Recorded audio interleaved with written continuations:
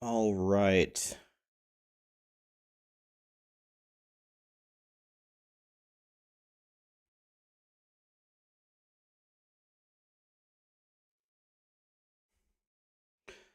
How we doing, guys? What's up?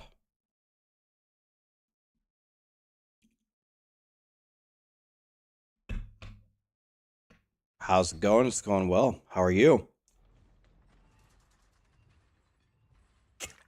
Got my orange raspberry zero sugar vitamin water here.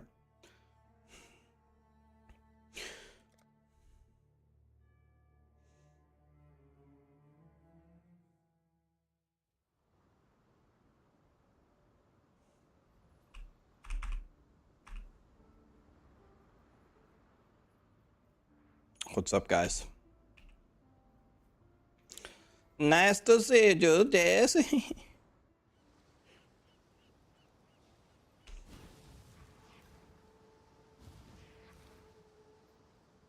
Have I already done this?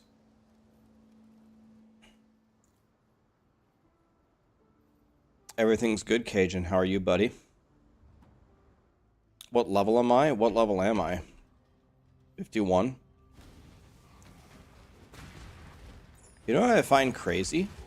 Path of Exile doesn't show your level on the UI. How does it not show what level you are?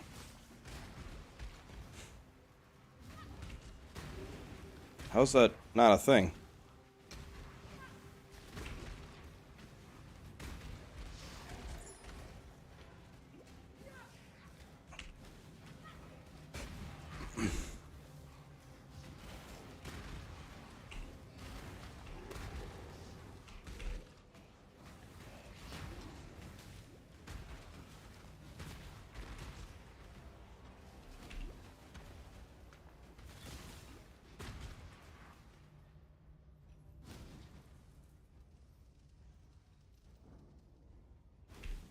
Thinking about starting Detonate Dead. Everything has been fine so far in this playthrough for me, but I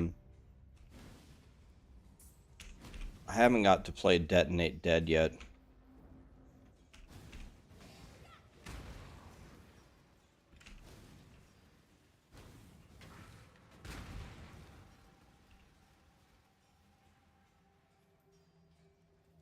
Please no, everyone plays Detonate Dead. Well, I didn't want to play this. What I wanted to play was Bone Zone. But then Bone Zone got a massive nerf. And the PoE dev in the interview yesterday said that they're not reverting it, so...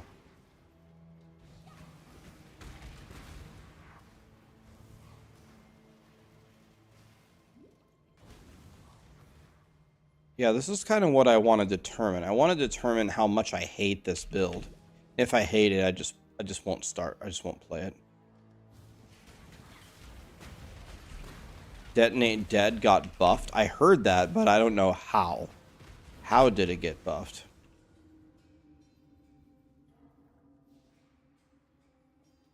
I would be miserable playing Bone Zone on hardcore. I played Bone Zone in the hardcore gauntlet and absolutely loved it. Why would I be miserable playing Bone Zone?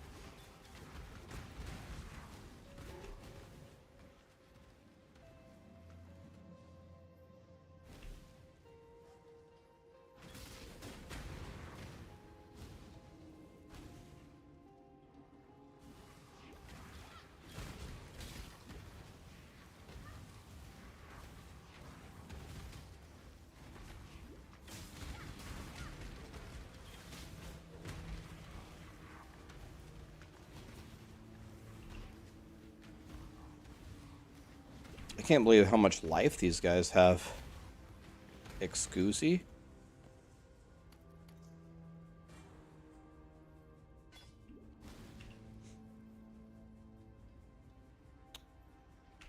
Robo Power, what's up, buddy? Alexander Mike. Thank you so much for the subs, guys.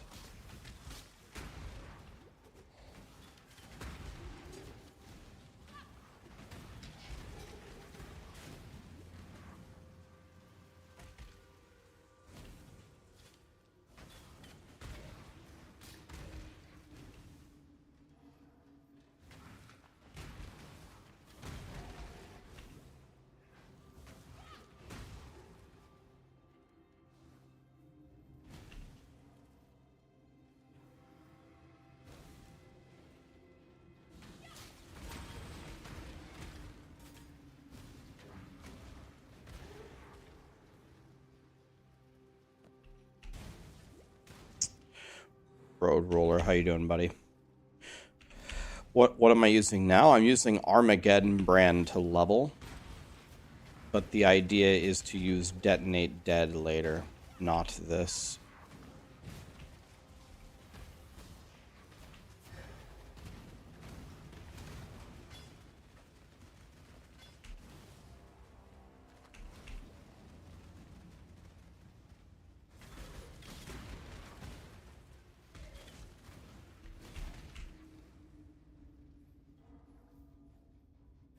Damn it, I ran past right where I was supposed to go.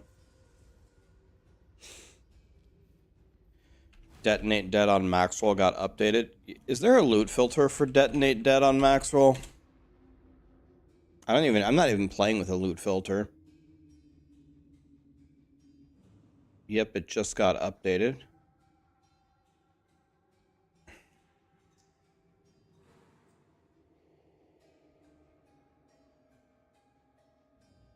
I gotta die here. Let's go back to town.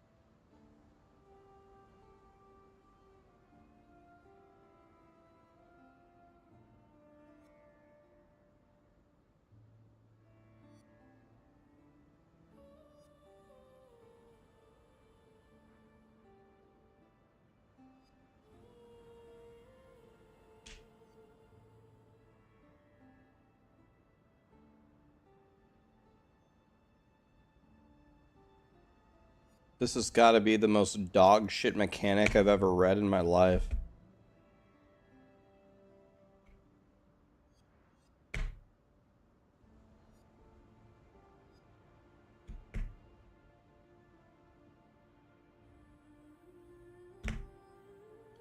I've never read anything more dog shit than this.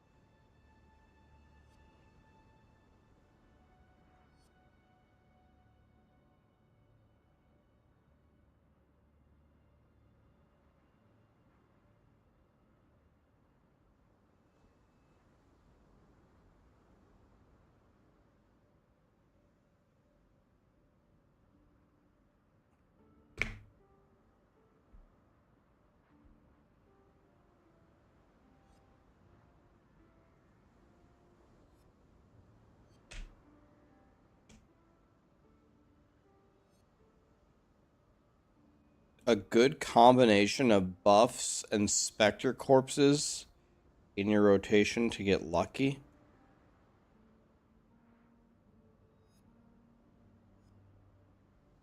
That's got to be the most dog shit mechanic I've ever read in my life.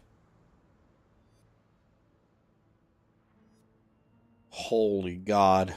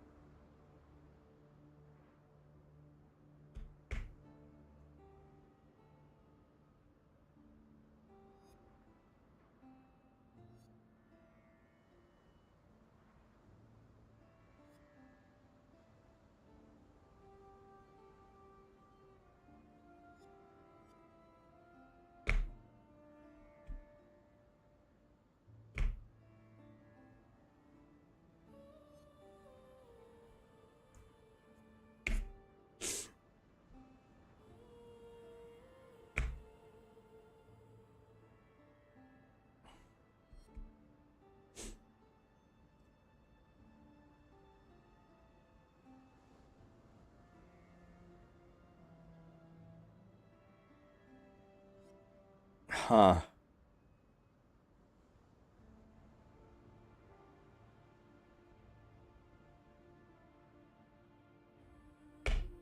Well, all right. Huh. This is gonna be something. Okay, so it says don't switch to Detonate dead until you are... It says don't switch until you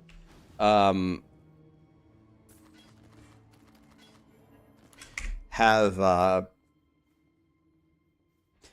level 17 Desecrate.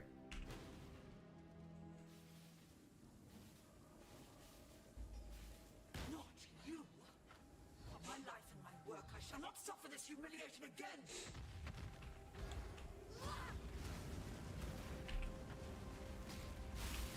I need more mana. Dude, I run out of mana so fast. I'm crying. I run out of mana so fast. I'm sad. I'm sad. When? I don't understand. What are we doing here?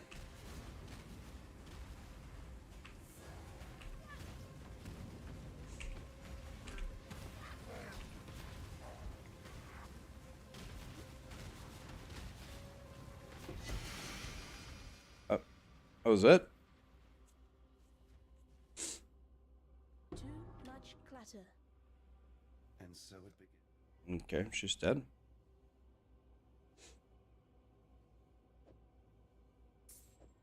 What is this thing?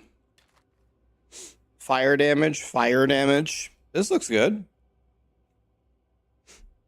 Is this thing good for me? I'm doing fire damage.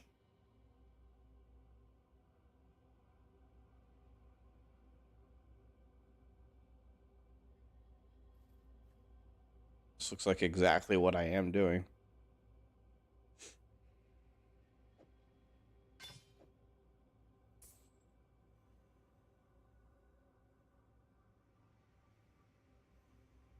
This has life, 32 lightning res.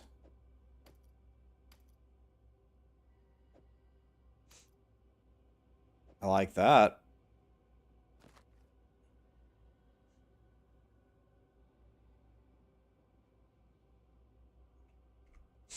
All right.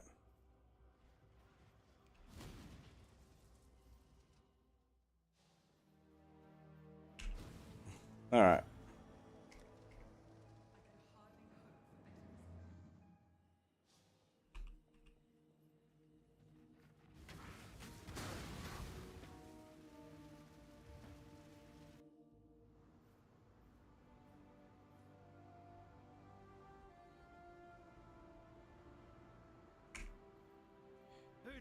Okay.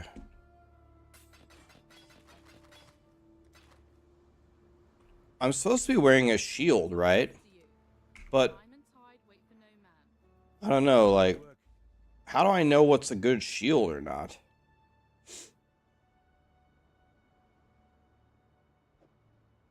Farewell. It doesn't matter. Oh, it's only for shield charging? Can I just keep using Flame Dash? Or does that not work?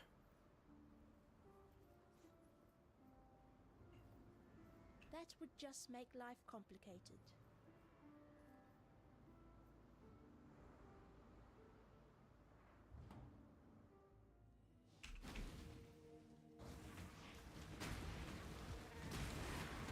I need more mana. Does shield charge cost less mana than Flame Dash? Because I'm sick of being out of mana all the time. It has 0 cooldown, right, but I'm asking about the mana, not the cooldown. What about the mana?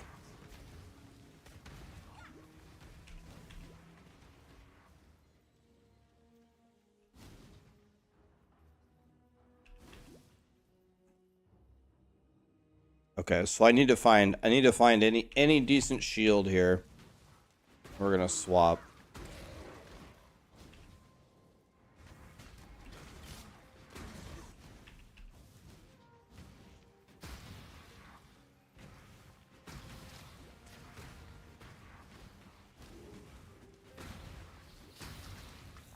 Yeah, I think leveling my Flame Dash was a huge mistake.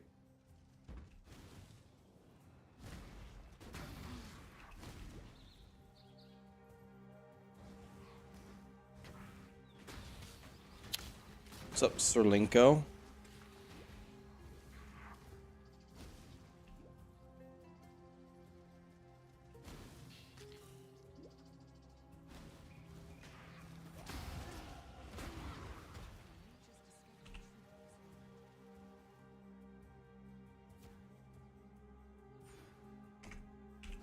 So this is going to help me with my mana. Pox is here. What a god. Pox, thank you so much for the raid, man. What's up, dude?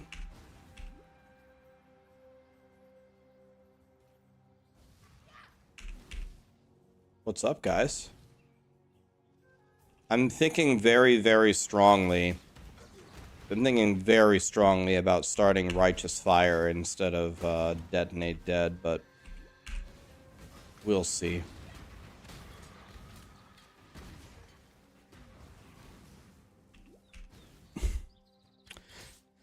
DM is here as well. Wow. It's feeling nice and comfy here.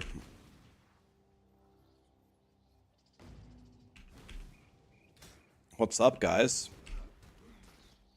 Pox, you excited for the next league?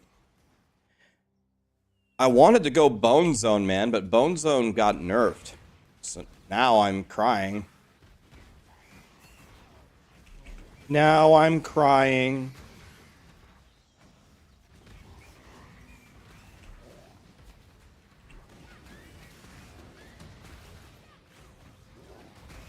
You really like crafting leagues? This is my first time playing Detonate Dead, even though I'm not even playing Detonate Dead. You're going Bone Zone anyway? I just think that build is fun, man. I just think it's fun.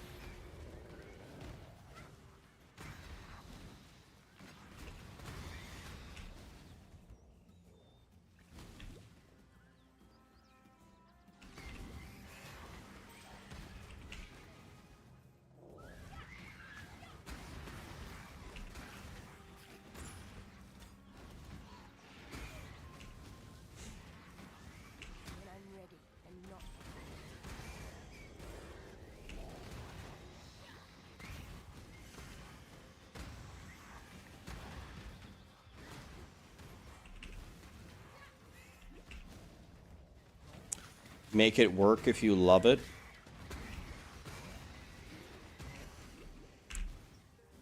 Well, the problem is if I go Bone Zone again, then when they fix it next league, then I can't go Bone Zone again because everyone's going to say, Rax, you just play the same shit all the time.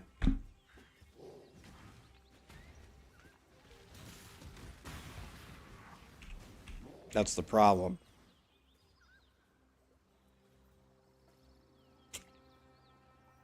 Am I going to play Last Epoch today? I absolutely love Last Epoch.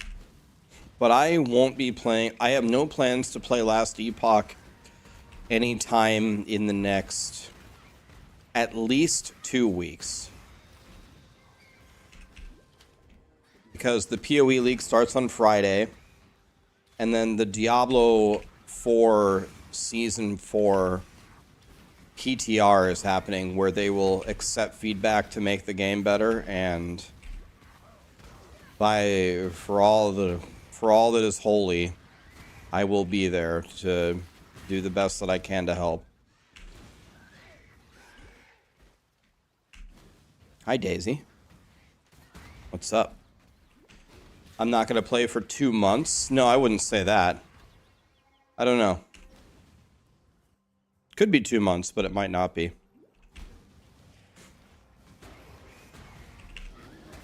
Hey, Pox. If you're here, I mean, it's not like this is a question that you enjoy answering, because I'm sure you've answered this 5 million times. But while I have you here, let me ask you one question. For like a new player in SSF Hardcore, what would you say is the best version of Righteous Fire to play? If I was going to league start it, what would you recommend that I do? Because you have a couple different ways to play it, right? I'm genuinely considering doing it.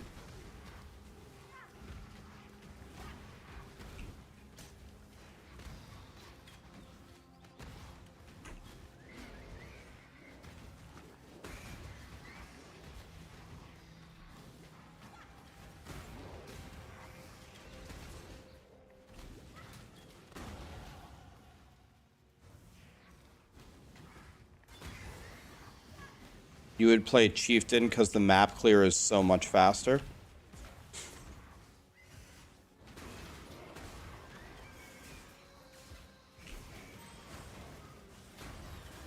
I don't know, man. This whole 2-button play style with raising specters and going here and having these specters in your corpse pool.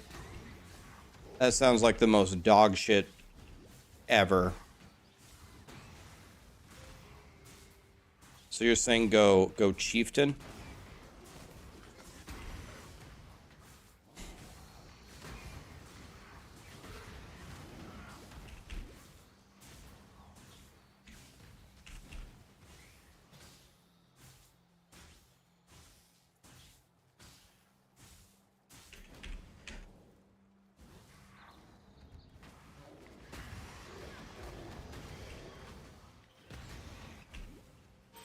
You can hit 90% res.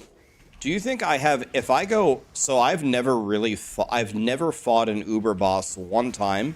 I don't even know the regular bosses. Like, one of them throws fireballs. One of them has like a big black ball thing. One of them does Simon Says. One of them has a Kamehameha wave. Like, I literally don't know the bosses, even the regular versions. Do you think I could kill the Uber bosses as SSF Hardcore if I went Righteous Fire or Chieftain?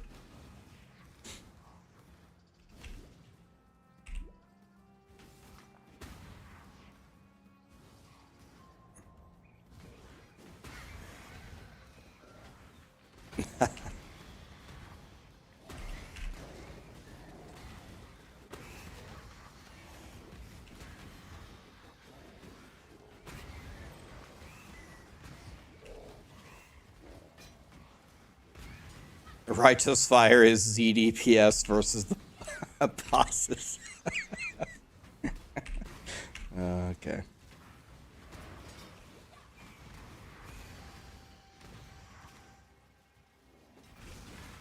All right. Well.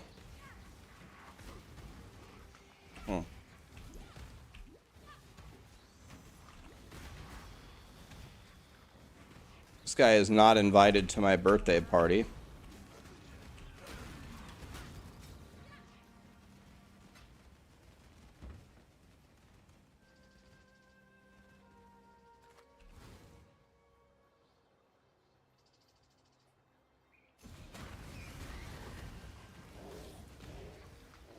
Not invited confirmed, boys.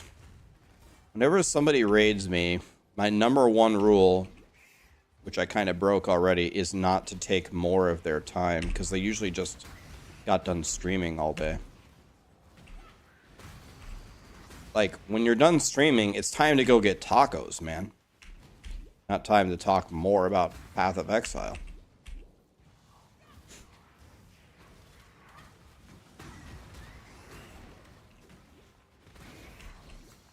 Oh, believe me, I'm very well aware that Pox is the god of righteous fire. I've been told many times.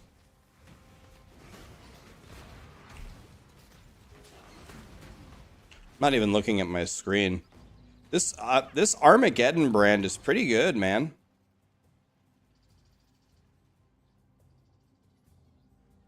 Dude, you ate cheesecake? Dude, all right.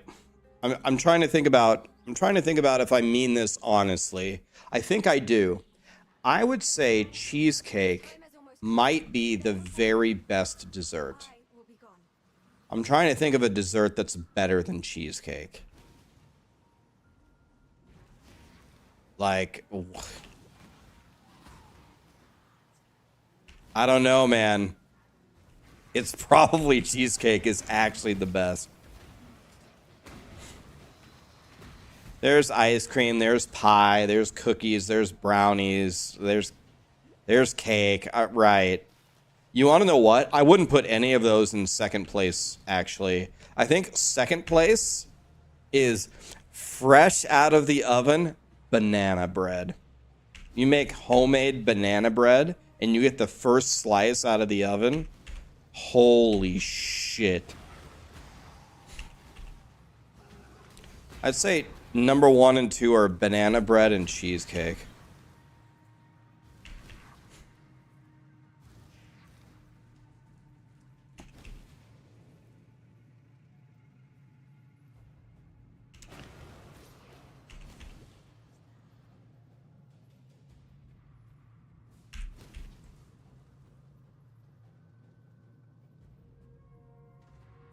I don't know. I think I might restart and make a. I think I might restart and make a Righteous Fire Chieftain.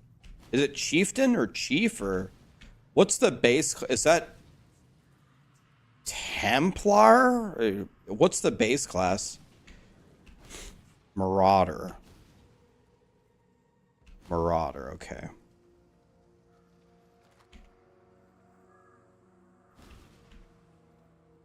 When you play Righteous Fire, you level as Righteous Fire, right? Once you get it, you just play that.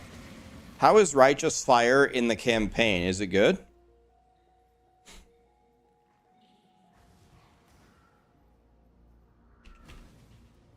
Did Pox solve Righteous Fire? What, did it get nerfed again?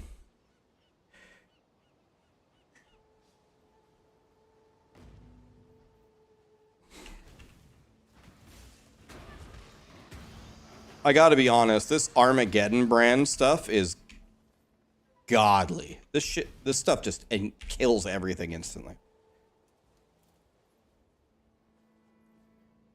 With Righteous Fire, I will struggle so much against bosses.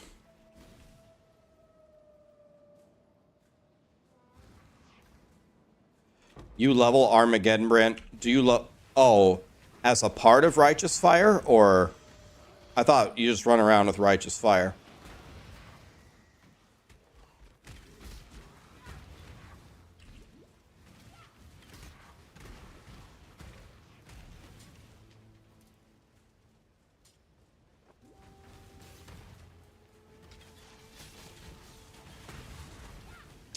I'm good, Javi. How are you? Bloodged Alpha Wolf with the 40-month resub. Thank you, my dude. Green Badger, thank you for the sub, man.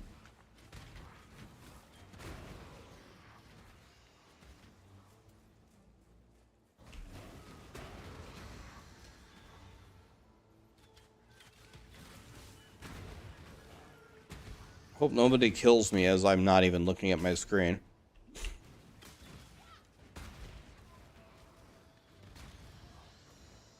The problem with Righteous Fire is you need a huge investment to increase the damage on bosses.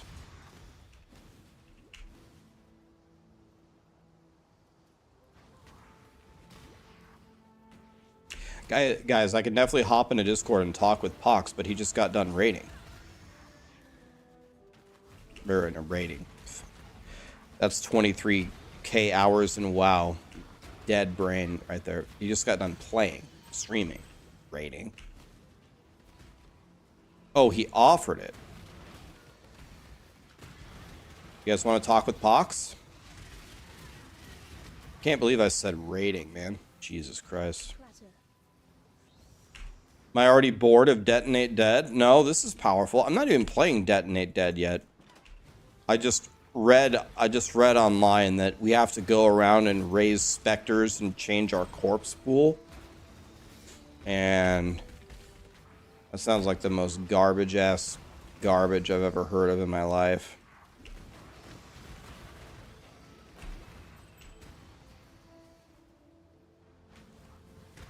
Alright.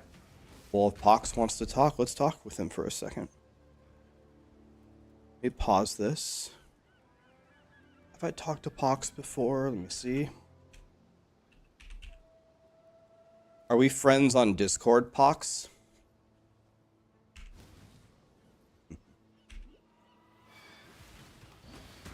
It takes 3 minutes, and then you never have to do it again, or what? Ow! What the hell just hit me?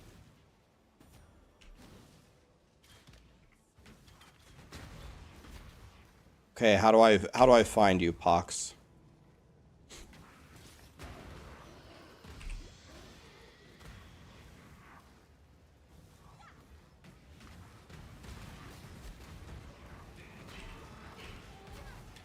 Okay, because this is giving me PTSD from SRS Guardian. Oh, excuse me, Jesus.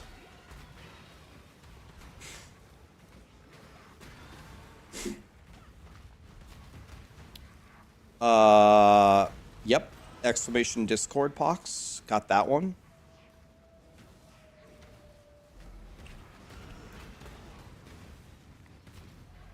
Alright, got that one in. Take those gloves. They might be better than mine. Everything that I have is garbage. I keep pressing T to go to town, but that's not a thing.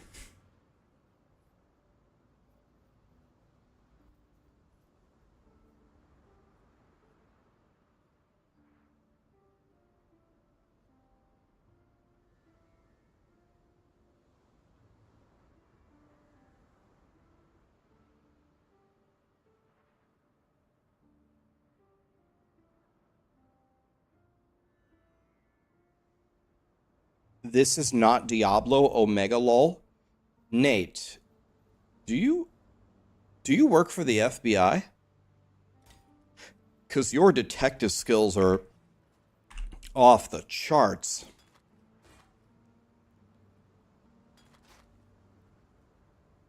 Seven all res with movement speed, but I can't wear it.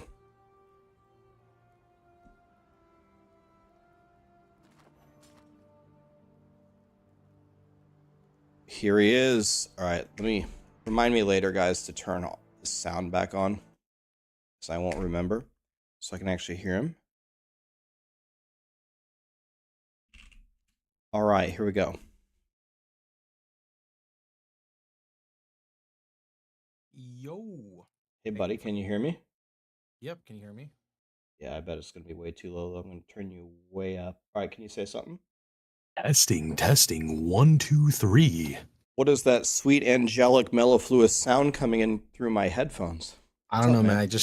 You know, sometimes you just say stuff too many times and you just get a hang of it, right? Yeah, like when I said you just got done raiding. Oh my god, dude, what is wrong with me? No, I don't mind. I mean, usually at this point, I'm just stalling, answering RF questions, so it really doesn't matter. Yeah, you think RF's going to be pretty good this league? Like, okay, so like honestly, RF is pretty much like a glorified map blaster. You can get your first two Void Stones pretty easily. Most builds are getting their first two Void Stones, so that's Eater and Exarch on life res gear, right? Past that though, that's where it gets a little bit difficult. In an SSF environment, it's a lot easier because you know you make a mistake, it's not really a problem. But going for like Maven and Uber Elder, I mean, I would be lying if I told you it's easy to do. Personally, for Maven, you said did you ever tackle Maven and Uber Elder? I saw you played a lot last league, that's why I figured. I think I fought them and I think I killed them like instantly. I think I shot them. Right, yeah, you probably did. You played Tornado Shot, you probably had like 87 bajillion DPS and they just insta-phased, right? Yeah, I have. So, yeah. Okay, yeah. So you didn't do the mechanics, you just killed them. Right? Exactly. Pretty much. Yeah. Okay, yeah. So in SSF, that's going to be a lot more difficult. To be fair, on most builds, this content is going to be difficult. I will say it's a little bit hard, quite a bit harder on RF because two reasons. Number one, my build doesn't have, and when I say doesn't have, I just like to rather undersell than oversell my builds, right? It doesn't have the best survivability against one hits. But when I'm talking about this, I mean like literal boss one-shot mechanics. A lot of hardcore builds will have you like spell suppression capped, so you will have less recovery, but you will have a better one-hit pool against mechanics like that. So truly, I would not really play RF in hardcore if your goal is to clear all content. But if your goal is to play a character that it can get into red maps on not too much like difficulty, and more importantly, clear the red maps with ease, I think RF Chieftain is very solid. But I think people do play it differently, specifically for hardcore. So I'm not too sure on that. One nice thing or two nice things about Chieftain. Number one, your resistance gearing is the easiest you will ever have in all of Path of Exile. You literally stack fire res. That's it. As Chieftain, he has a node that says 50% of your fire res applies to your cold and lightning. You will never pick cold or lightning res ever on your gear. So right away from the campaign, you literally get Purity of Elements in Act 3, and you ascend in like Act 3, early Act 4. At that point in time, you are res capped, you're done. You're res capped when you kill Katava, you're res capped when you kill Katava again, and you're res capped for Ellie weakness maps. So this is where the comfiness of Chieftain comes in. He also has a node that you take later, we get this in Uber Lab, that states your maximum fire res applies to your cold and lightning res. This works really well in an SSF environment because items like, for example, Rise of the Phoenix, they give 5 max fire res and up to 200 life regen. They're not that rare. So, you know, in PoE and any ARPG, you have like tiers of rarities of items. Rise of the Phoenix is like pretty common to get, and you can even target farm it. 5 max fire res turns into 5 max all res. So you have a level 20 Purity of Fire, that's 4 max fire res. You have a Rise of the Phoenix, that's 5 max fire res. You take some nodes on the tree, you're literally 90 max res in yellow maps. The thing about 90 max res in yellow maps, though, is you still need, like 90 max res is very strong, but it's not enough by itself to keep your build alive. This is where a lot of people start dying to physical damage, and you turn into physical damage taken as X element. You probably had that on your Tornado Shot, right? Like a little bit of sources of it are very, very strong. Yep. Yeah, so for this option, we typically turn to Cloak of Flame. Cloak of Flame is pretty rare to get in SSF, though. So what you do instead, how familiar are you with Betrayal mods? Just to give like you Unveiling. Yeah, so just to give you an idea, every single item and every single passive that you've just said, I don't know what any of it does. Just that's how familiar I am with Path of Exile. Okay, not a problem. I'm still taking it in, though. Keep it rolling. Not a problem. Okay, so Betrayal is a nice league mechanic that most players, specifically SSF, will farm. The reasoning for this is they're the people that pop up in your map and say, you know, there's a transportation, kill these 3 people, or there's research, go down. It's from Jun. They drop the gear that has like that little squiggly line. That squiggly line is important. That squiggly line is equal to tier 1 mod. That's literally all you need to know. It does not matter your build. When there's a squiggly line on a piece of gear, you unveil it, it is automatically the highest tier possible. I remember Once that. you, yep, once you do that one time, you permanently unlock it on your bench craft, but you can't craft the tier 1. You can craft like a tier 2 version or a tier 3. This is important no matter what build you play, especially for hardcore, because this is how you get your sources of physical damage taken as X element. The primary reason this is important for every build is, say you're playing a Juggernaut. All you need to know about Juggernaut, armor. You stack armor. Juggernaut has a node where your armor applies to a portion of Ellie damage. But there's a modifier in Path of Exile on rare monsters that says overwhelms physical damage reduction. That means your armor, your physical damage reduction, your endurance charges equals 0. That's why it's a common thing that kills Quinn. So physical damage taken as X element is so strong here because it bypasses that modifier and it takes the damage you're taking and rolls it against your max res, which as Chieftain is 90%. So if you take 10% of physical damage as fire and you have 90 max fire, that's rolling against your 90 max fire always. There is no variable. It's always like that. This is very, very big. This is very common found on a helmet. So that would be Corel. So you can get 8% physical damage taken as fire on helmet. Eldritch influences allow you to do that as well, but we won't talk about that. Body armor is another big one. There's a guy called Gravicious. Gravicious drops a body armor, and if it's a prefix unveil, so the squiggly lines on the prefix, you have a chance of unveiling physical damage taken as fire and lightning. Pretty much, I feel like no matter what build you play, in hardcore, these are very strong modifiers pushing into your higher tier red maps, because the way armor works, the higher the hit from the monster, the less effective your armor is.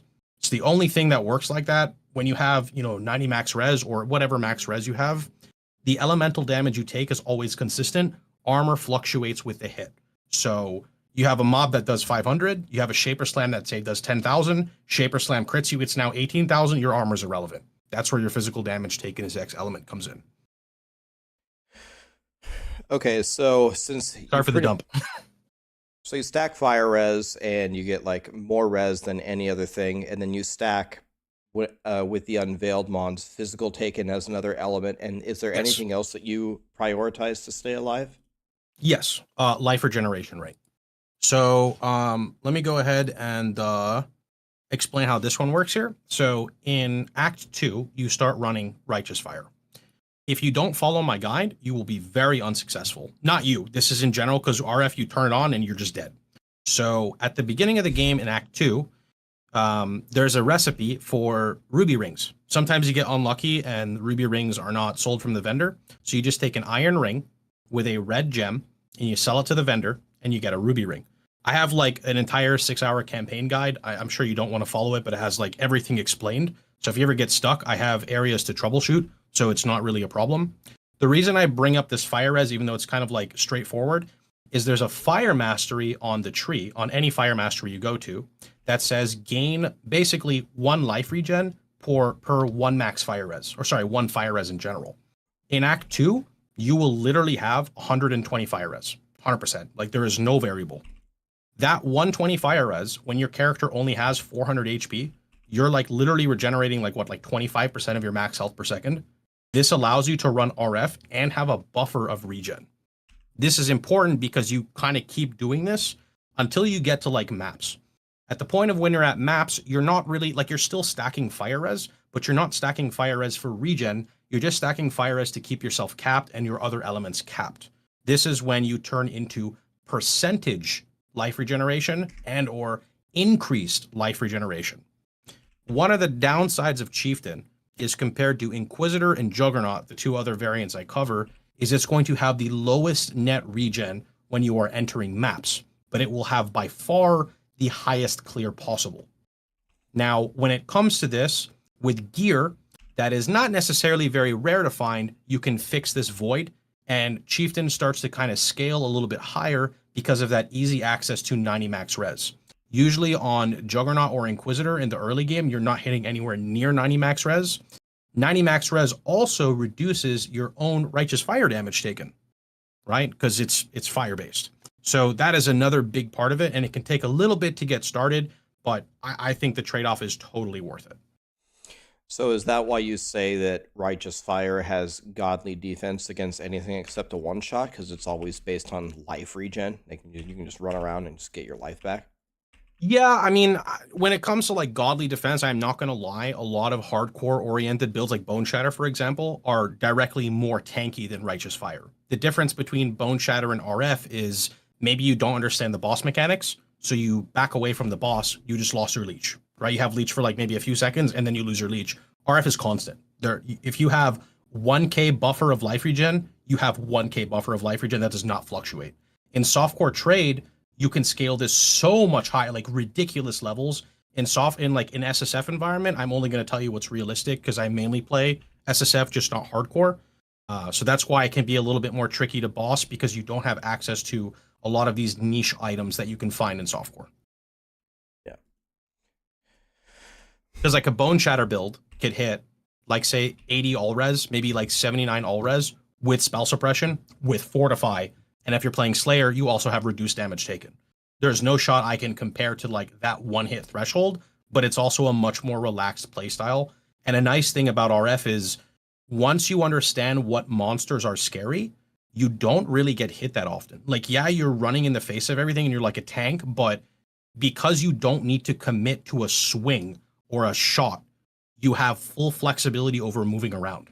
Yeah, You see like a bunch of circles around them.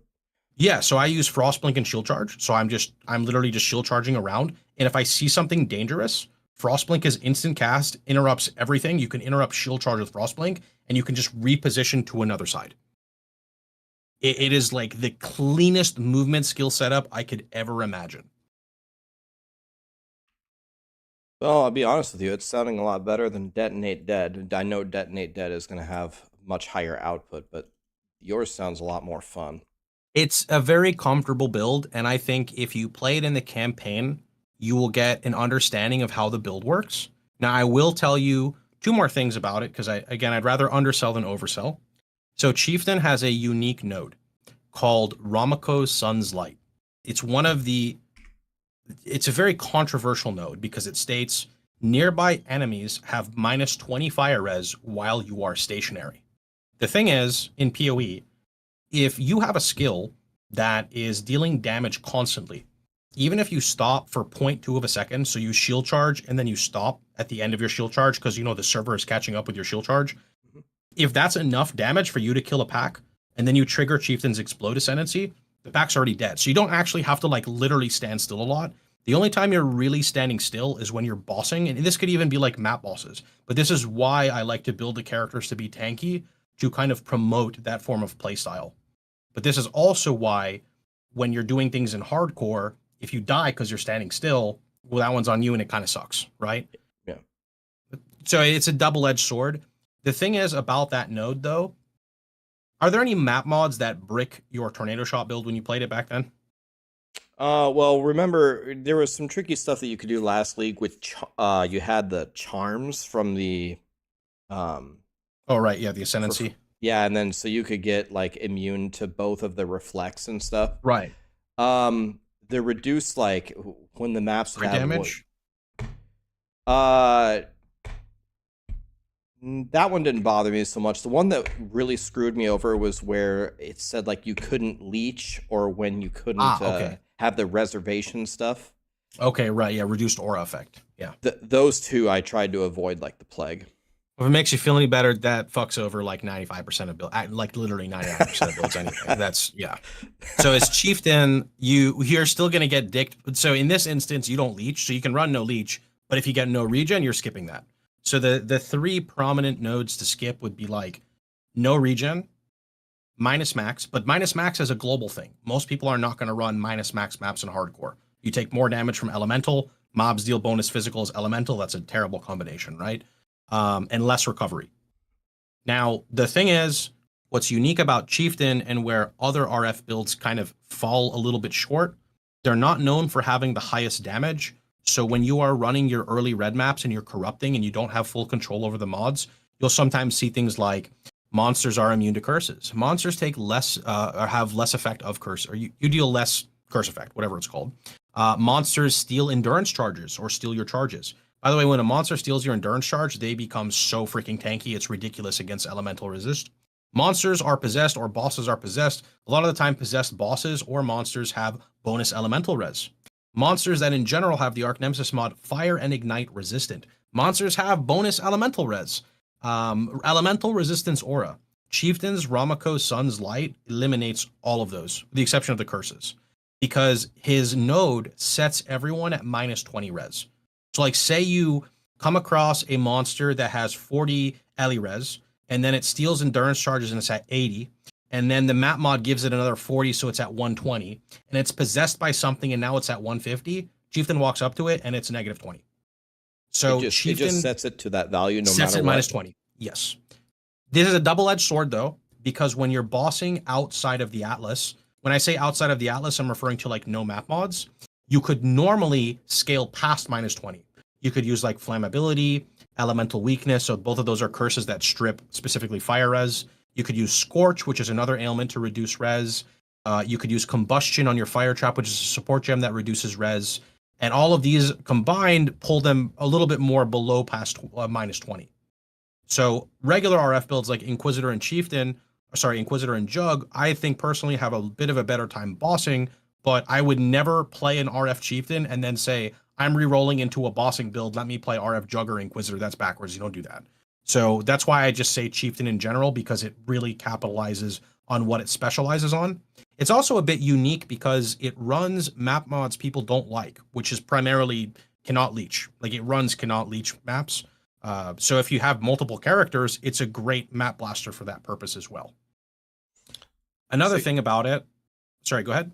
I was just going to say, so you just, out of all the different builds, you just double down on the one where RF is actually really good at map blasting, farm all your currency, and then if you want to make a bosser, you make a real bosser, not another pseudo RF build.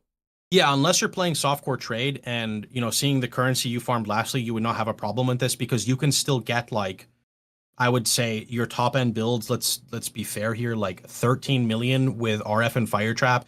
And of that 13 million, 2 million is probably RF and the rest is Fire Trap. But in those environments in softcore trade, that's not a problem. You're also having like a literal immortal character at that point. Outside of Uber content, you're pretty much immortal. But in an SSF environment, I would rather just have a bosser because it's just going to be easier to gear 100%, right? Okay. So seems like Chieftain is the way. Chieftain is a very solid blaster. Yeah, for sure. You farm everything, and then if I want to kill the bosses, I just make something else. Yeah, pretty much. You could kill him, but in hardcore, I'm not going to recommend it. Like I do when I play SSF, I do all my content on RF.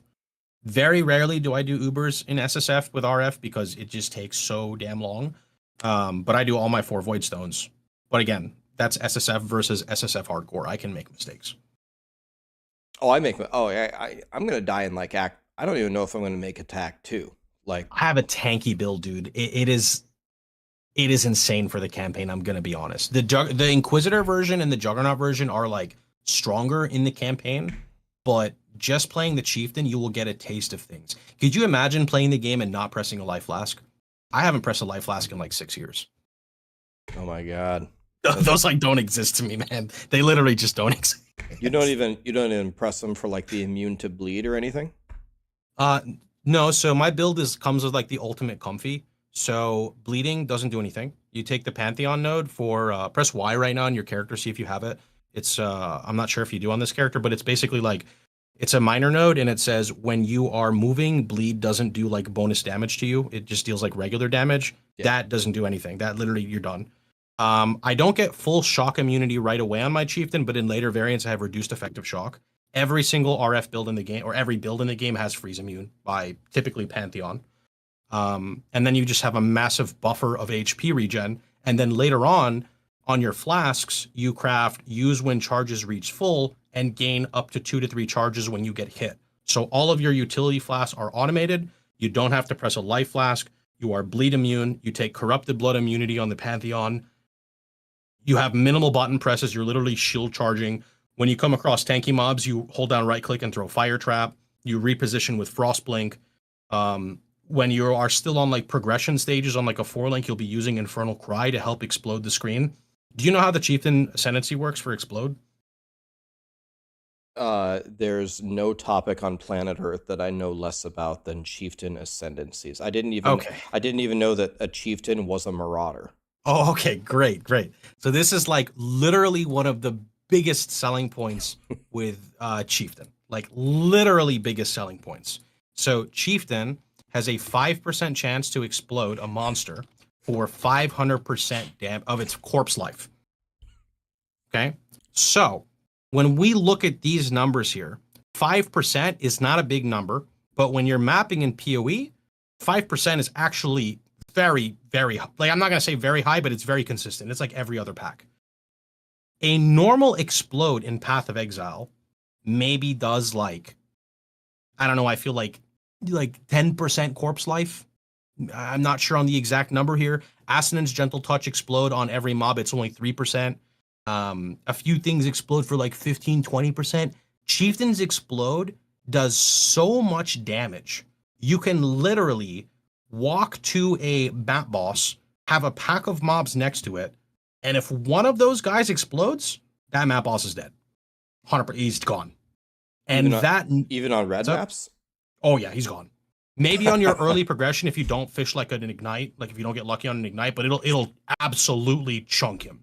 RF Chieftain is funny because it'll be like, my RF does 200k, my fire trap does 1 mil, but when I explode, it's a 4 million ignite. It's literally something like that. Have you ever cleared with elemental proliferation before in a build? Or fire proliferation? The one that I have right now is using Armageddon brand, ignite, proliferation. Proliferation. So you see those circles as you're playing the character, right? Yeah. So those circles we automate with our build. Later on, DD might actually take this. So you remember Eater influence and Exarch influence, you use those little ichors on your gear. Did you do that last league? Yep. Okay. So on gloves, fire builds can use Searing Exarch to actually roll basically that support gem, but as an implicit on your gloves. How rare is that? Will I be able to farm that as SSF hardcore? Yes, 100%. It is rare, but it is just part of farming because you're going to be, remember when you're running tier 14 plus maps and you have killed Eater and Exarch before, then you have the ability to just keep farming altars, and altars will naturally just drop ichors from the monsters. It's not something you're going to get right away, but it is absolutely like a chase. I don't even want to call it a chase because it's not a chase item. It's just, it makes the build like bread and butter. Because what happens is you take that gigantic crazy hit and you now give it the ability to proliferate its multi-million ignite. If that multi-million prolif ignite triggers another explosion, what do you think happens? It just happens all over again. Yes. So I can give you a clip of I have a good clip. It's a little bit old. It's not like 100% up to date. It's a bit exaggerated, but it's a great example of what you can do. So, do you mind if I post it in your chat, or you want me to just post it in here? No, send it. Yep. Okay. So this is on a Juggernaut, but this is how my league starts actually look in softcore. Do not do this in hardcore. There is a chance you will die. I'm gonna go ahead and just post that there and just watch that, and you'll see an example of it. Now it will not look like that because I'm running an MTX specifically. But this is a great example of why Chieftains are played in league start scenarios, because they don't need good gear to be able to do stupid things like this. This is basically automated from the Ascendancy.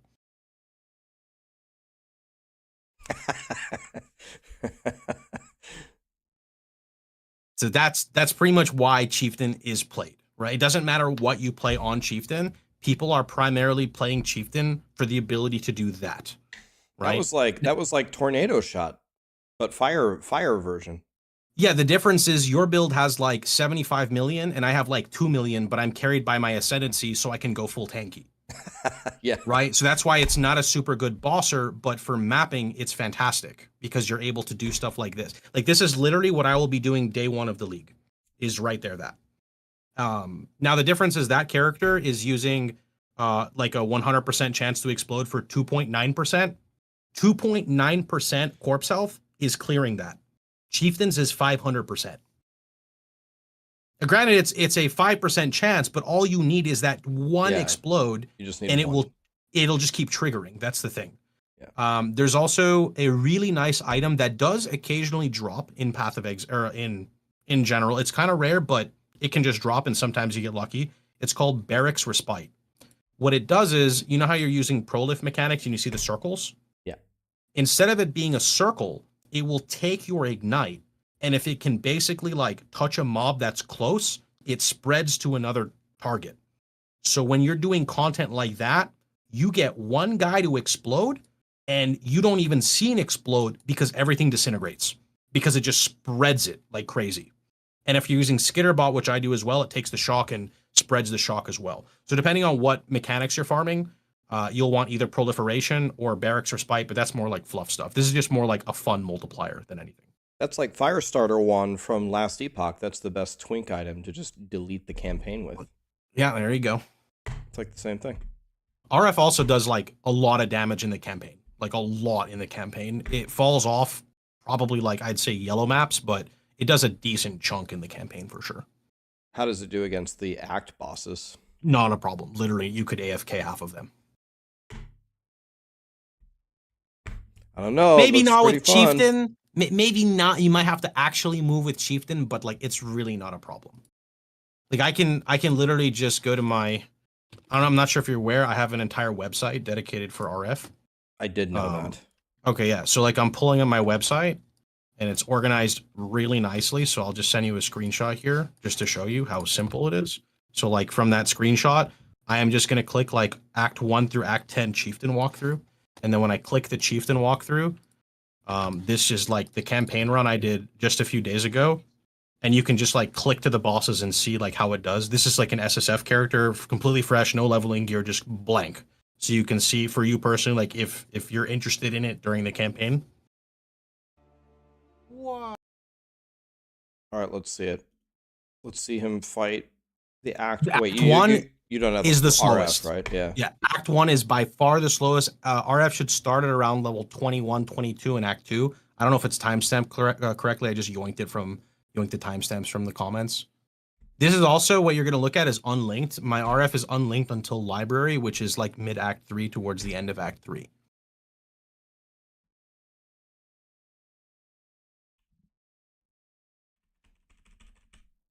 RF also, I'm not sure if you've read it, has a spell damage multiplier. So the spell damage multiplier will scale your other skills. Now this is also a terrible example of the damage. I guess Act 3 is when it starts to ramp up when you get support gems.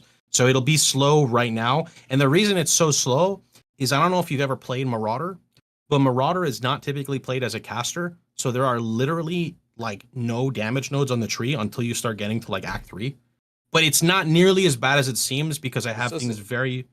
This doesn't even seem bad. I mean, the boss is dead. I mean... Yeah, it's not that bad. It's just compared to what other people play, I guess. Some people... I'm not really sure. Like I said, I'd rather undersell than oversell, so... I have no standards, man. The boss died. It's fine. Oh, here, I think you can just literally watch me tank it because I think people were asking, so I just stood still. I'm not sure.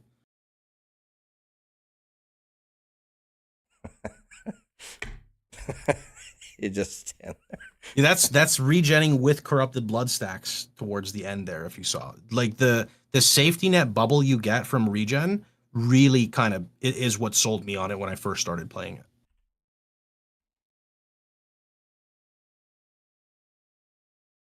Okay, so here's the lab. Oh, if you watch the end of lab, I'm sure I showcase the fire res node and why it's so strong.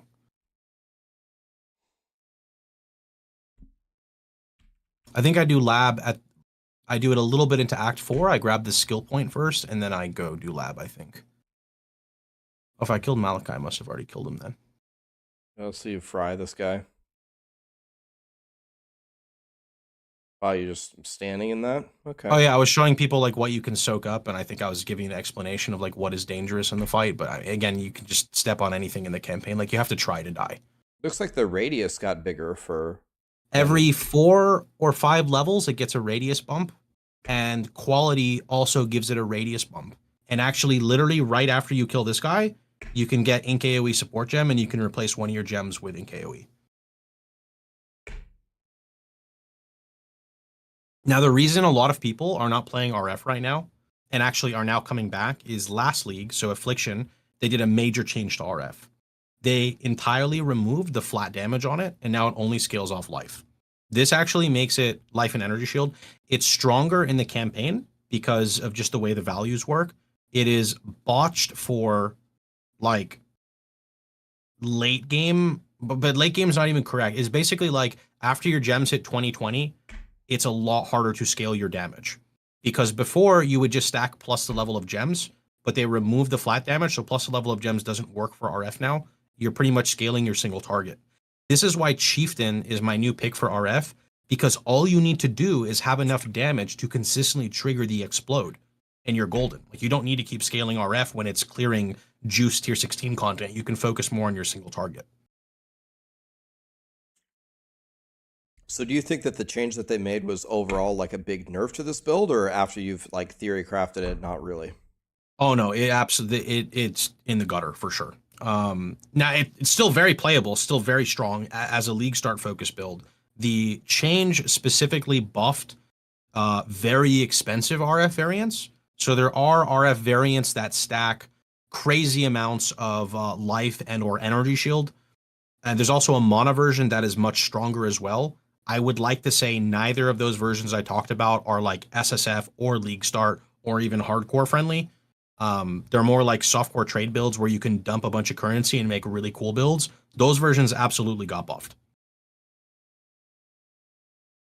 Okay. Dang, I wish I could have played it when it was before they nerfed it. Wah. Yeah, then you would have literally been like immortal, but you know, that's okay. The Chieftain's also really solid. And if you play it, if you ever come back to softcore trade and you play it as a map blaster, my new variants get to pretty, like, it's not tornado shot fast, but the movement speed is surprisingly fast for an RF build. Like, you can get, I think, like around 130% without a mage blood with just your flasks on, like 130% walking speed, which is like pretty fast for left side tree. Yeah, I mean that seems like it's zooming, and tornado shot is dead, right? Like the lightning arrow boys are not even evolving into tornado shot anymore, right? Aren't they just staying lightning arrow now? I truly have no idea. I haven't equipped a bow since like I turned like 25 or something, and I'm like 31 now. I pretty much only played bow life. I played Toxic Rain Pathfinder once briefly, and I played the lightning arrow into tornado shot. So that's really all I know. It's why I'm so I played Bone Zone in the gauntlet that Zizrin just Got had. it. That was I fun. love Bone Zone. I love it so much. Yeah, that build's great. But now it got nerfed, and the war cries are a problem. Like, wah. I think it's probably still okay. I don't actually know. I'm not Karn here, who is like the voice of Bone Shatter, but I think all you have to do is maybe remove a gem from somewhere, which for people like us who have a massively fleshed out build, that's a problem. But I think that's the main thing, is that you have to now spend an extra gem to automate your, forgot which war cry it is, but it's the one that allows your strikes to be further and hit multiple targets. Yeah. Bone Zone for sure. Better build in SSF hardcore than RF, 100%. Mm. But So, if I remember right, sorry, go ahead. no, go ahead. I was going to say one tricky thing with Bone Zone, and I could completely be speaking out of my ass because, I'm not 100% sure for SSF hardcore progression. There is a pivot you need to do to go full spell suppression, which is not hard. It just takes game knowledge and understanding. Because without spell suppression, you will get blasted by a lot of mobs. To be fair, RF is kind of in the same variant here, but Chieftain has the advantage of 90 max res. But for sure, like, Bone Zone is absolutely tankier and will progress quicker and or have a better time bossing than RF Chieftain. And see, everybody was making fun of Bone Zone for bossing as well. People are saying that if you want a boss, Bone Zone is mid at best, or not that good for bossing as well. You see, I am at the bottom of the barrel because everyone says RF is like the shittiest skill for bossing. So when you're at the bottom of the barrel, you can only go up in my eyes.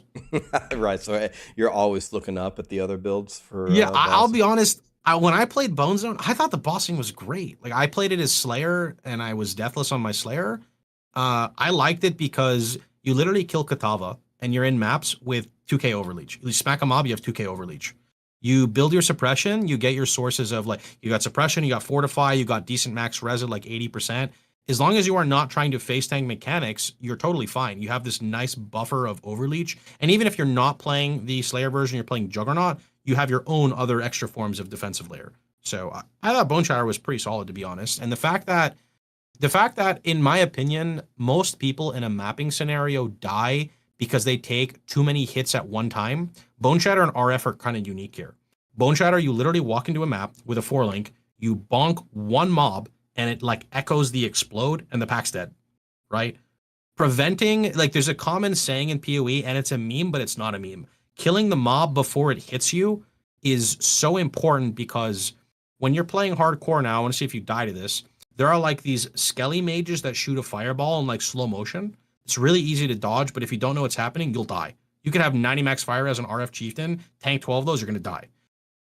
Killing them before they get the skill off can sometimes save you so much. So like explode mechanics and just having good clear can sometimes be way better than being an immortal build that takes so long to kill stuff only until something stupid happens that counters your build and then you die.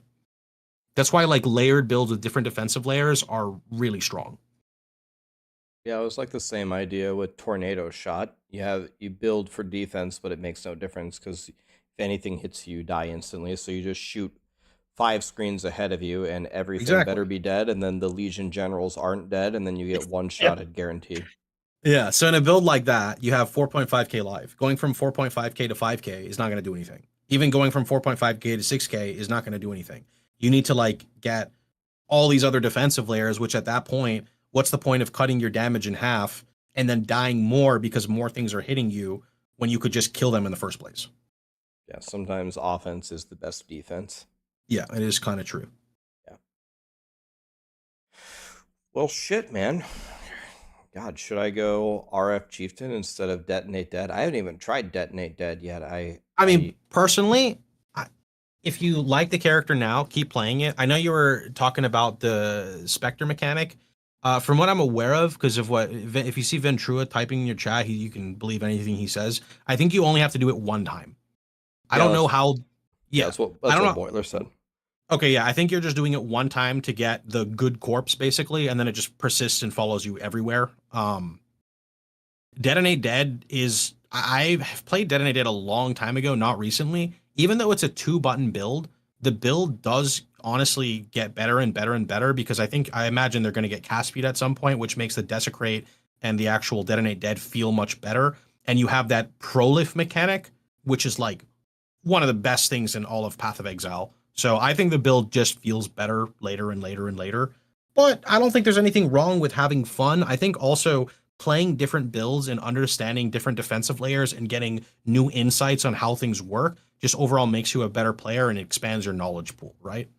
That's exactly what I'm going for. It's like a lot of people are sending me messages begging me to go SSF or softcore trade again because it'll be more fun and they don't want to see me die. It's like, that's very nice of them, but I'm just trying to get better at the game. And if I don't play a bunch of stuff, if I don't have these in-depth conversations with you, if I don't try new things, I will never get better. I'm just trying to get better. Yeah, I'd say personally then, play SSF hardcore until you've died enough or you just feel like you can't progress. Not taking like a hit to your ego, but just because, you need to learn more before you progress again. And then try just regular SSF. I play Softcore Trade League mainly for my community. I prefer SSF because the nice thing about SSF, whether we're talking about hardcore or softcore, if you want to craft an item, you have to learn how to craft, right? If you want to target farm something, you're going to learn target farming. If you want to do a boss fight and you barely have any damage, you need to learn that boss fight, right? So SSF by far was like a very eye-opening experience to me. More importantly, as degenerate content creators like we are who play video games 25 hours a day on League launches, it extends how long you want to play because you can't progress as fast as Trade League. Yeah. You can't just be like, oh, I found 5 divines. I'm going to set 4 items on Whoop. Oh, okay, I got my double corrupted 6-link already. We're, 3 days into the league. Well, I'm done. That doesn't really happen in SSF unless I feel like you're playing like more of a glass cannon build and you're just, my defensive layer is 6 portals. I kill everything. And even then, you need to have the knowledge to set that up, right? So. Yeah, I completely agree with you. There's definitely a thing where if you feel like you've accomplished everything, even as a content creator, when it's your job, then you just sit there and it's very hard to log back in the next day. But Yeah. if you're still struggling and there's still 10,000 items that you could get, then playing is a lot more fun. No, you're completely right. Like one of the nice things about RF and terrible things is when they nerf my build, I kind of play longer now because it takes so much longer to scale, right? So rather than me saying like, "Oh my god, RF is dead," it's more like there's a longer journey now that I can go ahead and go through rather than just saying it's finished now at this point, right? Yeah, it's a blessing in disguise. It's kind of like last league. The thing that I got very lucky. I found a lot of like really cool items because the league mechanic was so broken. But what I really wanted to do is I wanted to find one mirror, and I found 90 sacred orbs, and I never found a mirror. It's just supposed to be 1 to 20, so I should have found 4.5 mirrors. But the That's fact crazy. the fact that the mirror didn't drop was probably the greatest thing that happened to me because it kept me hungry to log in and farm all day long. I was like, when is this gonna drop? How do I not have a mirror yet? And it never.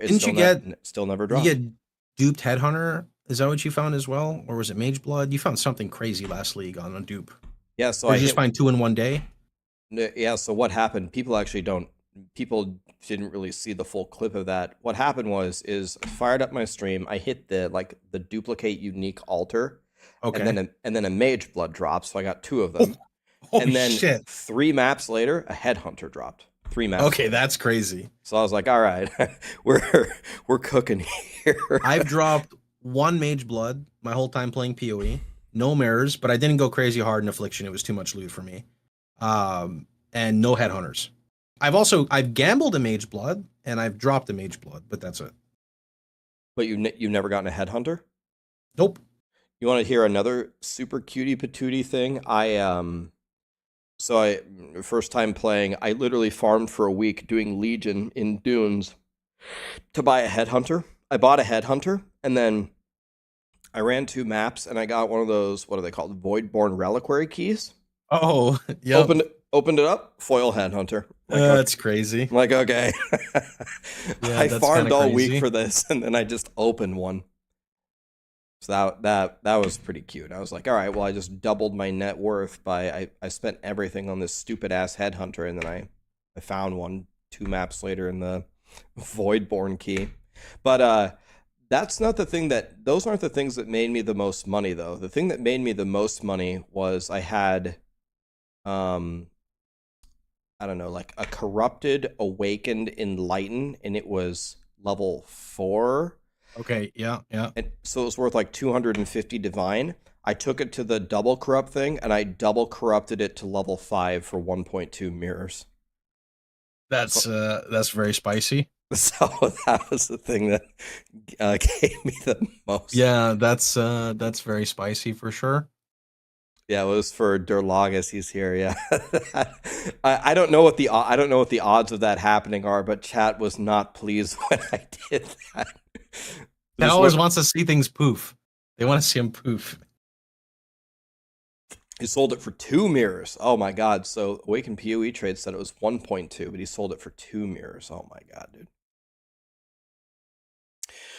Well. I see why they call you the righteous fire god. You know, like, the level of detail in these builds that I know in Diablo 3, but Diablo 3 is like a bathtub compared to the ocean of PoE. It's pretty easy to know Diablo that's true, 3. but there's always, like, nuances that you won't know unless you've played it, like, a million times, right? I mean, definitely. Diablo 3, everyone always says that Diablo 3 is such a simple game, but then people play it, and then they're like, 10 GR tiers behind someone playing the same build. And they're like, well, I'm only 10 GR tiers behind. It's like, well, it's 17% harder per level, so it's 1.17 to the 10th power harder. So it might seem like you're only a little bit behind, but you're actually 10 Milky Way galaxies behind. I'm actually screenshotting my RF builds here. I didn't realize how many of them I had. I'll post you a screenshot here at the end.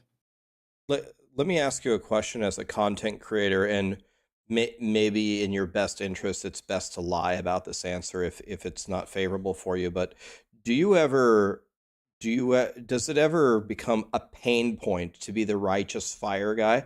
Does everyone like expect you to play it all the time? Do you always get like 10,000 million questions about righteous fire, and then like you have nightmares about righteous fire when you sleep? I'm asking like content creator to content Yeah, creator. okay. Yeah, I mean,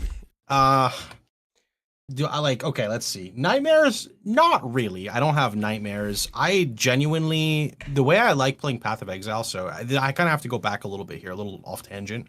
The reason I tunnel visioned on RF originally is when I played when I played PoE hardcore, I had a shit PC and I would die to disconnects. So it was like, what's a tanky build that can kill mobs? And people were like RF. And then we were like RF Omega lol. And then I started playing it. I'm like, okay, yeah, this is kind of shit, but it works for me. Over time, whenever GGG would drop patch notes, I started to get burnt out because I was covering so many different things, trying to follow the new trends. And I'm like, I don't know, this isn't really me. I kind of just like to play something that's not meta, and I just want to cover that. So I tunnel vision into a bubble, and whenever patch notes would drop, I control F RF. And if it goes ding, I'm like, okay, guys, well, patch notes are pretty simple. Let's just go ahead and read and see, how we got affected from like various things. So as a content creator, for me, it was actually the best thing to prevent burnout. It sounds so backwards, but this way I am focusing my content on really what I know. So I don't have to worry about being incorrect when it comes to like, just stating mechanics. There's so many things in PoE you can easily make a mistake, right? So it just made me feel a lot more comfortable to release content that way. Now, fast forward a little bit more. I became known as the RF guy, and I actually created a Google Sheets with 100 questions. It's just straight up a Google Sheets. That's it. I released my Google Sheets public. It crashed. Too much activity. We made 5 copies, all crashed. People were unable to use the Google Sheets because there was so much traffic. Google was shrinking things and it was breaking my search function. I had a guy message me as a meme and say, yo, I can set you up with a website. I was like, I appreciate it. That's not going to happen. Next league later, we launched the Google Sheets. No more Google Sheets onto a website. I thought the website's my saving grace. I'm not going to get RF questions anymore. Absolute worst thing in terms of questions. I get more questions now than ever because if a content creator recommends you and then you recommend your friend and then ex-friend, whatever, 9 out of 10 people are, no, not 9 out of 10 people, maybe like 5 out of 10 people are more likely to just DM or ask me a question than search it. But you want to know what it did for me though? It gave me a security blanket. When I am doing something or I truly don't have the best answer off the top of my head, I tell you to go check the website because I know myself. I edited every league. I updated the information. I know it's valid. So I don't ever feel bad about redirecting someone there because it's different than redirecting to my YouTube. I'm not going to be like, oh yeah, well, I played this build variant and Path of Exile 3.18 and you could go check on there, just search it. It won't be that long. Like I just tell people go to my RF FAQ, and it really makes me feel better because when I get annoyed on stream, I don't get annoyed at the viewers. I get annoyed at myself, right? So this really gave me kind of like a security blanket for being happy, being able to just tell people you can just go check it there. Yeah, I like it. You put all the answers in one place. So I get sometimes people will ask me, "Hey Rax, it's my dream to become a content creator. What would you advise me to do?" And one of the questions that I ask them is, "What do you plan to cover? Like, what do you want to play?" And they'll say, "Oh, I want to play Last Epoch, Path of Exile, and Diablo 4." I'm like, "Well, yeah, you're in trouble because you're playing the most mainstream games, and you're gonna have to find your niche in there." But the niche that you found is very, very strong and has worked wonders for you. I'm super happy for you, and it's interesting, like hearing your story because a lot of the things, like the way that they happen for you, like a lot of, for me, in my journey, a lot of things weren't planned. They just accidentally happened. It's like someone offers you a website, you're like, nah, and then you're like, oh shit, I really need this. Okay, let's do it. Oh, thank God I have this website. Yeah, pretty much. You're not wrong. I mean, content creation, I've been streaming for, I feel like probably around as long as you. I think 12 years, maybe 11 and a half. And it's pretty much a hobby.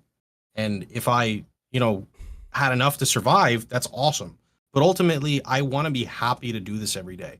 You know, I wake up not from an alarm clock. I wake up because it's 8 o'clock. It's time to drink coffee and get ready to play video games and go live, right? Obviously, there's a business side to this and a job to this, but it's a lifestyle more than anything. See, this guy gets it. This guy gets it, and that's why you will continue to be successful. I can't stress how many times I've spoken to people. It's like, guys, people like a lot of people always want to talk to me about money and finances and the business side of streaming. It's Garbage. like yeah, it's like okay, you need to pay your internet bill and have enough to buy ramen noodles, but all you need is passion, man. If you're just happy to be a gamer, everything else will just naturally fall into place if you're not a complete dumbass. You're not wrong at all. Exactly. A lot of people are asking, who am I talking to, guys? I'm talking to Pox. Pox is famous for in Path of Exile making a righteous fire builds. Righteous fire is known as like one of the easiest builds to play. Like you want to AFK in Path of Exile and win, you play righteous fire. So it's very, very strong for beginners, and when you make guides that are very good for beginners, you win. Content creators don't usually make guides for, you know, the gods of the games. They make the games for the beginners and the people that don't have a lot of time to play. And so if you make beginner builds, you win. And so he's taken these beginner builds to another galaxy, which is why he's very famous. I sent you a screenshot of the RF builds. There's a few that aren't RF builds on there, but most of them are. That's not from the business side of things, believe me. That's called an addiction. Is there going to be RF in PoE 2? Actually, yes. I listened to the Crip interview, and they said that RF is coming in PoE 2. They said it's going to be very different from current PoE, so I'm excited for that. That's probably the best news for you. The fact that it's different. It's like a whole new can of worms, right? Yeah. Exactly. I always have people saying like, oh, but what if it's not the same? I'm like, I don't want it to be the same. Yeah. You know, I want to refigure it out again. That's why I play Path of Exile, right?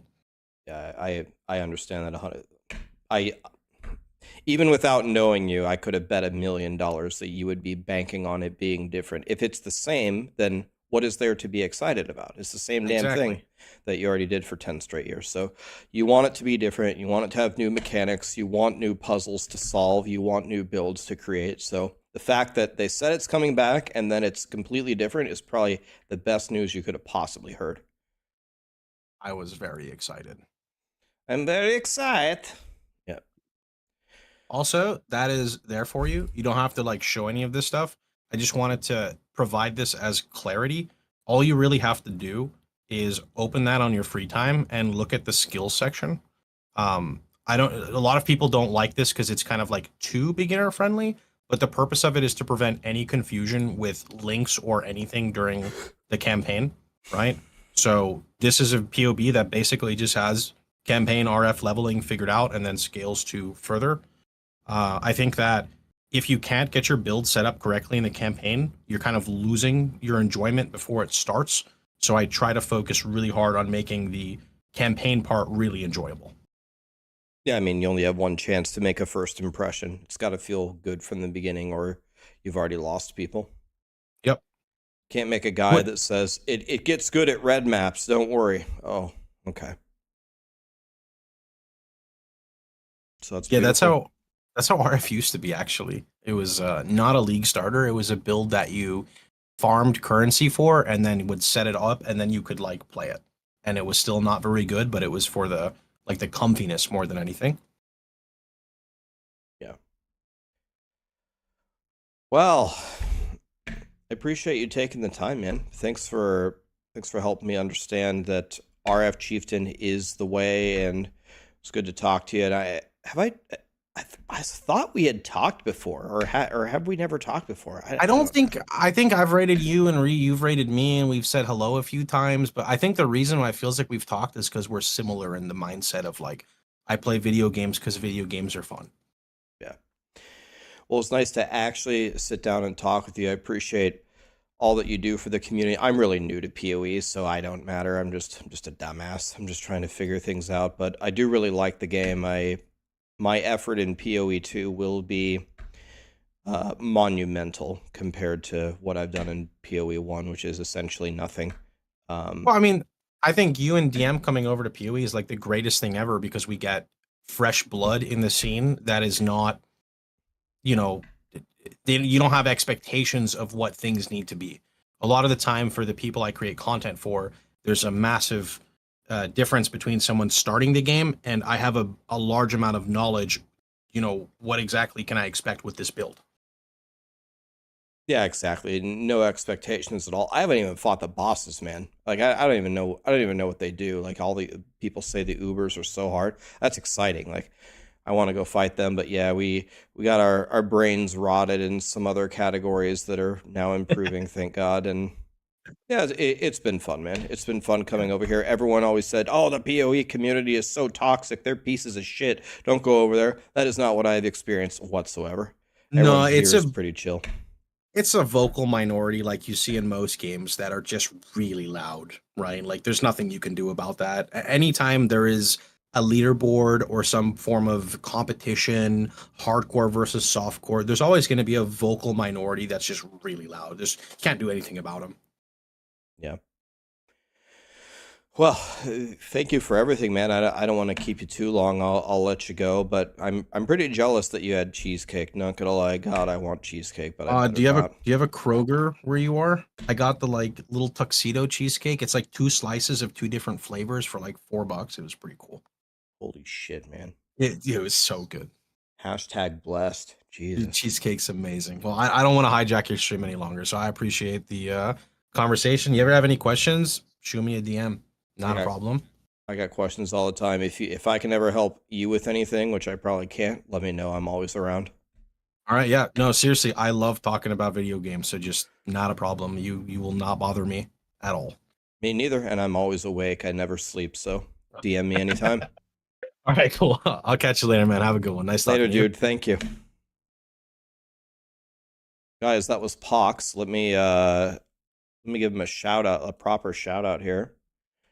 God, I better not spell this wrong. P-O-H-X. I'm almost certain, right? Yeah, that worked. Okay. Pox, guys.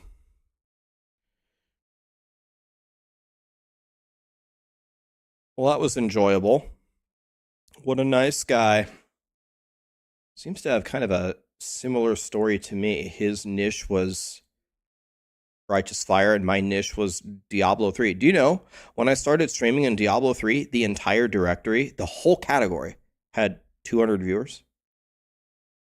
Like, the dream was almost dead before it started, because let's say you have every viewer. If you have every viewer in Diablo 3, you have a 200 CCV stream.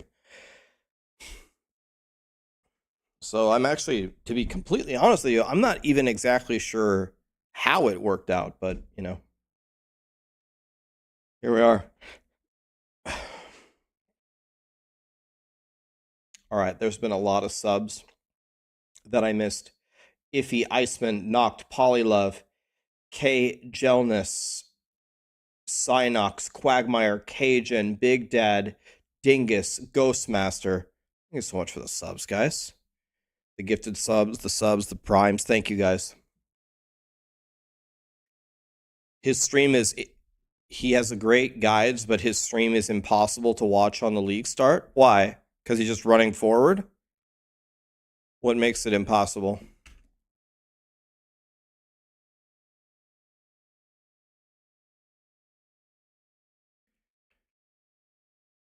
Well, I was going to fight the Brine King while I was talking to him.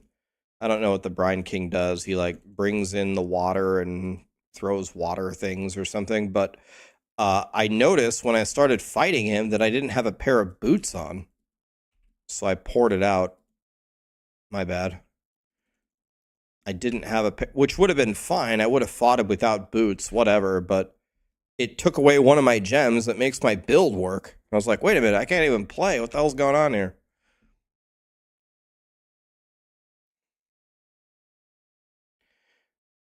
Oh, because people ask him a million questions. Brine King is terrifying.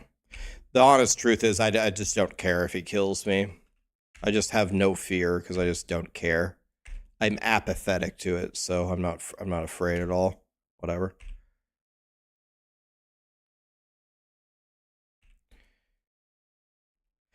Whenever one of my favorite things to do is stream a Diablo 3 season start.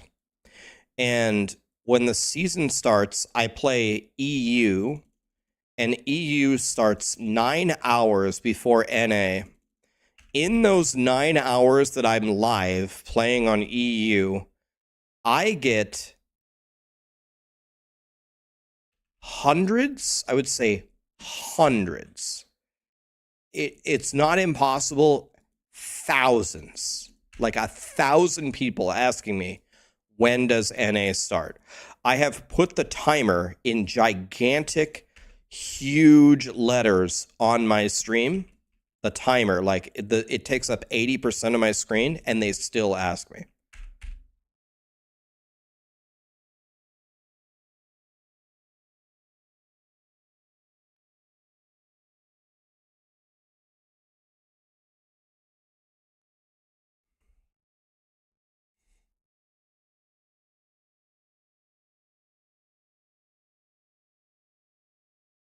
Okay, maybe this boss will kill me. If he kills me, it's okay.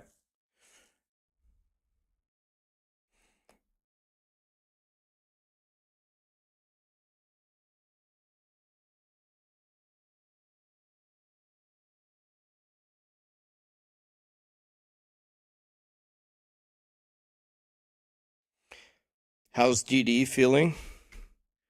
Well, to be honest, My new sister.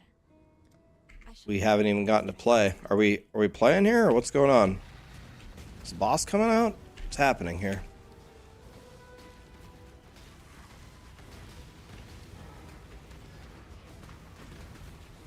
I need more mana. Out of mana like always.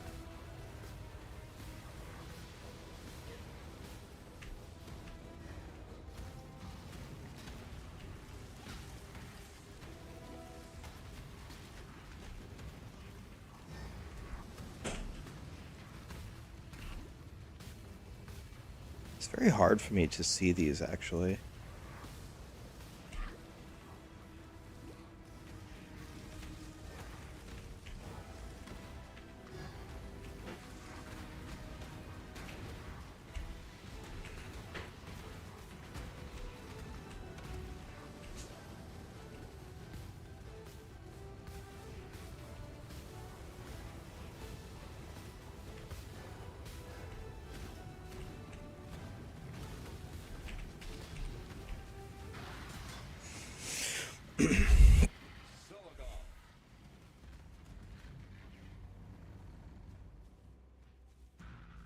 Born of ocean's mire, and death washed clean of dark, and thus the...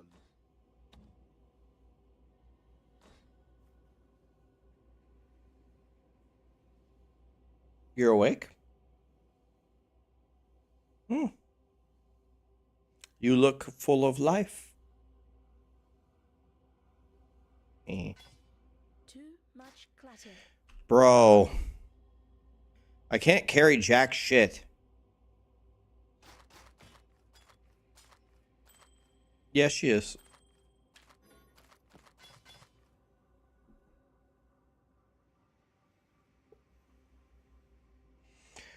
Is this Diablo?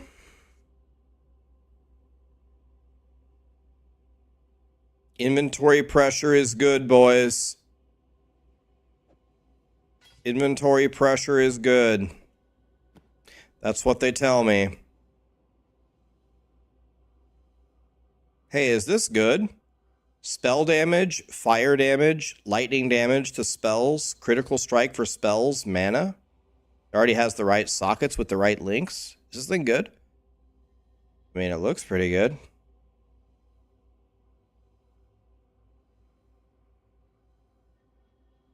This says life and mana on it. What's the implicit? It's dog shit, but it has dual res. I lose a little bit of life, but I gain the mana. That might help me. Might switch it here. Chaos res.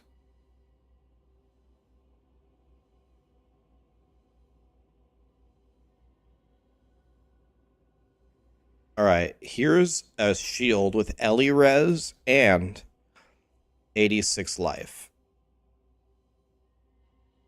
This seems pretty good. So let's take this off.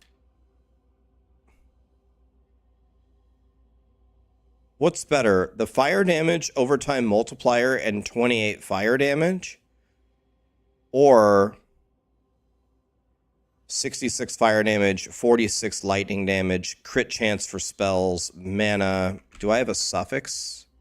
Is the fire damage a suffix? No, it's a prefix. The fire dot one is better. Okay, so I gotta craft this one better.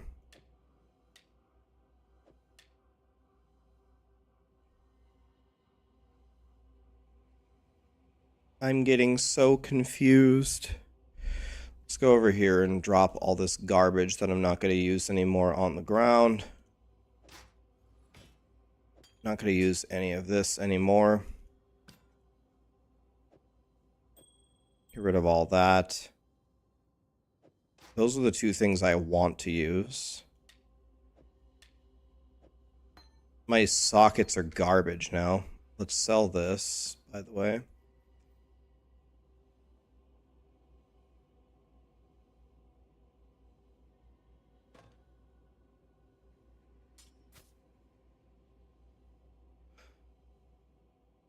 And sell this one, right? So these are the things that we want to keep. Okay, let's talk to this guy. How did you? Hold on to your cockles. What'll I do now? Sarah is there with a Happy Meal. She's not going to be there for long, though. She's going to fall back asleep. I can guarantee it. Really? Keep your wits about. Turn your back. I'm afraid that go with. I guarantee it.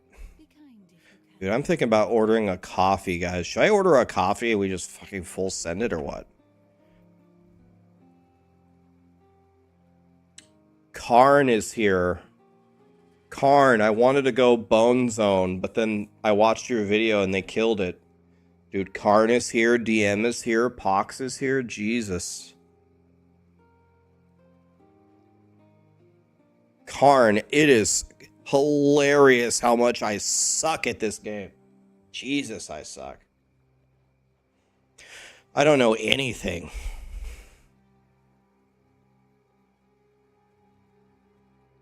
When I play Diablo 4, I can literally just like watch a movie, talk to chat, play the guitar at the same time.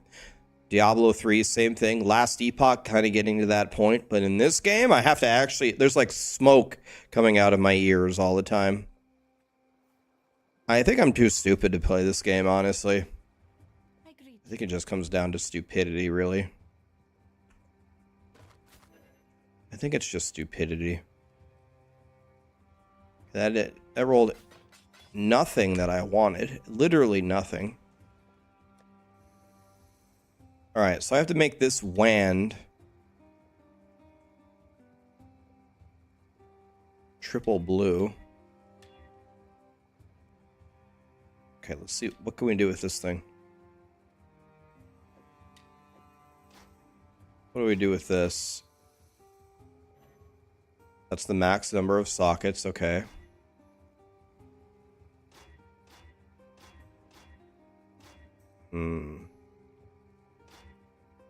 Because, okay, since it has such a high armor on it, the odds of me getting 3 blue is just not going to happen.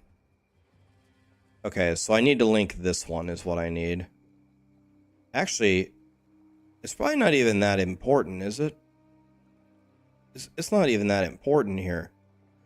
All I need is Flame Dash with this, right? But now I can use Shield Charge, right?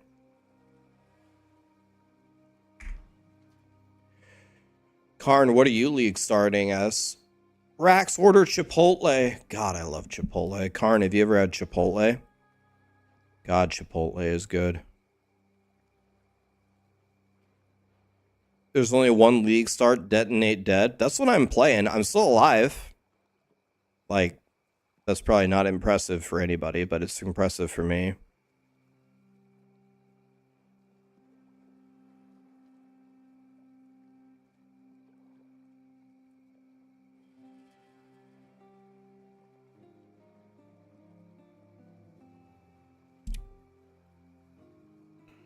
Both are good, but you're going Elementalist. I'll tell you what, this Armageddon brand seems pretty strong. Do you level with Armageddon brand? I'm using Tripolar Bear's I'm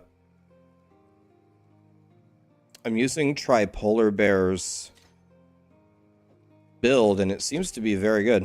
The spirit hunts with you. Yeah, I've just been... It seems very strong. I'm not very tanky, but... Well, I mean, I haven't died. So I guess I'm tanky enough.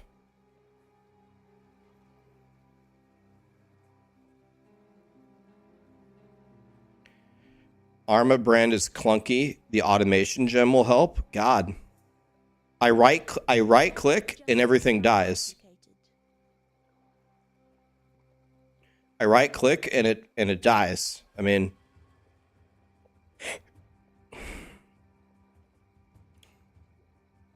I don't know. Maybe I'm missing something, but I don't left click. I don't press left click. Left click is not a button that I press. That's not true. I left click like my stash and I left click doors.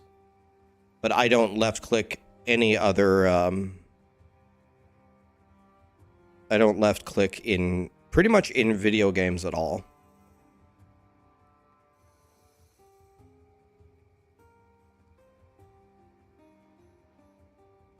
When I first got Armageddon brand, when I first got it, I would right click and nothing would happen. Like they wouldn't die. And I was like, this skill sucks. Why does everybody play this? And then I leveled it a little bit and then I right click and then everything dies. I'm like, oh, okay. This skill's great. Now I know why everybody plays this.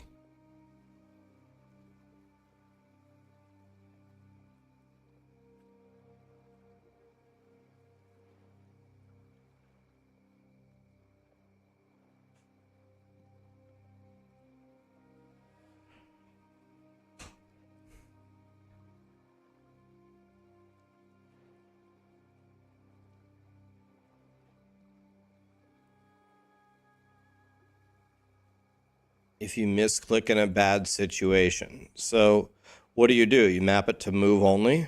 What's the danger of left click here? I put it on move only or what? Okay, well that's easy enough. Should I be on all of these skills? Should I be marking them as always attack without moving? I do that with Armageddon brand, but what about the other skills? Do I want to put it on all of them? Oh. Okay. Okay. Well, I don't have that. I better do that. Just not Frostblink. Okay. What about Flame Dash, though? Wait, can I use Shield Charge now?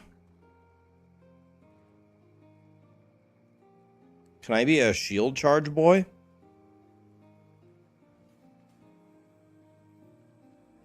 Don't do it on Dash.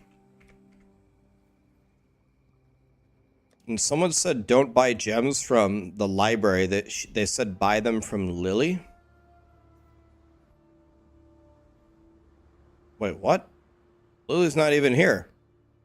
I just got you baited. Excusey?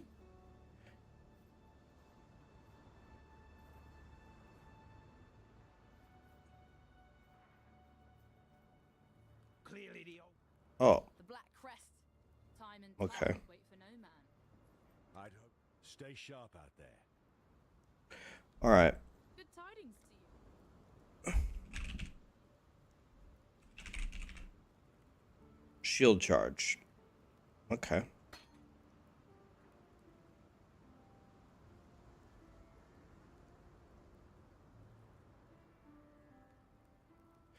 So if I could put some more,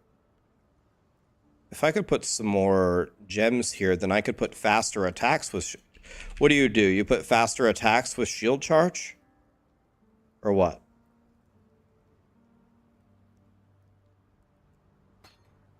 Okay. Time and tide wait So for let's them. see here. Let me fix this. Can I chrome this?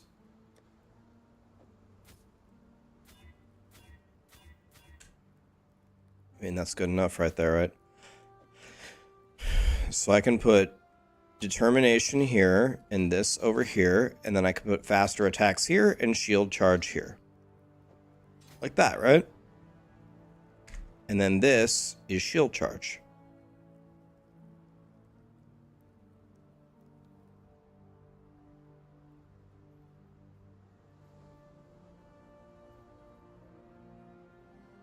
Okay, I have a reward here.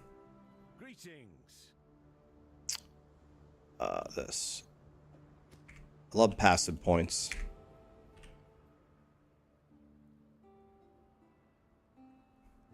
Okay, let me take Callie out real quick. I'm gonna order that coffee so we can blast.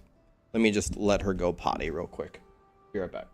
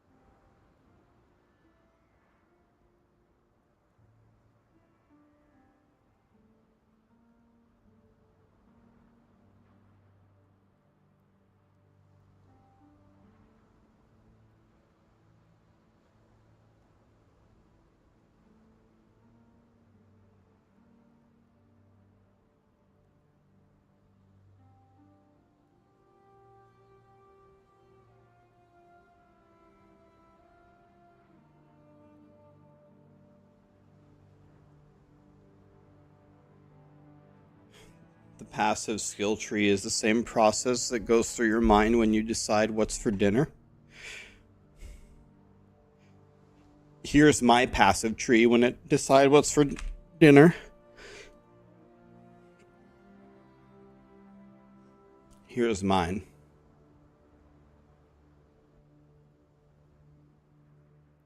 There's a starting node.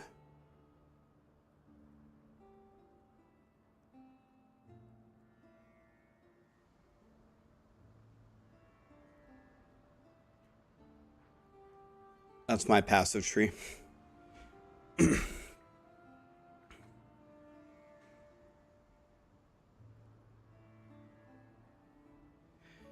Does Inquisitor or Necro have better defenses? I hate dying in PoE. C-dub, I am 1000% sure that you should not ask me. I don't know the answer. Maybe someone in chat with way more knowledge about the game could answer that for you. In-depth PoE questions, like, people know me as the guy that you can ask me anything and I'll answer it for you. I straight up, I just don't know. I'm way too stupid to answer PoE questions. I wish I knew, but I don't. I don't even know. Do I need to do these guys? Can I see what the rewards are?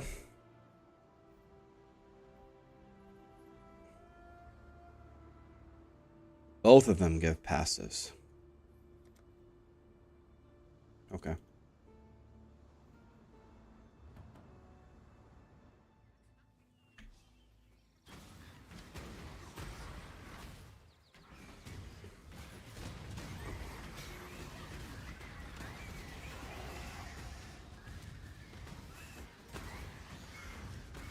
Guys, what level should I keep my shield charge at?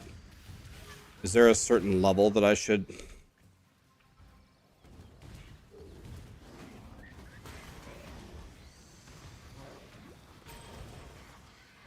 King Kongor is here. What's up, buddy? 1 is fine. What about 2? You right click it to make it not go up anymore, right?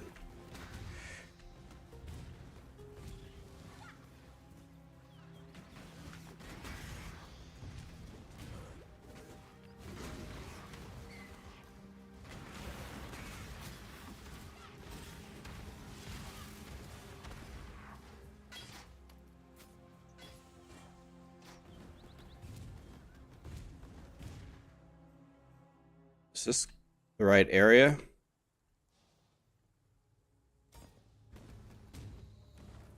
This doesn't look right.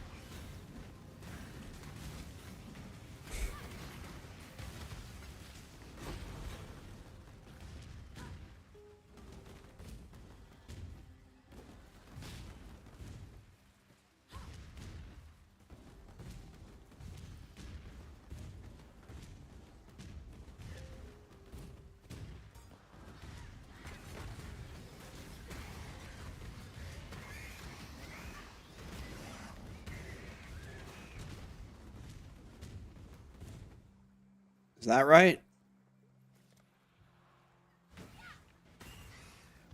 Oh, is she in the wetlands? Was I in the right spot? Was she in the wetlands?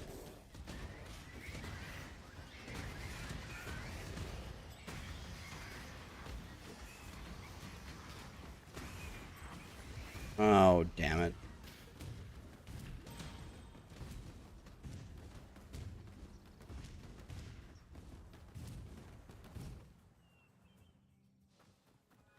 And she's always on the left side of the map. Thank you.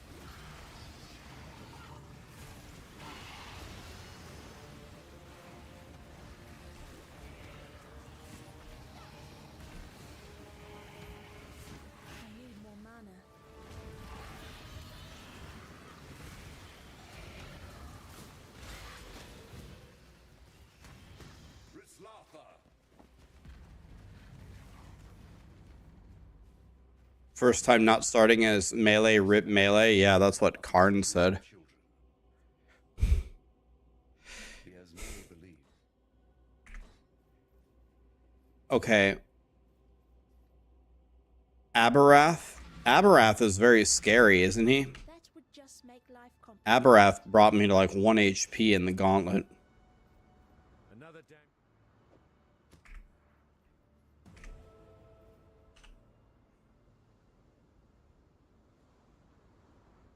All right.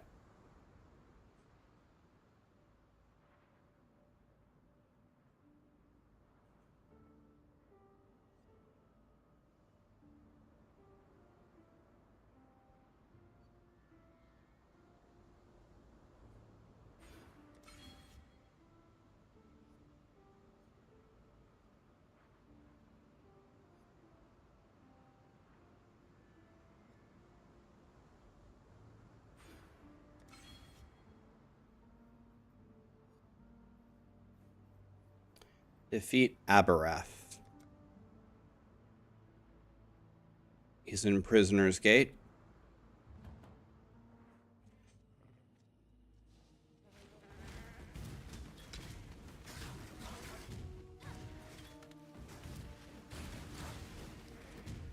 Yeah, you get to be Goku charging in the fireball.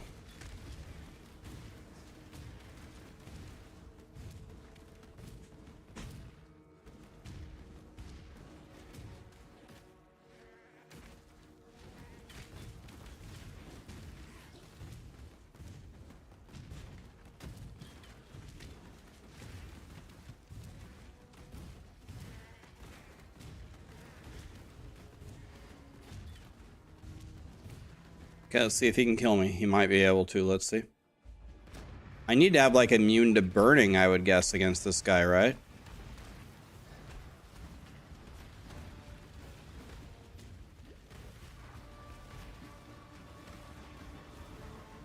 How many Uber bosses are there? Is it 7?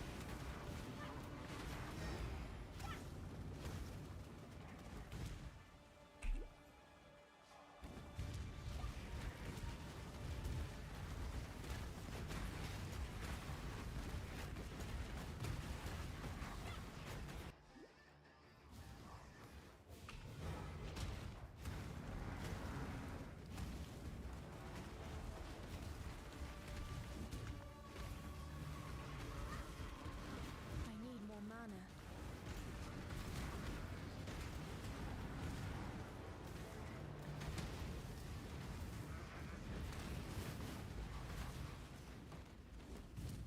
Abarath.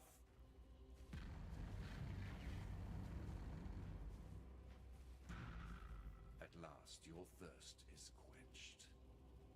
Good soul.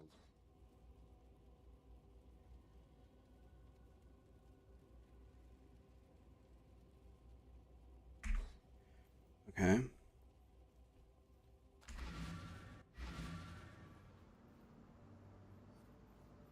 I'm gonna play SSF Hardcore in the league as well.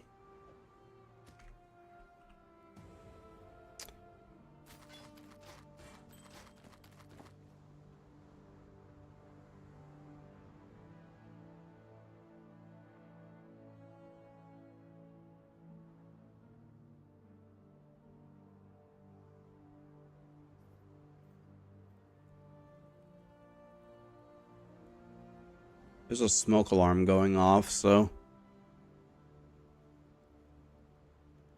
not in my apartment, obviously, but one of the apartments, the smoke alarm is going off, so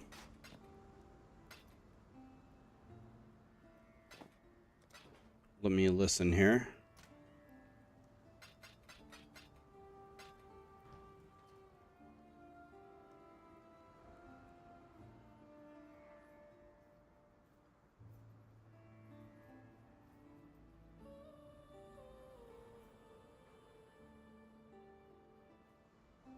Our apartment has a commercial sprinkler system in it, so I think we'll be fine, but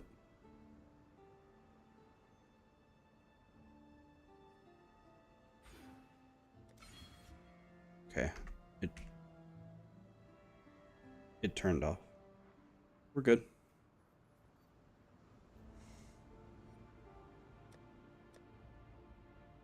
Let me see here. Are there any Act 5 quests that I didn't do?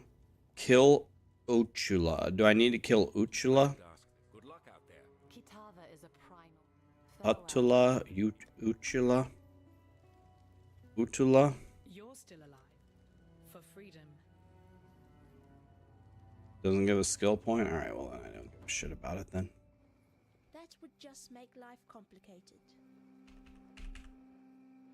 Yeah, the real question is the pizza okay? Dragu Hatral, Mr. Ricardo, Smalo, Sila, Leaf Blower.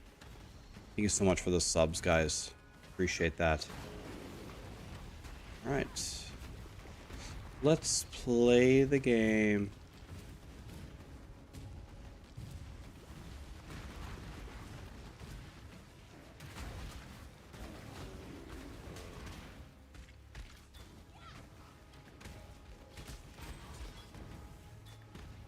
Take the sun plate. Cremation, I'll take that.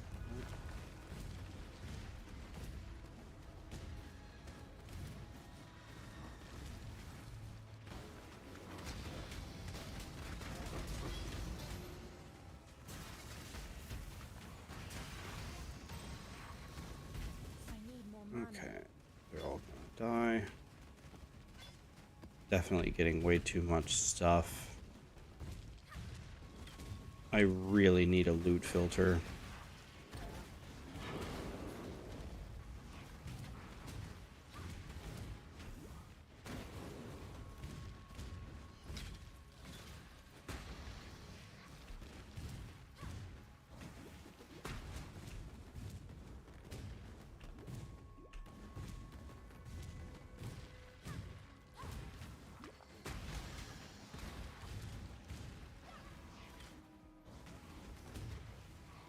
I'm definitely not going to make a loot filter. I'm just going to copy one from somebody. Definitely not going to take the time to make one. I don't have the knowledge of the game to do that, unfortunately.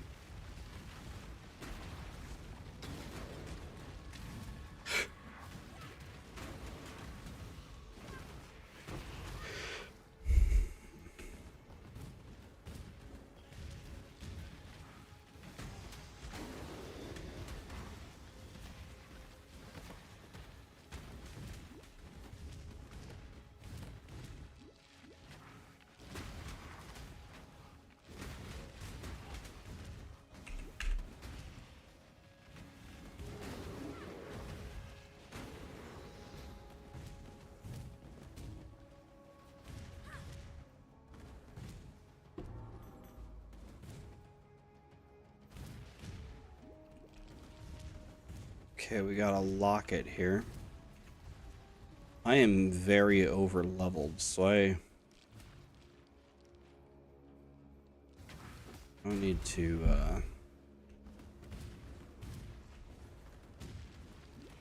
dilly-daddle here, right? I'm already 6 levels over.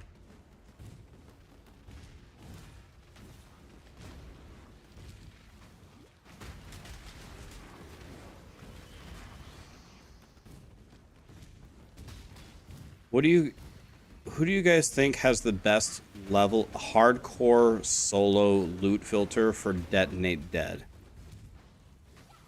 Is there one you guys could recommend?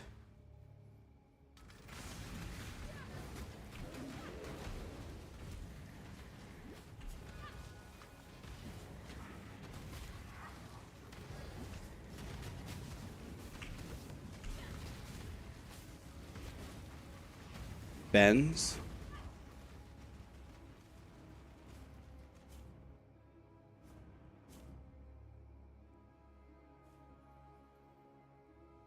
I thought Ben's loot filter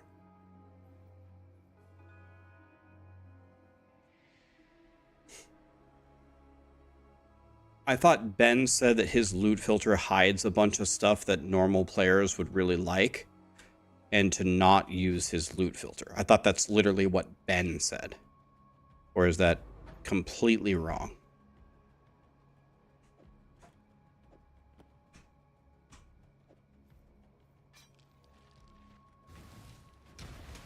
Yeah, doesn't Ben explicitly say do not use his loot filter?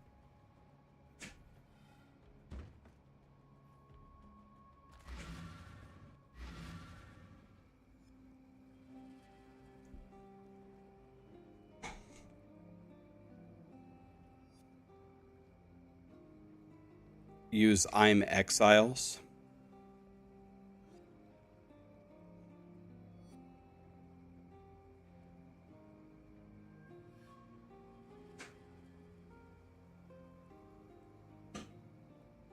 Exile uses Gucci's filters.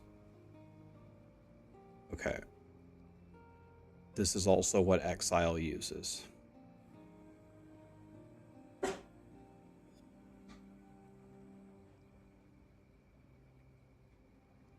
So this guy starts, it says cold dot.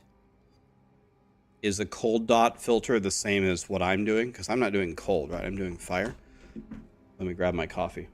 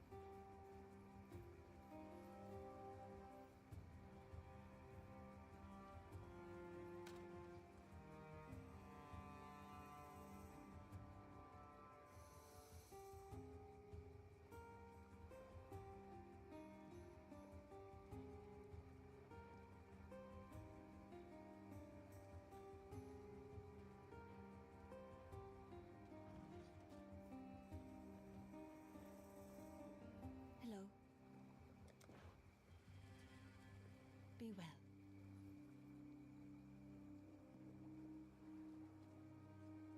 Oh, sorry.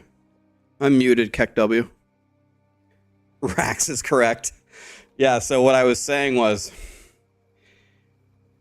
someone asked me, Rax, do you tip your delivery drivers? And what I said was, round two, I said, that is a very, very sore spot for me. I hate it when people are rude or disrespectful to people that have a job that they think is beneath them. For the love of God, I sit here and play video games all day.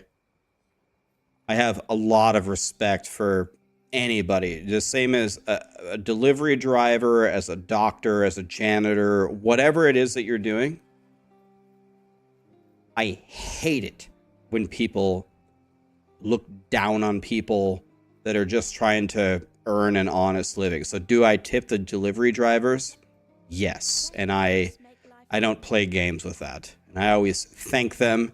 If they mess something up, the other day, someone was delivering me something. They delivered me half of it. They drove away. And it's fine. Like, the order was wrong. So I was just going to report that it was wrong. I didn't report the driver. I'm just reporting that the order was wrong. He sent me a text, said, oh my God, I drove away with half of your order. I'll come back. I'm so sorry. No problem. Canceled my complaint. He came back, gave me my food, gave him a 5-star rating. I make mistakes all the time. Imagine if people treated me like shit every time that I make a mistake. Actually, that kind of happens as a content creator, but whatever, you sign up for it. That's a very sore subject for me. Don't treat people badly. I fucking hate that, man.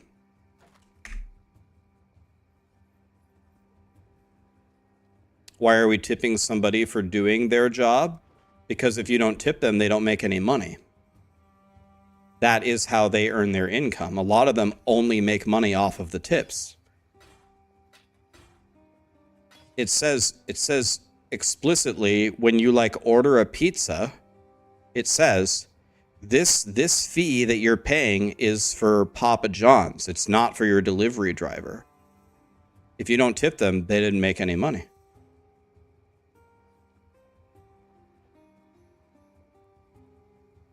It's not in the US. Well, I'm talking about in the United States. In other countries, however it works, that's fine. In the United States, if you don't tip the pizza guy, he didn't make any money. He made the $3 an hour that Papa John's pays him. It's as simple as that. Yeah. People in other countries, you probably have a different system. It's pretty stupid, right? If you don't tip them, they didn't make any money. Yeah. If you don't tip in the United States, they get paid less than half of minimum wage. I think that's accurate.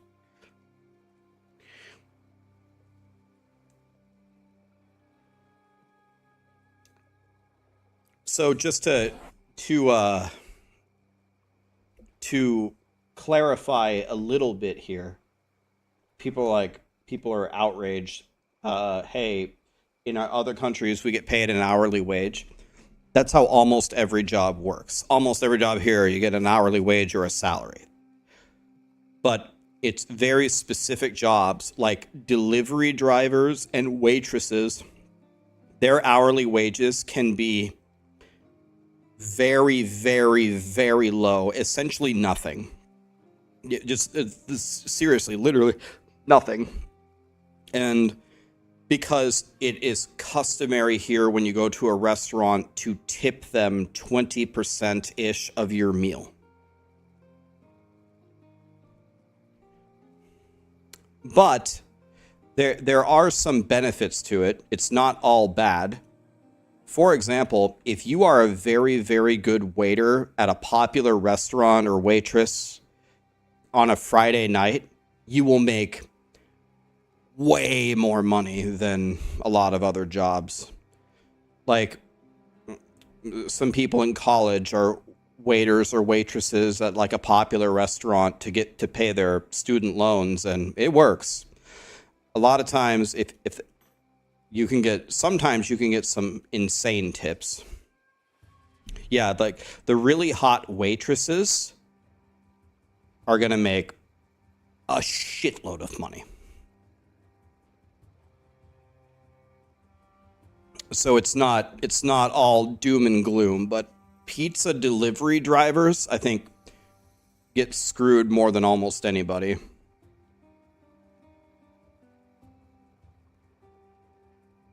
So yeah, anyway, whatever. It is a simple question. Do I tip the delivery driver? Yes. Yeah, of course. That would just make life complicated.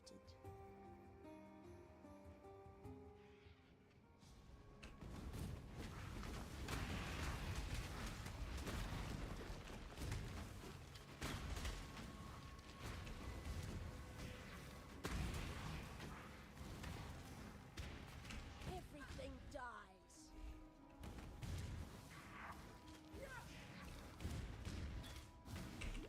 Yeah, I'm sure. Yeah, it has its downsides. I worked in a restaurant for many years. I wasn't a waiter, but I worked in a restaurant for many years. A pretty popular restaurant too. You want to know what I think is the worst part about working in a restaurant? When you come home, your clothes smell like the food. And believe me, that's not a good thing. It literally, the aroma seeps into your clothes, and no amount of washing it is going to get rid of it.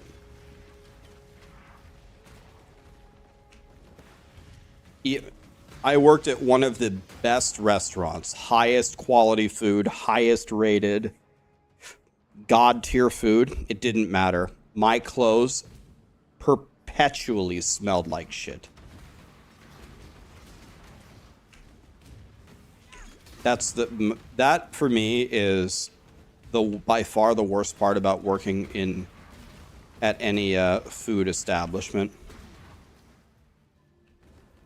The dumbass customers are worse than the smell. Didn't have any problem with the customers. I can deal with the customers. I'm pretty good at problem solving. I'm pretty good at diffusing situations. I have a very direct approach to solving problems. If a customer is having a problem, you go up to him and say, "Hi, sir. What's going wrong? How can I fix it for you?" "Oh, we didn't get our food, took an hour, and I'm so mad, and we didn't even get the right food." And I go, "I apologize, sir. I want to fix this for you right now. Here's what I can do. I can give you your meal for free. We can remake your food, and we can remake it for you immediately. What would you like me to do? What would be the best solution for you?"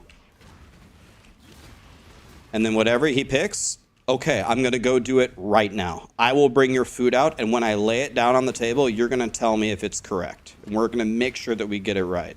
Before I go back and remake it for you, let me double check. Is this what you wanted? Okay.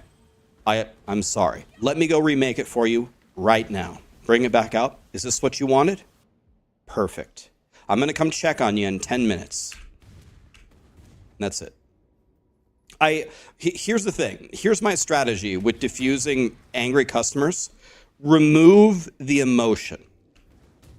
Forget emotion. Emotion is what is ruining this situation. What do you want? And I will give it to you immediately. What do you want? Do you want a refund, or do you want me to remake your food? Here it is. Is this right? Yes? Okay. Is there anything else that I can do for you? Okay. Have a good night. That's it. I take the emotion out of it. When you buy into the emotion, then you don't solve the problem. And I worked at a restaurant for years. So don't tell me it doesn't work. because it works perfectly. It's the only thing that works. I'm not here taking a customer, we're not taking a customer service survey in the middle of my busy night shift. What's your problem? How can I fix it for you? Okay, I'm going to go do it right now. And that's it. Done.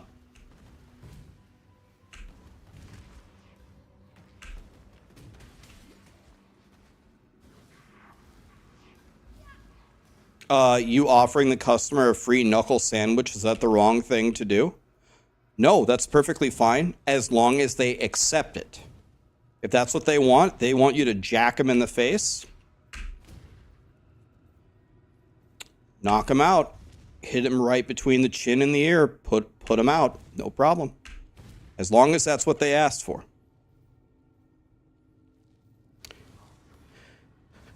Do I think shared platform transactions will apply to Xbox and PlayStation systems as well? Can you share your purchases across all platforms, Xbox to PC? I don't know the answer to that. I would assume so, but are you talking about Path of Exile microtransactions? Is that what you're asking? Does anybody know the answer? If you buy microtransactions on console in Path of Exile, does it transfer to PC? Does anybody know the answer to that question? I don't know the answer. No, it doesn't. Not right now. It does not. Is that anything that they have ever talked about?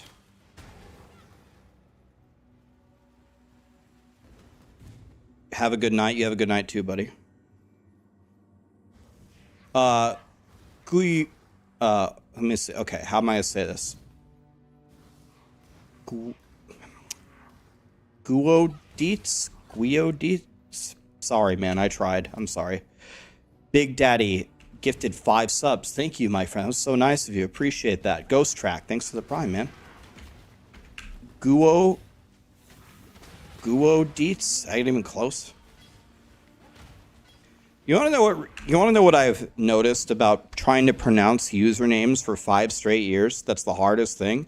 Is when people use 5 million consonants or 5 million vowels in their name. Like, you got to have a balance, man. You got to have like a couple of vowels and mostly consonants, and the consonants separated by a vowel here and there. If you just throw 15 consonants in a row or 16 vowels in a row, it's impossible to pronounce anybody's name. Yeah. I think the real what's Sacha Baron Cohen's gangster name? Booyakasha? I thought his name was Buy a Kayak, but it's actually Booyakasha or something.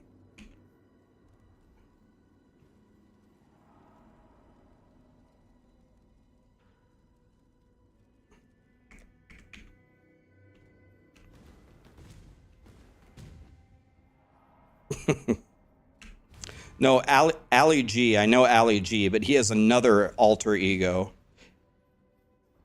Booyakasha. Booyakasha. Booyakasha.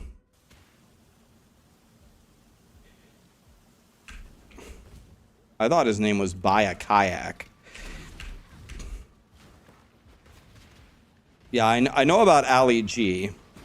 My favorite thing about Ali G by far is the presentation on technology.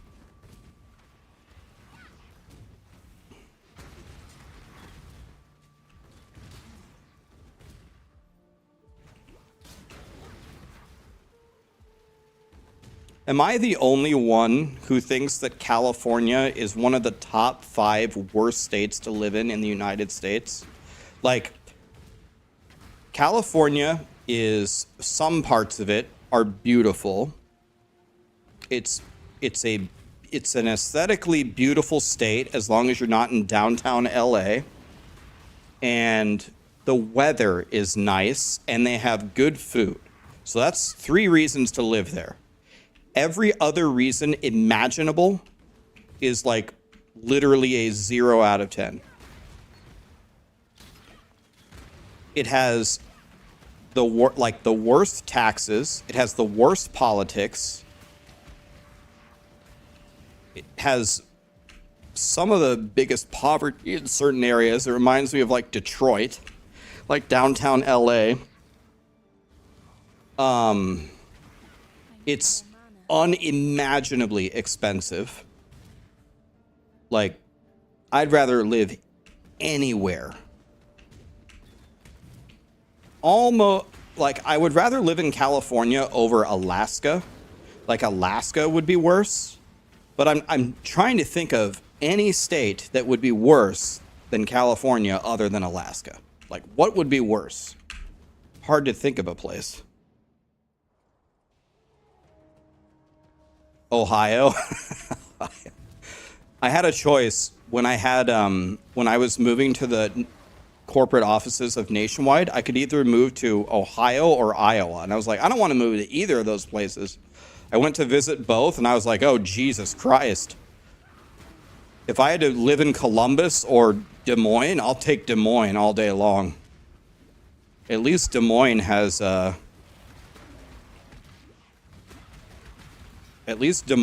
Zombie Burger. Nebraska, yeah, they got too many earthquakes.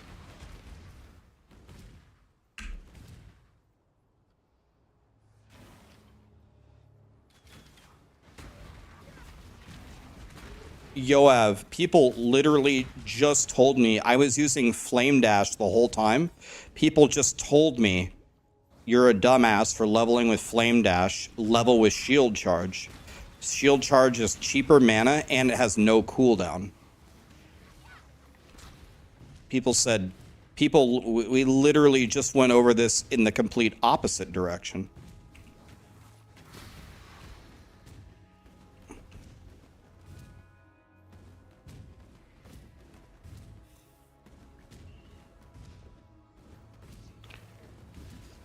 Is Texas not worse? Okay, so let's talk about this. Let's have a civil discussion here. I would say Texas is like the best place to live. It's one of the best. To me, Texas is completely different than California. It's cheaper. There's no state income tax. It's right by Mexico, so the food is god tier. Has an international airport. A lot of international airports. The weather is godly. Overall, it's pretty damn cheap. I think Texas is like number 1. Like Texas and Arizona are like the best places to live, and California is like the worst. Why would Texas be at the bottom? Texas is like number 1. The Texas cartels? I mean, you don't have to go live by the border, man. You don't have to live in McAllen. You don't have to live in the valley. I was born in Texas. A lot of my family lives in Texas. I'm not a Texas noob. I know all about Texas. Right wing boo-hoo. I will take Texas's politics over California's Mickey Mouse. Like, what kind of politics does California even have? I worked in an insurance company for 10 years, working with the California DOI and listening to their opinions on how life goes. I think every single politician in California is straight up on crack. Like, every single idea and law that they pass about every single subject is just completely wrong. Everything. On everything. Like, I don't even know what planet they live on. None of us do. We considered just stop writing in California completely just because of their laws. It's literally worse than the United States by far. Texas is a dream to work with. It's very easy. There's no problems whatsoever.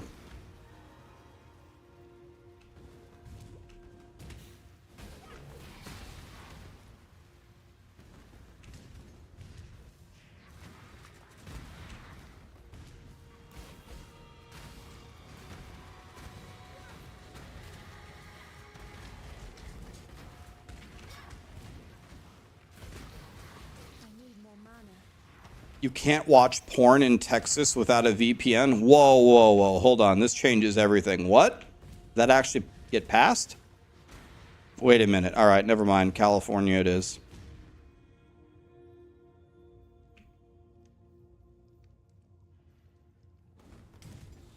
The ID verification law passed?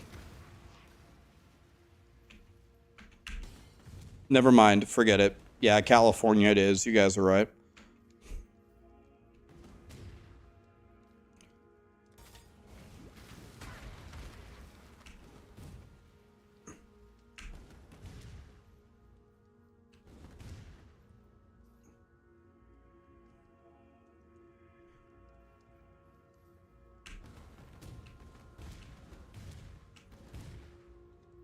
So I don't think I'm delusional, right? I think I have a pretty,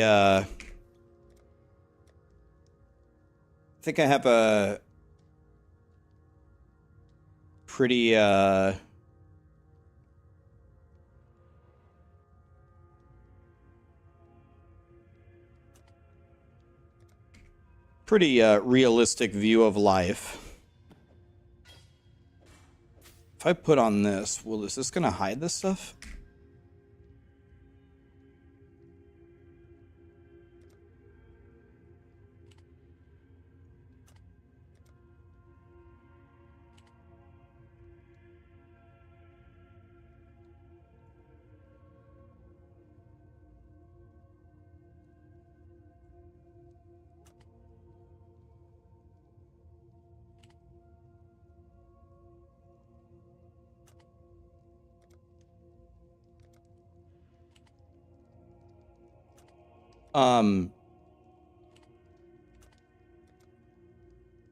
So what I was going to say here is, I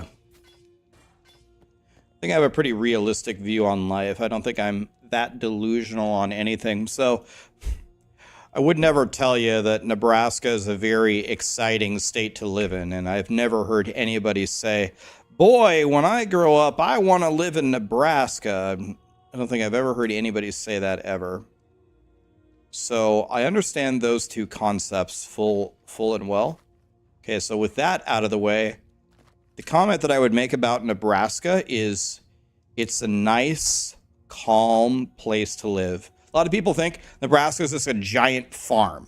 No, there's two pretty big cities in Nebraska, Lincoln and Omaha. If you live anywhere near those two cities, it's actually a pretty nice city to live in. Very low crime.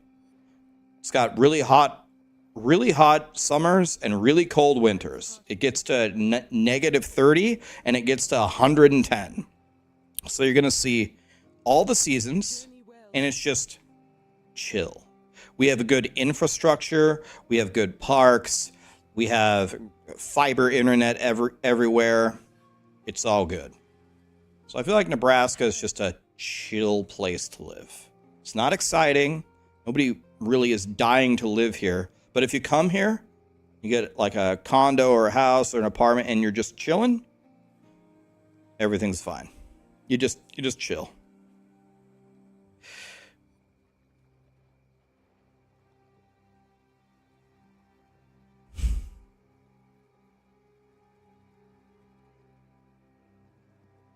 Yeah, it's in the dead center of the United States. So if you want a vacation, it's right by the Colorado Rockies. You only have to go half the distance to reach the coast. I live in Nebraska, yeah. Hello. I live in Nebraska. So I'm not delusional in thinking, oh, Nebraska's the greatest ever. These gloves are pretty good, but this chest piece is pretty good. I don't think I can get rid of the chest piece. But it's not a bad place to live at all. It's just Nebraska's just chilling, man. I never heard anybody come to Nebraska and say, "Oh, I hate it here." You hate what? It's fine here. You hate what?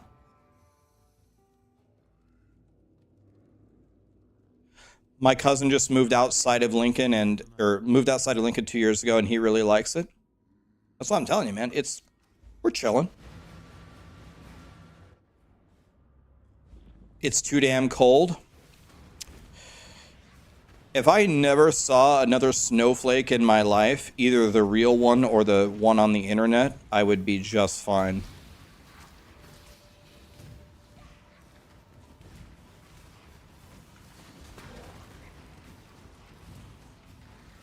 McPain, thank you so much for the prime, man. Oh, I almost died reading chat.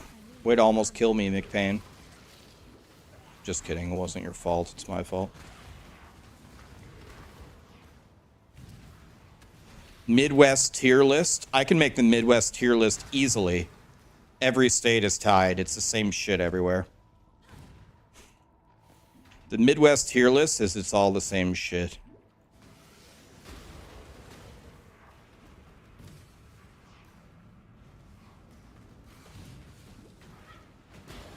If you bought a house in Kansas, Nebraska, if you brought one in Kansas City, Des Moines, Lincoln, Omaha, any of those places, you would barely be able to notice the difference. It's the same shit, man.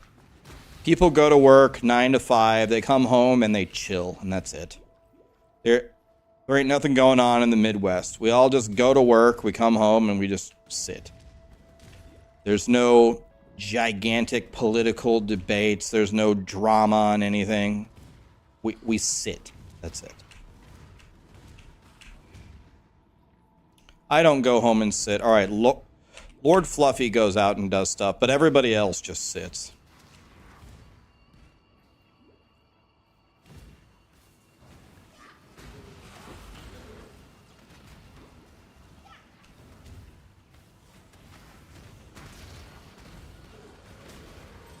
Most of California is like that. Not from what I have experienced, but I'm sure there are areas of California that are like that, but that has not been my experience.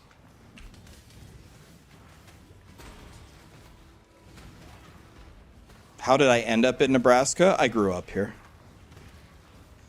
I moved for a job. I moved over to Iowa. I mean, Iowa has Zombie Burger, so...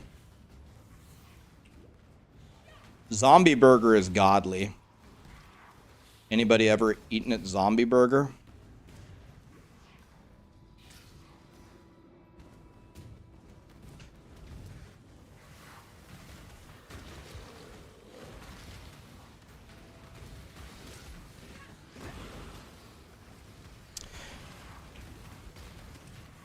Zombie Burger is mucho el goodo. Yeah, Iowa grows the potatoes, at least according to Sarah.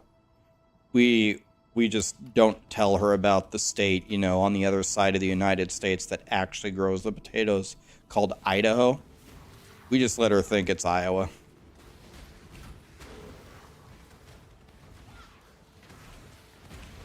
She still thinks the potatoes come from Iowa. I mean, it is close. I'll give her that.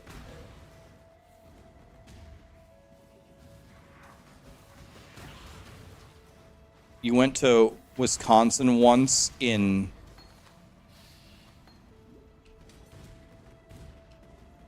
in the winter once? Yeah. You don't go north in the winter. If you're going north in the winter, you done messed up, Aaron. Never go north in the winter.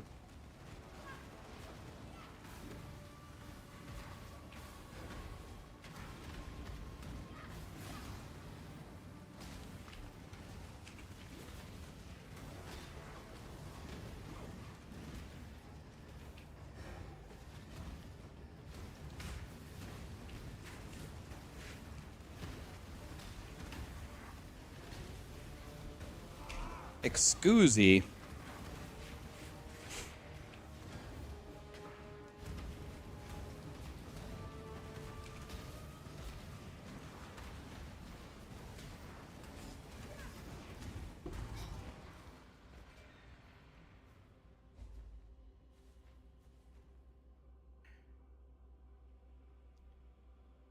Draw an empty thing of the United States. Brutal construction is. Dude, I should do that to embarrass myself. Isn't there like click on the states game? Is this it? Okay, let's see how bad I do on this. Okay, they're gonna give me the outlines. Oh, the outlines make it way easier. Oh, thank God the outlines are here. Click on Florida. Florida. South Carolina. So this is north. This is South Carolina. Or this is South Tennessee. Carolina. Tennessee is this one? Maine. Maine is this one. Mississippi. Mississippi. Louisiana. This is Alabama. This North one. Carolina. Massachusetts. Massachusetts is, excuse me. Massachusetts is this one. Georgia. Georgia is this one. Texas. Texas. Alabama is New here. Mexico. New Mexico. One of these is Arizona. I think this is Arizona. Montana. Montana is here. Or excuse me, it's the big Delaware. one. Delaware is the little one, right? It's this one. What? Delaware, this one. Kansas. Okay, Kansas. Pennsylvania is this one. West Virginia. This one? Arkansas. Arkansas is this one. Indiana. Indiana. This is Michigan, Ohio. One of these is Illinois. I think this one's Illinois, right? This is Indiana. Vermont. Vermont is Oregon. one of these. Oregon is this one. Nevada.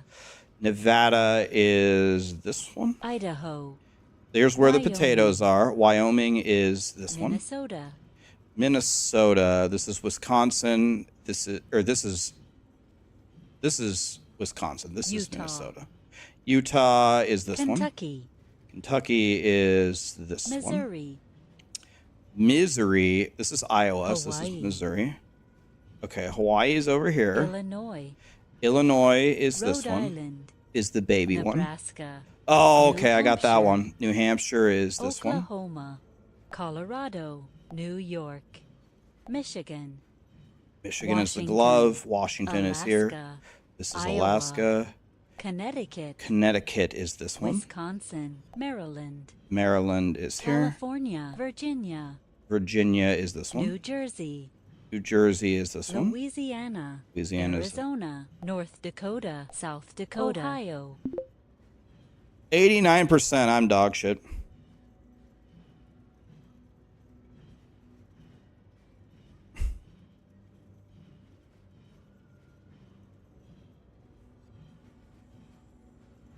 Alaska. Okay, let's try one more time. Florida. Indiana. Indiana, so is this one. Arkansas. Arkansas is this one. North Dakota. Delaware. Delaware is this one. Washington. New Jersey. New Jersey is no, that's Maryland, this Texas. one. Texas. Connecticut. Connecticut is this one. New Mexico. New Mexico is this one. Virginia. Virginia. West Virginia. Ohio. Louisiana.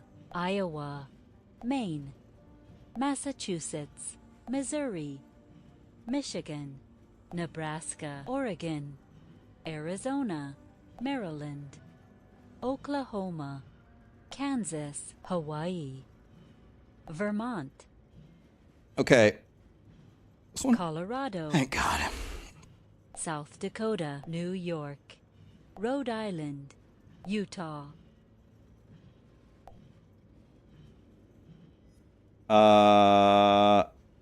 This is Alabama. California.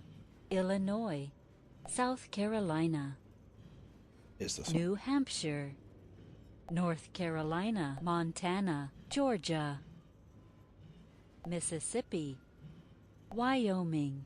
Nevada, Idaho, Kentucky, This is Tennessee. Pennsylvania, Tennessee, Minnesota, Is this one? Wisconsin, Boom. 100% in a minute 37. Owned. Boom.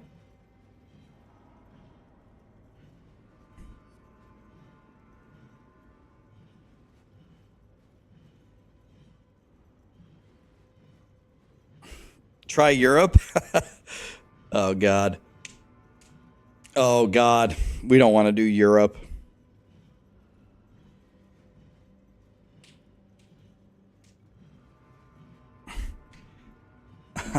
All right, I'll try it just for fun. I really don't know where the European countries are.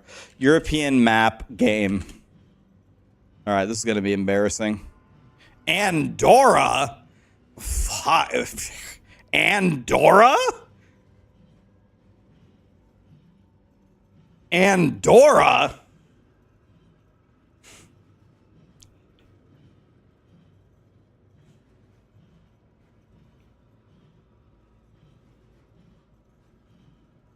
Andorra?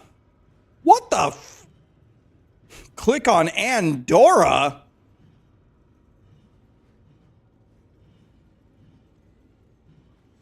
This isn't even a country. This is a made-up place.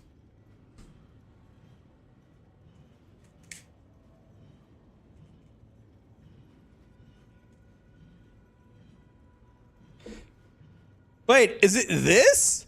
This is Andorra? This thing? Is Andorra like one farm?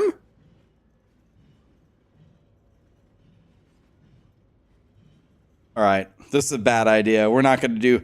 I'm already scared of Andorra. Nope. Andorra? That's not even a place. That's not even a place.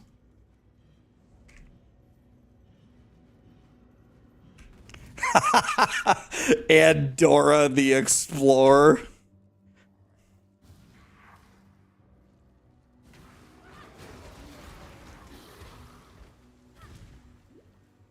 Yeah, I don't want to open up Andorra's box. Guys, people are saying I don't know where Germany, Spain, and France are. I can do those. I can't do fucking Andorra. I'm done, man. I'm done at level 1. I'm out. I'm too scared. Andorra is a tax-free paradise? I thought that was the Cayman Islands. Italy, of course. Italy's the boot.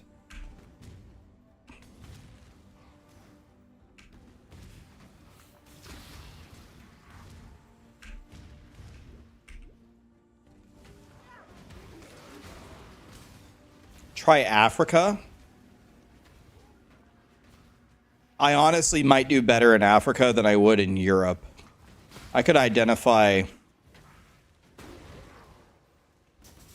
maybe a third of the countries correctly. To be honest with you, in the US school system, we spend a lot more time studying African history than we do European history. I don't think I ever had a single class just covering European history. I don't think not a single class. And I was in all of the AP classes, the advanced classes. There was in 7th grade, we did have a section on African history, but not European history. Well, yes. I mean, of course we have lessons on the world wars, but the world wars is very, very, it's focused on the battles only, not about the country's history. Roman history? Nope. Nope. No classes on that. What? Keep your wits about you. One less twisted intellect per... There is also In the entire school system, I only had one class ever on geography. But the geography class was actually kind of misnamed because we didn't really study geography. We studied geology. We studied like rocks and how mountains are formed and the different mountains across the world. It's like, bro, that's geology, not geography. I literally went up to my teacher. I'm like, are we going to learn any geography in the geography class? And they said, well, this is the curriculum they gave us. I'm like, this is geology, bro. Like, I know you're the teacher and I'm the high school student, but we don't get any geography.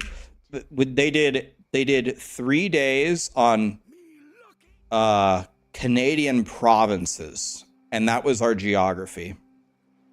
Nothing from Mexico. Oh, we did do a song. They gave us a song for Central American countries and capitals. Nothing about South America, nothing about the rest of the world.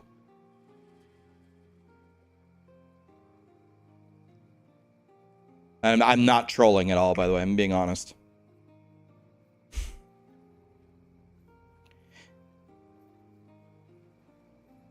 They gave him the wrong binder.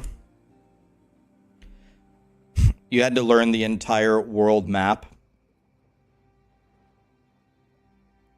The US school system does not focus really at all about what's going on in other countries. They tell us how our country was formed. You know, honestly, besides that, the US school system misses out on a ton of super critical topics. Also never had a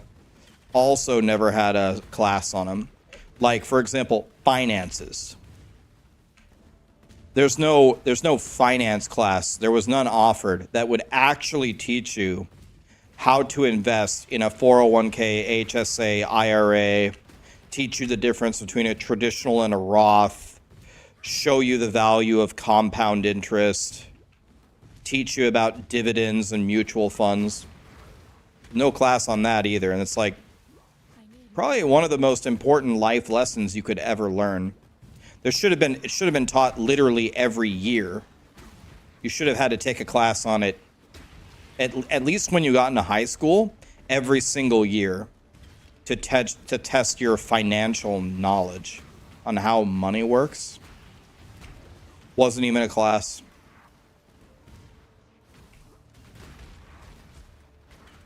We had economics, but economics classes did not cover these things. The economics classes was, here's microeconomics, here's macroeconomics, here's economies of scale, this or that or this or that. It wasn't actually like, let me teach you the stock market. Yeah, supply and demand. It's very, very generic and nothing about actually showing you what you need. I'm so confused, man. Travel to the Chamber of Sins. Okay, let's make some progress here. Travel. I can now access the Chamber of Sins level 2. Okay, so I'm guessing it's this way. Where's the Chamber of Sins level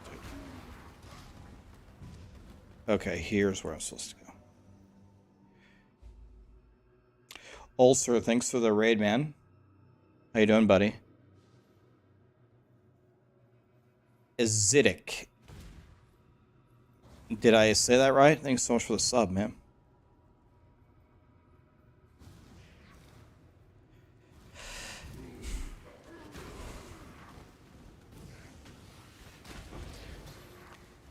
When you were in school, they taught you about the stock market, balancing a checkbook, and how taxes work. Yeah, you're educated in the United States. That's impressive. That's not what I had. There's a super heavy emphasis on math and physics and chemistry. which is super important. Like, don't get me wrong, but missed some pretty critical ones, in my opinion. You get a lethal dose of math and physics in the United States school system. At least I did. It was all math, physics, engineering. Math, physics, engineering. That over and over and over. And keyboarding classes, computer classes. That's what was offered at my school.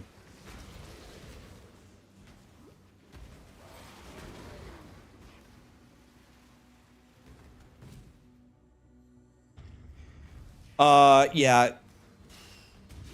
They taught English, but honestly, a lot of the English stuff was really not all that helpful.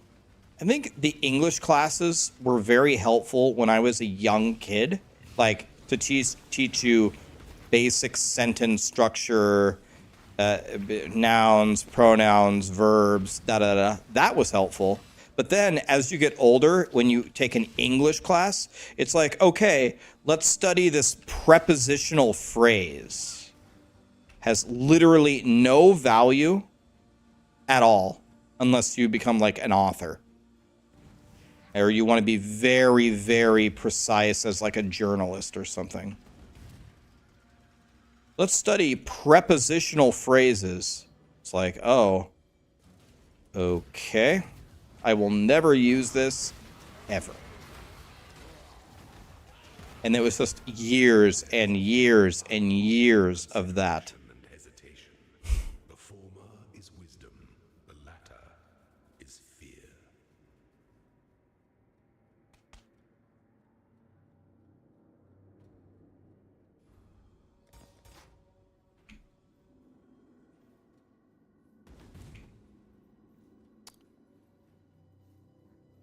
Yeah, diagramming sentences. Like, I could be wrong. Maybe all of that diagramming sentencing and all of the prepositional phrase research made me a better speaker and a better reader, but I really don't think so. I really don't think so.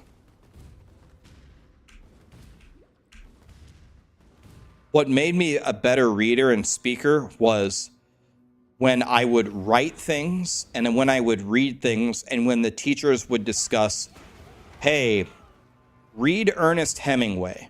Why do you think he's a very powerful author? Oh, he's a powerful author because he writes in very short, powerful sentences. When you add a bunch of cliche bullshit to your verbiage when you're talking, you actually make your speech worse. That made me a better speaker and writer. Lessons like that, diagramming sentences and learning prepositional phrases, did nothing.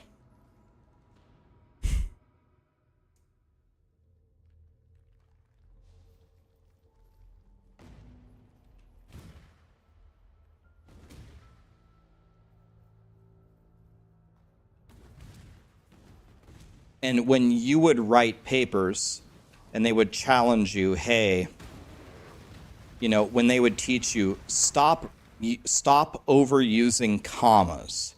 Stop creating run-on sentences. Stop repeating yourself. Organize your thoughts and then write like this. That was very helpful. That helped me become a better writer. In speech and debate, when they taught you specific tactics about listening, about debating, about verbal and non-verbal communication, that was helpful. That taught me something. I just think a lot of the curriculum is, if you took it out, you could replace it with something else, like I think one of the lessons should be you have to do the taxes. Jim Bob Joe is married. He has one kid that's a dependent, one kid that's not a dependent. He earned half of his income in this state, half of this income in that state. Here are the laws for that state. Here's the federal laws. you have to file his taxes. We're going to take a week. We're going to work on it 1 hour per day, deductions, this or that, and learn how to do your taxes. They would have done that. Holy shit, that would have been so valuable. Instead, now everyone just buys TurboTax and prays.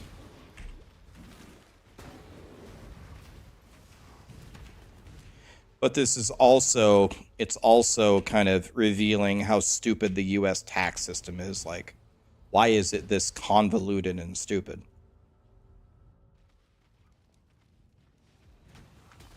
You want to know what was one of the, most helpful classes? You want to know what was one of the most helpful classes that I took? I thought it was going to be the biggest keck W ever. I thought it was going to be super useless, and actually ended up being valuable. Was home ec, where you just make food. I was like, holy shit, man, this is going to be the most worthless class ever. No, I mean, the teacher was like, I'm going to teach you how to make some food, some different combinations, some spices, and how they work together. And I mean, by the end of this class, I'm going to teach you how to make like 10 full meals. I was like, holy shit, I actually went to a class and learned something that would actually apply in my life. Wow, imagine.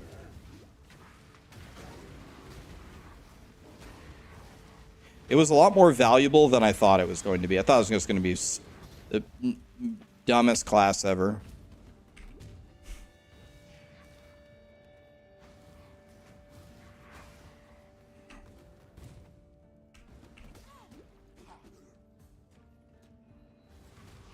Yeah, that was part of it. I thought that was really weird. Part of the home ec thing was learning how to sew. So I sewed a pillow together.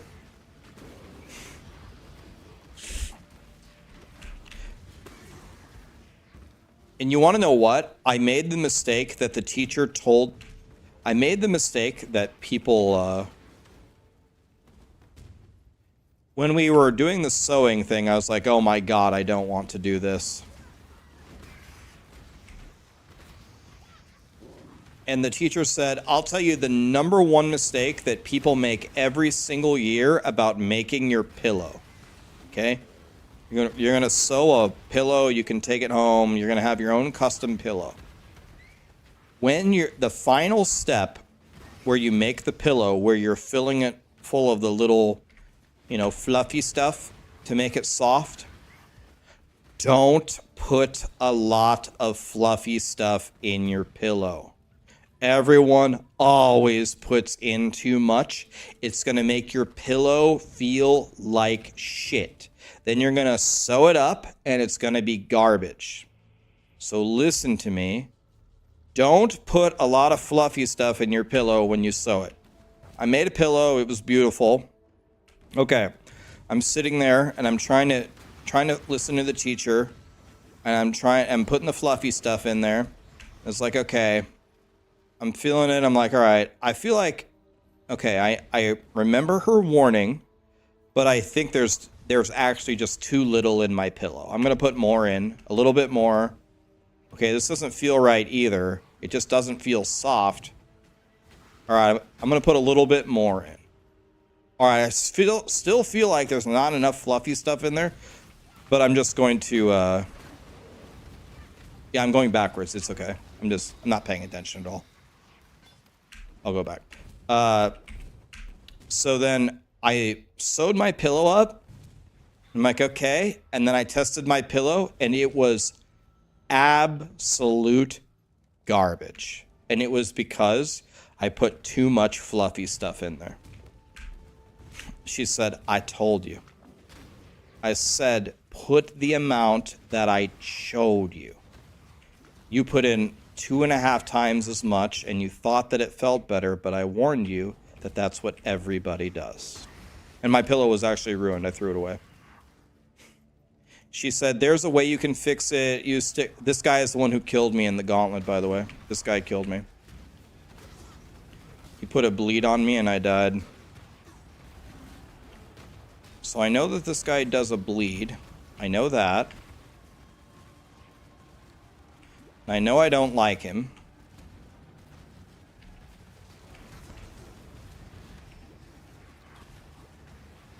I know I don't like him, and I know he killed me in the gauntlet. That's what I know about this guy. I know that he's dead. See it, bitch. Too much clutter. 90 life, huh? Turn away the tyrant's face, and kingdom end without a trace. When you tried it.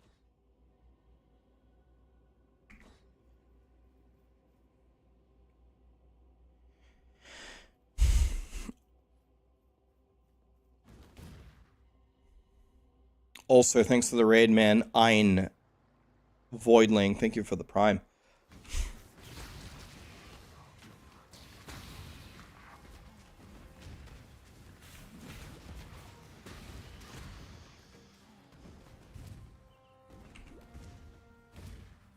Everyone keeps telling me that Detonate Dead Elementalist is the best option by far.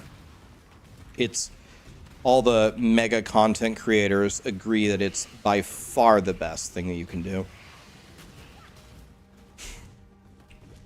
And because of that, I am 99% sure that even though it has ruled for a long time, for years, I think grinding gear games is finally going to be absolutely sick of it, and it's probably going to be nerfed to shit next league, which is probably what everybody is asking for. I think everybody is really sick of this build, but I've never played it, so I'm not sick of it at all. I never played it before. It's brand new to me. So I feel like we don't have to do Dread Thicket, do we? So maybe this is my only league to actually play it. Sarah wants to live stream us playing chess, like we're playing together against somebody or we're playing against each other. I guess we could do either. If we play against each other, I am purposely gonna, because Sarah's brand new to chess, I am purposely gonna play the most sus moves ever. I'm gonna break every rule of chess. Don't castle, move my pawns on the edge, get my queen out super early.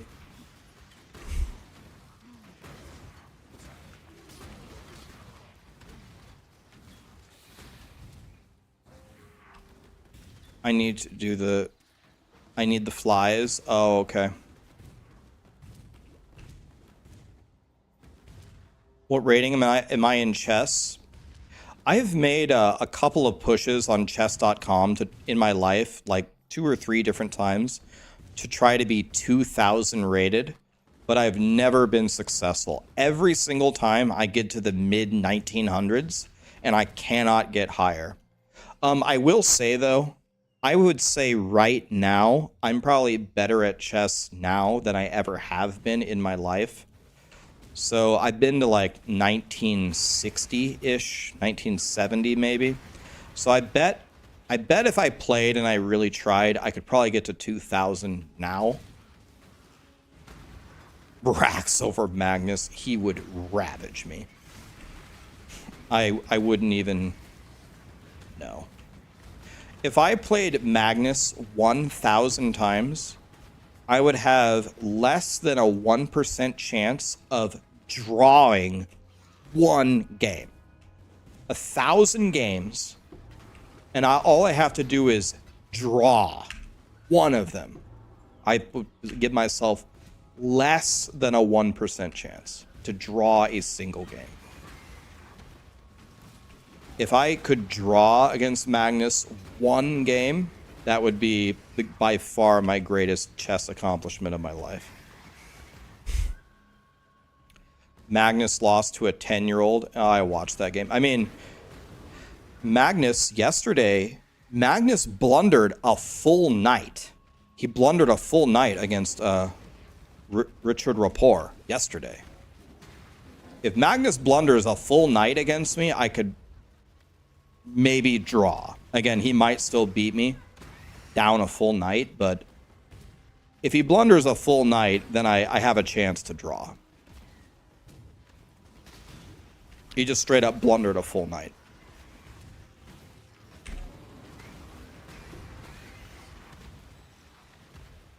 Too much clutter.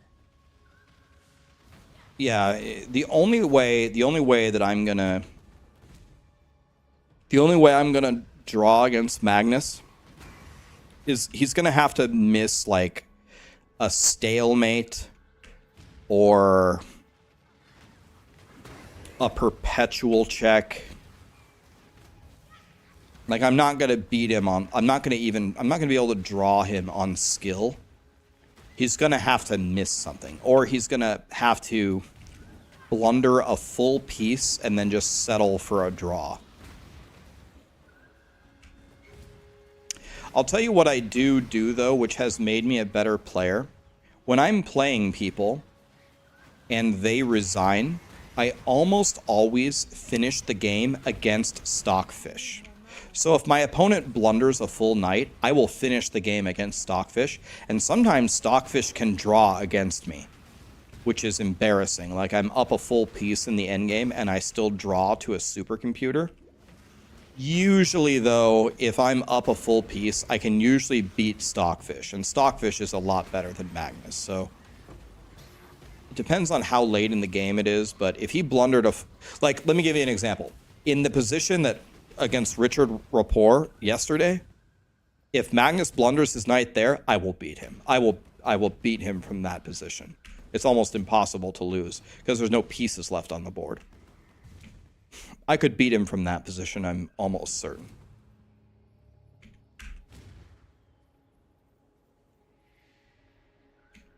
Oh yeah. If I lose in chess, then there's no talking. I watched the Queen's Gambit. I did watch it, and it is cool that it brought a lot of attention to chess. The thing that I didn't like about the Queen's Gambit is it's really not how chess goes. It was extremely sensationalized.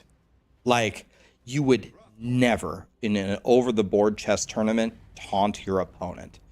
You would never say, resign now, or I offer you a draw now, you better take it or it's over, you know, whatever.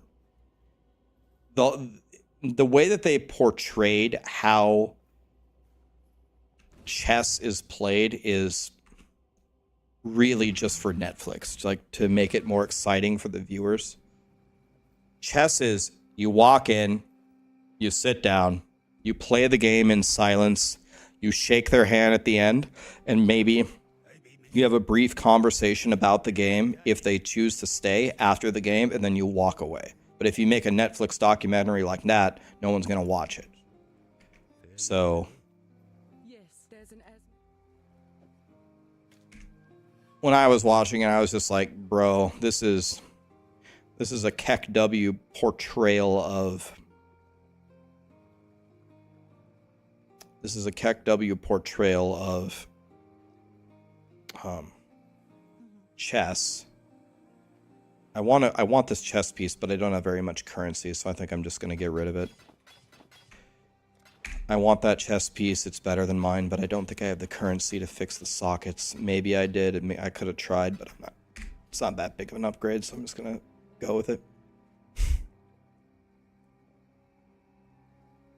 Can control click. Okay, thank you.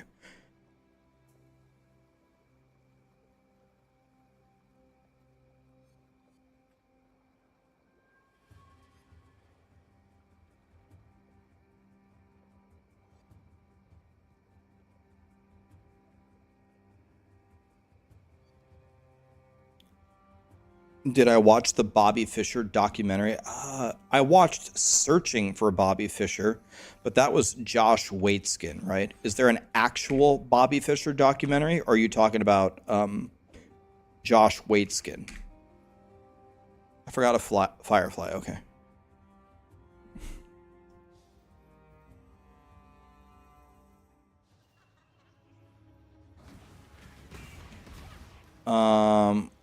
Are the Fireflies here?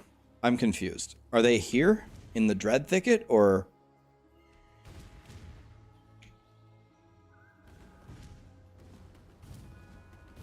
Oh, okay, that exclamation threw me off because I thought it was an Alva temple. Oh. God, that's confusing. Now I see, they're not... Oh. Oh. Okay. Thank you.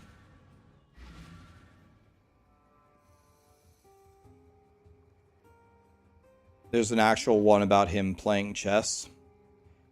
Yeah, Bobby Fischer was that good at chess, and he didn't have computers to help him.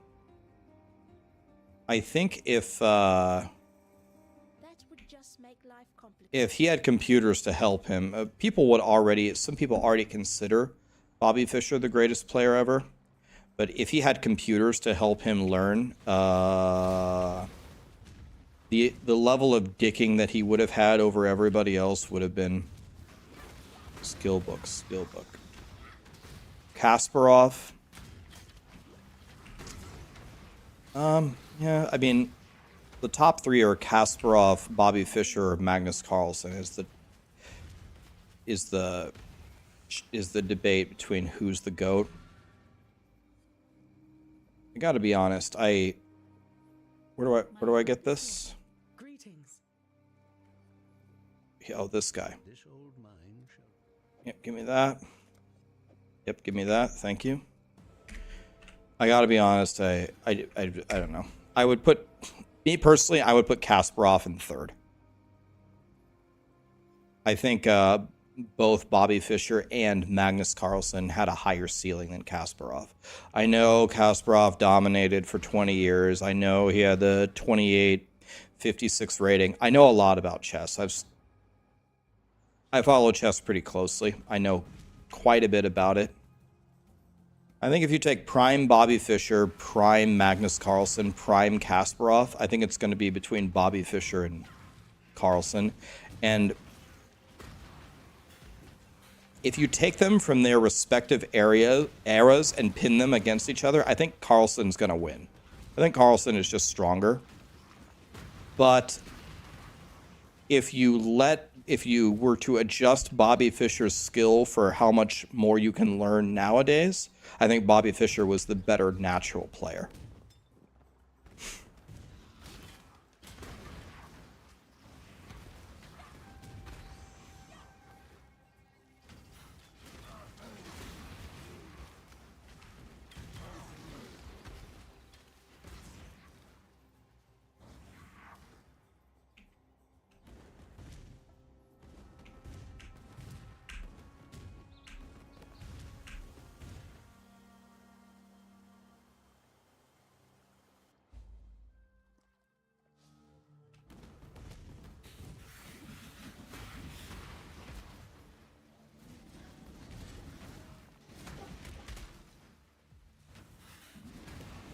The only person who's the undisputed GOAT of their sport is Tom Brady.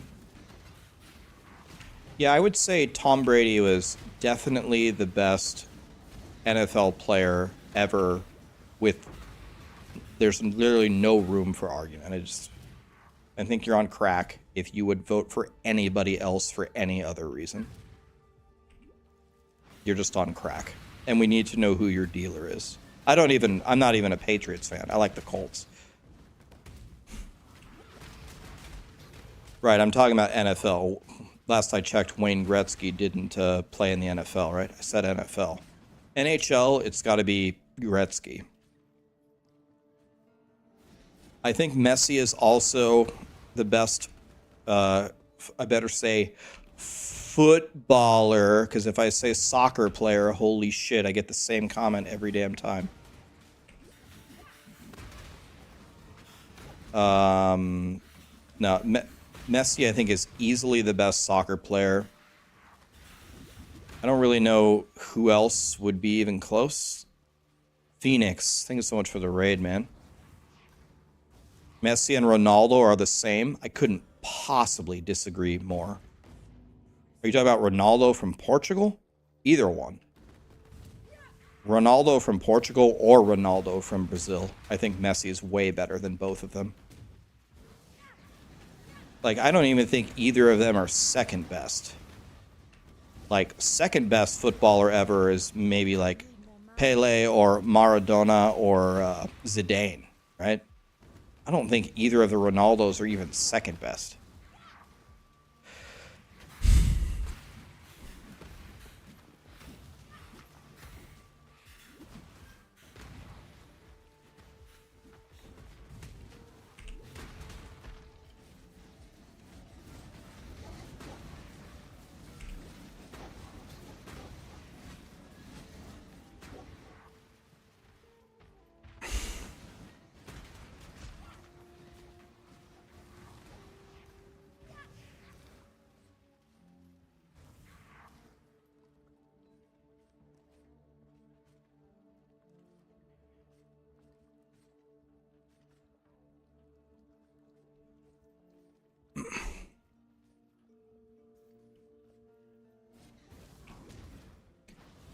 Mr. Phoenix, how we doing, buddy? Thank you so much for the raid. Appreciate you, man.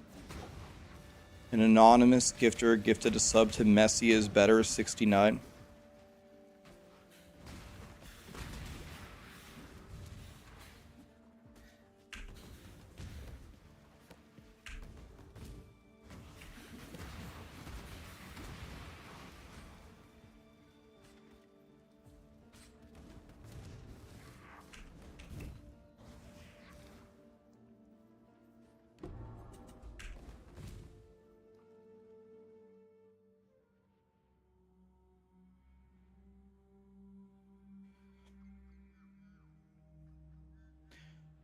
Ronaldo is better than Messi.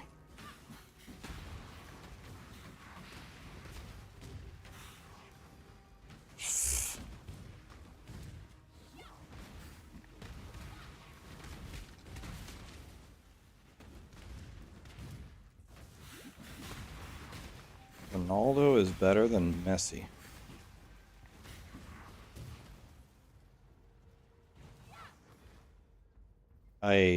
I don't know.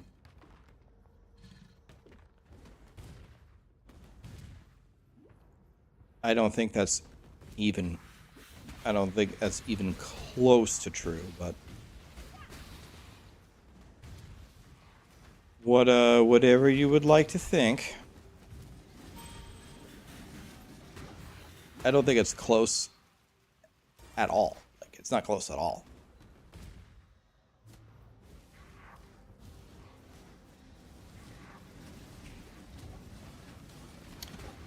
Everyone is entitled, though, to their own wrong opinion.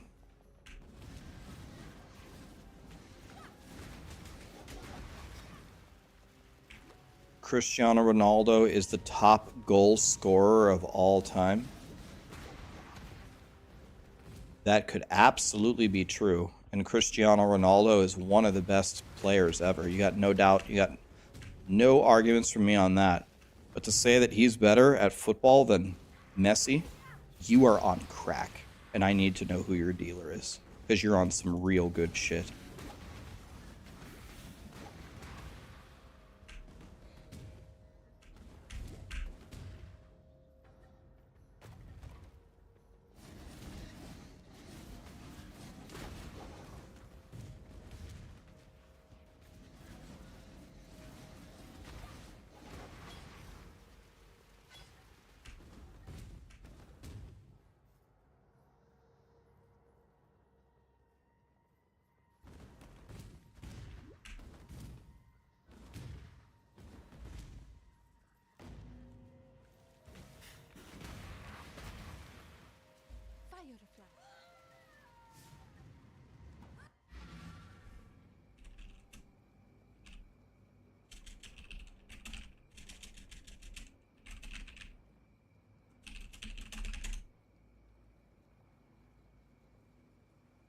Let's check a couple of sources.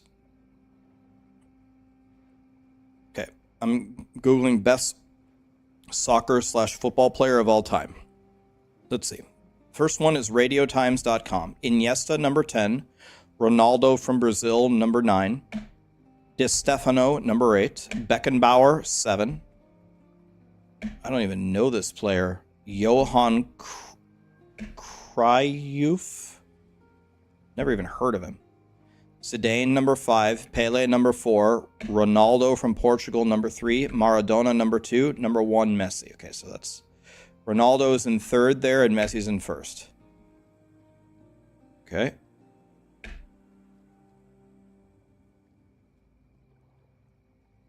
Cruyff. Never heard of him.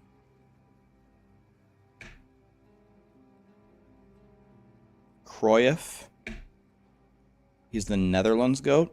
Was he like an older player?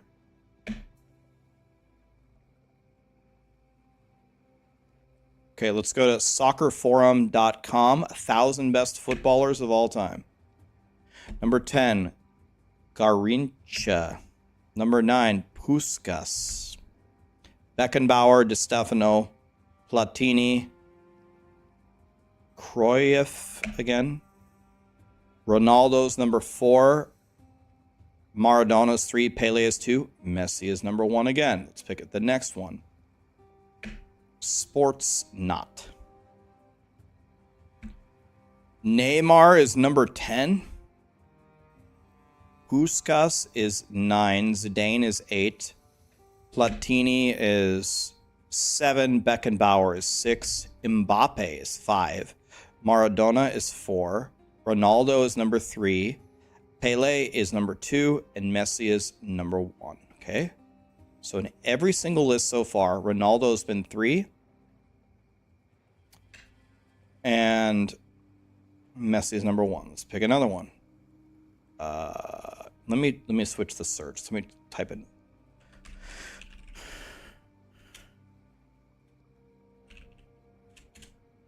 Okay. Okay, when I type in football, they gave me NFL players.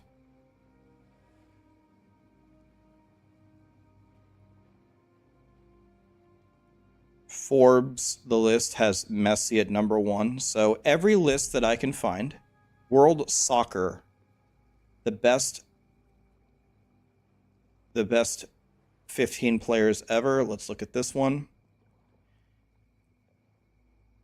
This one doesn't have a ranking, though, I don't think. I don't think this one...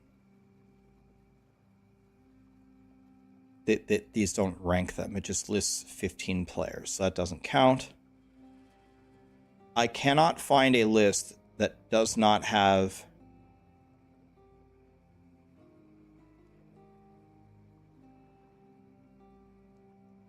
I can't find a list that doesn't have Messi in first. Not a single one of the lists have Ronaldo as even number 2.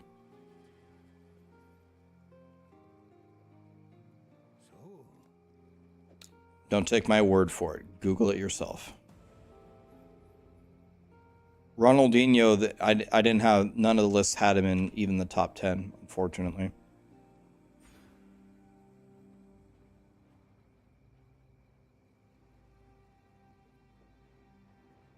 It's the US internet, use a VPN. They have propaganda. It's propaganda. They're putting a player from Argentina in first to brainwash me. Is that what's going on? Am I being brainwashed?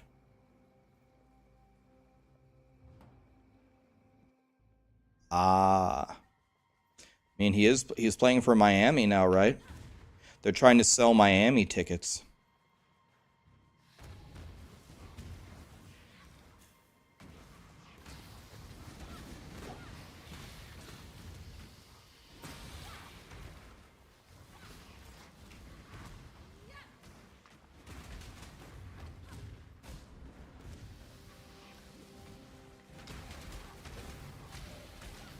You want to know the best African player? You want to know the African footballer that I remember the most is, I think his name was El Hadji Diouf from Senegal. Dude, that guy was a god. Drogba. I remember Drogba, yeah. Dude, that in that one World Cup where Senegal was making that miracle push, that El Hadji Diouf guy was a god.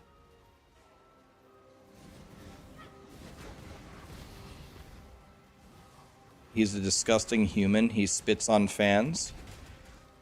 Well, I mean, did they deserve it? Where's like the full context here? Maybe they stepped on his toe or something.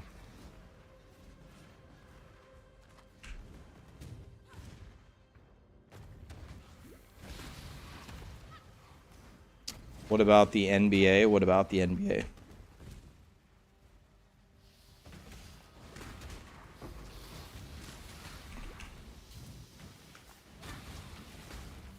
Who's the GOAT of the NBA? I think that's much harder to say.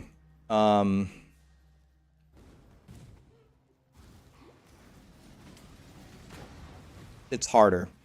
I don't know. Probably Jordan. There's a lot of godly players, man, and they play very different roles. Like,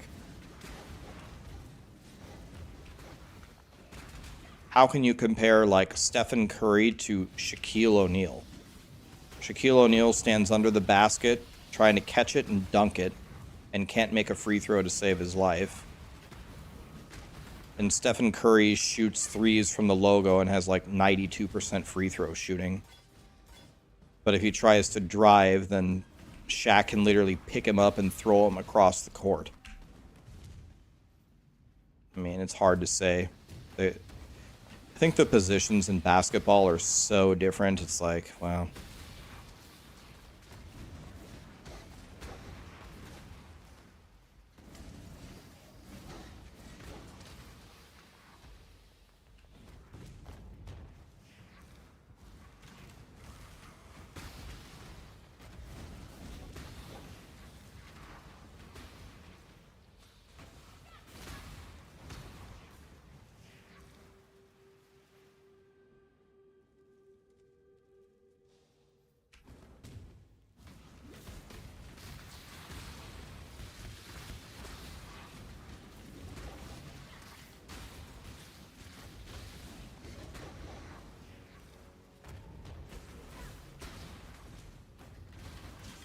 Who's the GOAT in basketball? I mean, again, it's close. It's harder to say. I think if I were to pick the top two, I'd probably go. Probably number one is Jordan, and if I had to pick anybody for number two, it would probably be LeBron James. People say how soft he is. He doesn't have a killer mentality. LeBron has been dicking literally everybody for 20 years. He's been dicking everybody for 20 years. He just hit his 40,000th point. I need more mana.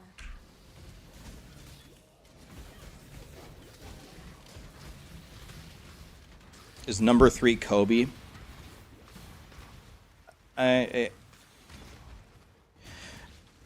Kobe Bryant was a fantastic basketball player. I really don't buy into the super hype of Kobe that everybody else does.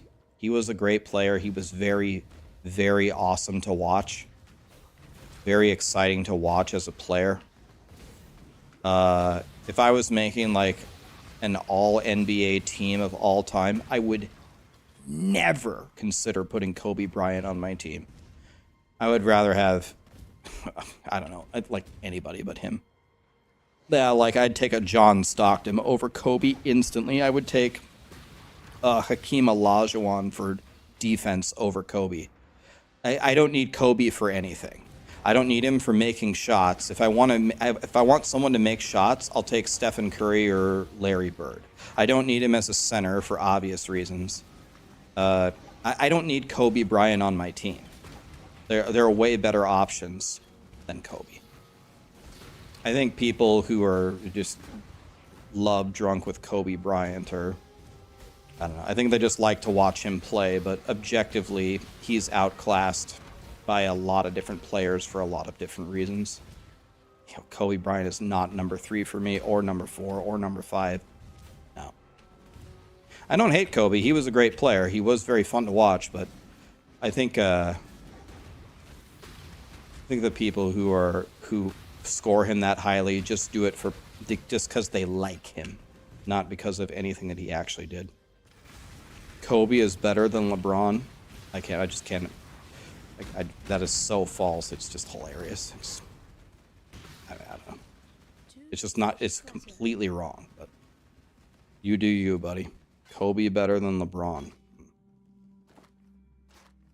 No, not at all. Yeah, I'd way rather have Magic Johnson.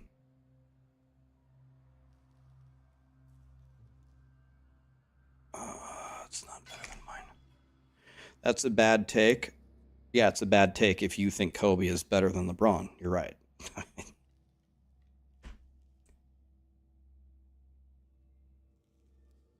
Kobe beats LeBron 1v1 any day. First of all, I don't even know if that's true, but let's just say that is true.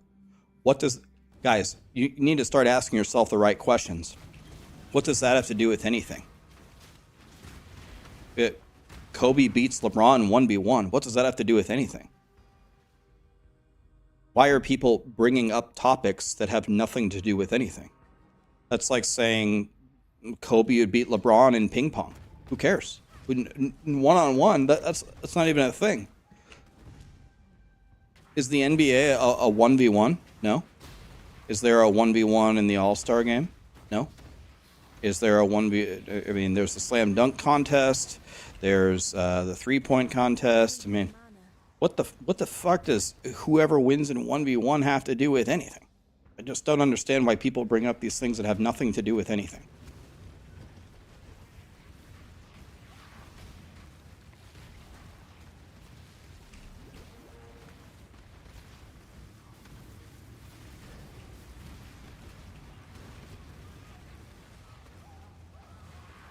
Why do people bring up these topics that have nothing to do with anything?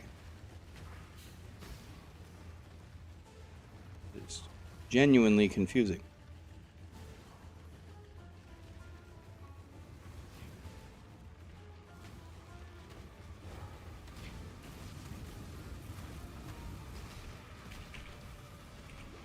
People make up these arguments to defend their preconceived notion of the answer that they want to have happen, instead of just thinking about and observing what is actually going on and the situation at hand. This is the same thing with why you would say Ronaldo is better than Messi and why you would say Kobe is better than LeBron. You're not actually considering the situation of them playing on a team in their careers. LeBron has been obliterating everybody for how many years has been, like 20? It was 03? The 21 years?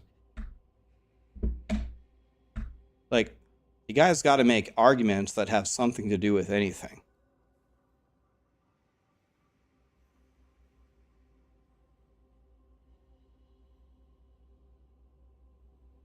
Rax is explaining why his opinion is the only right one. See, and we have a saying for that. It's called deflection denied, right? I'm presenting you like facts about we're bringing up counter arguments that have nothing to do with the topic at hand, and then instead of addressing the fact that those topics that are brought up in defense don't work, you just make a generic statement like, Rax is saying his opinion is only right. So we say deflection denied. You can't deflect away from the topic to not address the part that where it has nothing to do with it, or it's just simply not true. So back on topic, the 1v1 argument, first of all, I'm not even sure it's true, but let's say it was true. It has nothing to do with the discussion. You know what I mean? It's called deflection denied. Deflecting to a new idea, denied. Back on topic, what you said has nothing to do with anything. Deflection denied. Remember that.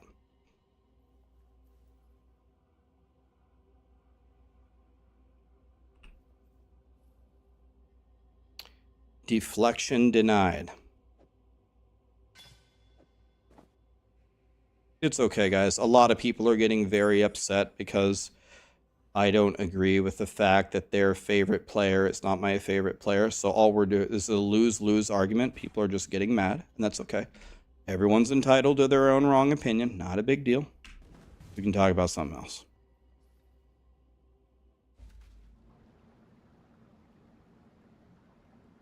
You hope no one is mad? There are people that are mad, buddy. People are mad. As someone said earlier, people are very desperate to feel like their choice is the right one.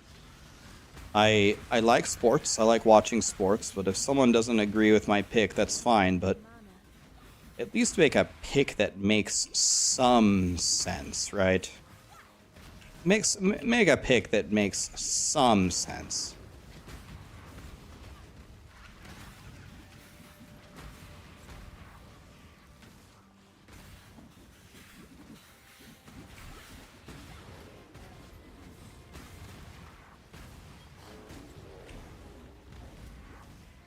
They don't 1v1 in the NBA because of fear.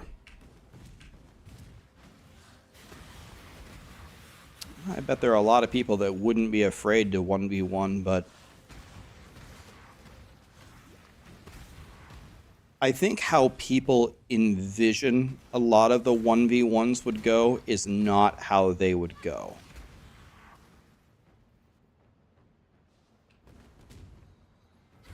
Like, for example, like one person that would be terrifying to 1v1 would be someone like Dirk Nowitzki. How are you gonna 1v1 Dirk Nowitzki? How? What are you gonna do? What's the plan here?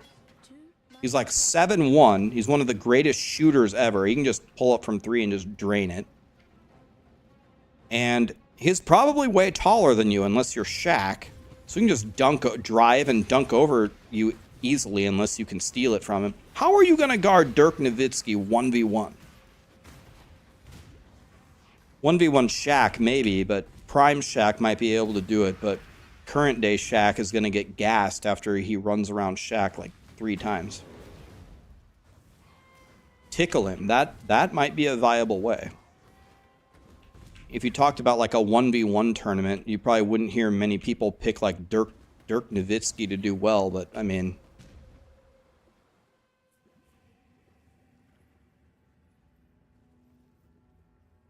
Dodry Duck, remember, humanity needs us.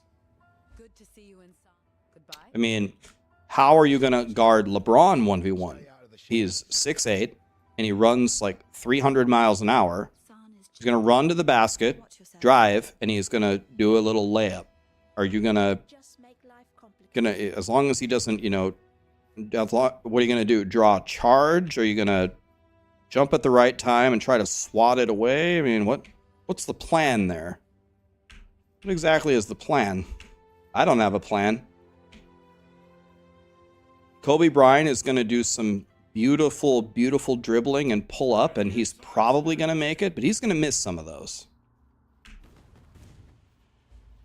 So everyone's always talking about how Kobe Bryant's going to win the 1v1 championship easily, him or Michael Jordan. Maybe, but maybe not. We'll never know. Maybe, I think, here's my point. This is the point I'm trying to make. In a 1v1 tournament, if you just put like 16 goats in there, I have no fucking idea who would win. It would be very, very hard to say. If you told me Steph Curry would win because he just made every shot, I would believe you. If you said Jordan would win because he's the best player, I would believe you. If you told me LeBron would win because he just drove and just did 30 layups in a row, I would believe you. You said Shaq just dribbled down and just dunked it and beat everybody, I'd believe you. You know, it's just like, you know, whatever. Hard to say, man. Who knows?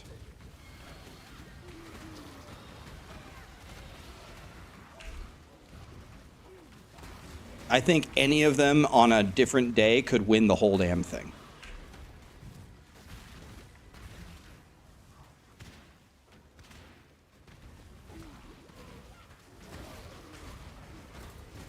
Allen Iverson could easily win. Yeah, he could.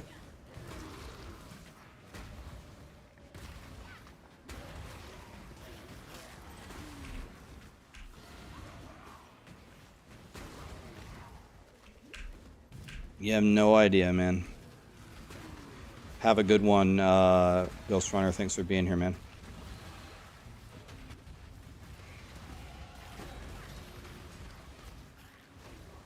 Who's the best in curling? Oh, Jim Bob Smith. Jim Bob Smith is the GOAT curler. If you disagree, you're a dumbass. Jim Bob Smith from Zimbabwe won 300 titles in a row. I know a lot about curling.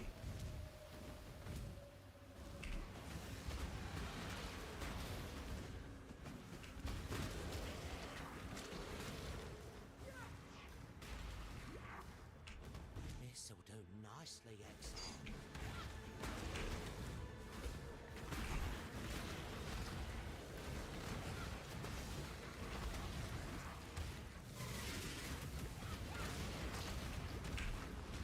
What do I think is the hardest sport?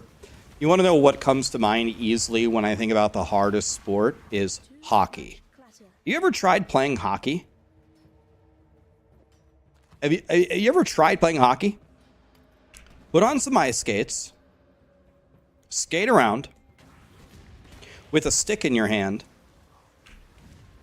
and just handle the puck and pass it to somebody and shoot on target. You have to skate backwards. You gotta. I mean, the level of skill to play ice hockey is crazy.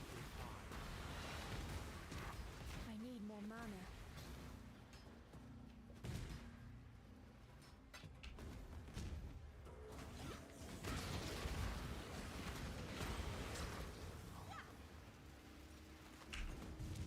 The hardest sport has to be fighting.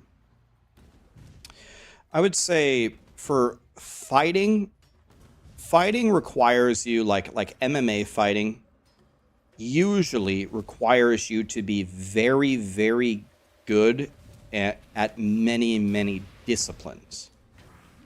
It is pretty rare nowadays, like when there were like Damian Mayas in the UFC, where kind of like one-trick ponies, where they just submit you every single match. Like, I think that kind of fighting is kind of moving away, and you have to be very, very godly at jiu-jitsu, Greco-Roman wrestling. You have to have unimaginable cardio. You have to have a crazy diet to make your weight. There's an endless amount of things to learn about grappling and wrestling and pulling guard and fighting from this position and how to take a punch and how to defend yourself. Fighting, you really, unless, like, if you just grow up and you want to punch stuff, then you become a boxer. If you want to be really good at grappling, maybe you become a wrestler. But the moment you become a mixed martial artist, the amount of disciplines that you have to be very, very good at is crazy. It's so hard to train for all of them.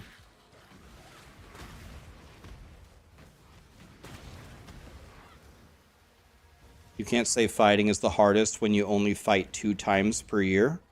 The other guys have to play every night. Well, I mean, I would say yes and no. The fact that you only have to, I mean, what do you think you're doing on every other night?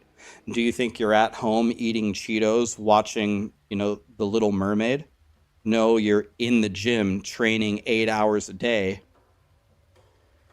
for the fight. You still go to work every day.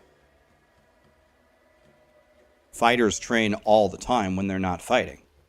Just because you don't see them on TV doesn't mean that they're not training. And other sports don't do that. I mean, yes, they do, but I don't determine how difficult a sport is by the number of times that that everything is on the line. I mean, training for something all year long for one major fight and you're putting it all on the line, honestly, can be even more stressful than having, 110 baseball games a season or whatever. You got 110 chances to win. Might actually put less mental stress on you that you got one fight this year. You need to win it, and this guy's a god. I mean, I don't think that the fact that you fight 2 times a year takes away anything from fighters. Why does that diminish fighting?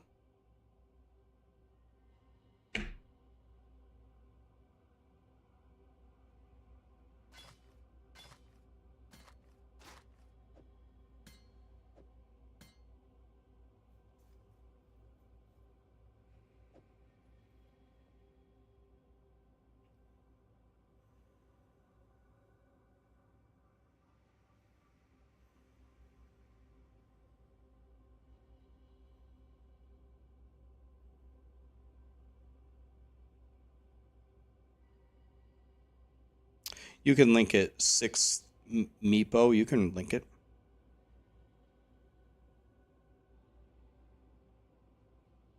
Yeah, I mean,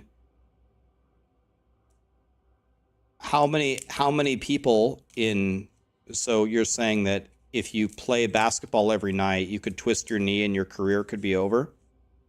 How many people in mixed martial arts have had their noses broken? Did you see Cyborg's ex-husband got his skull not even cracked, caved in? Caved in. A whole knee caved into his brain. Have there been deaths in MMA? Have people died fighting? I'm sure there have. I just haven't heard of it. You haven't seen that?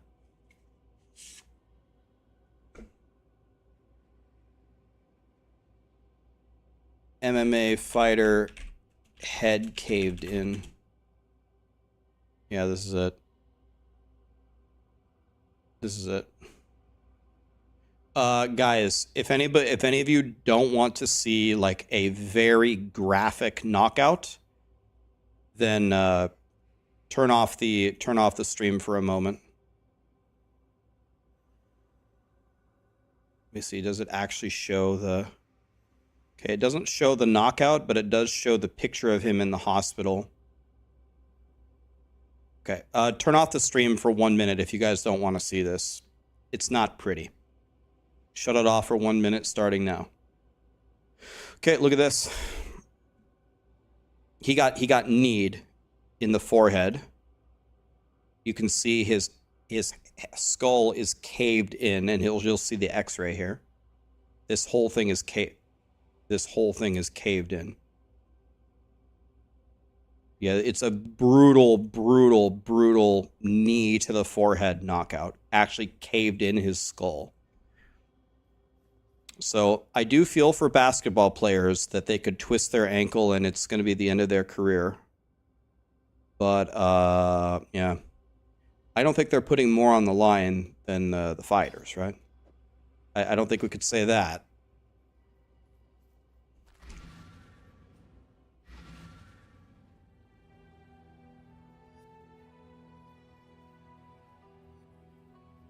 These owl eyes of mine have been... There is nothing else. Genesis, Dark Rider, Small, Glizzy. Thank you so much for the subs, guys.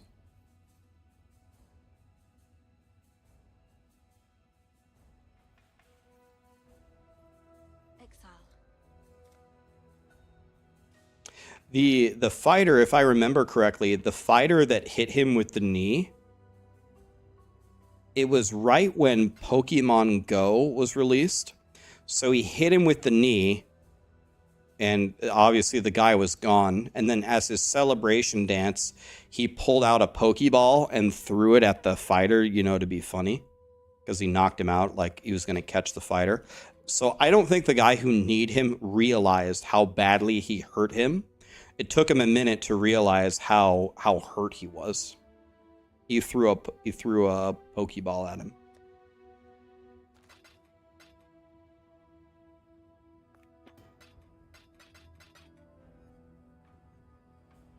Yeah, he caught him all right. That was definitely a catch. We don't need to use the Master Ball on that one.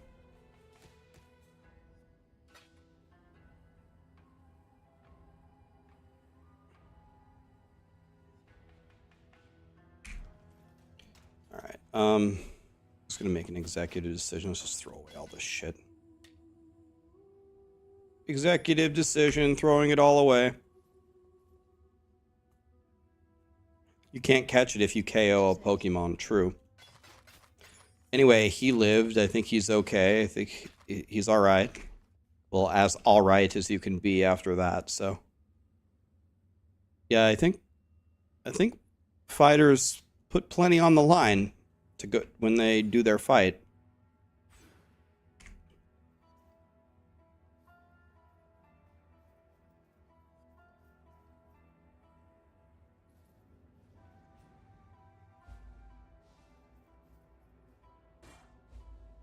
And that's just one example. There are lots of examples of MMA fighters getting very, very hurt after fights. What act am I in? I haven't paid attention to anything that I've done in like 2 hours playing this game. Like, what's even going on? Where am I even at? I have no idea what's going on. I don't know where I am. I don't know what quest I'm on. I've just been just complete autopilot playing. I'm in Act 8. All right, I started in Act 5. I did 3 acts without paying attention at all. I'm still alive. Hey, that's pretty good. I literally haven't been paying attention to anything.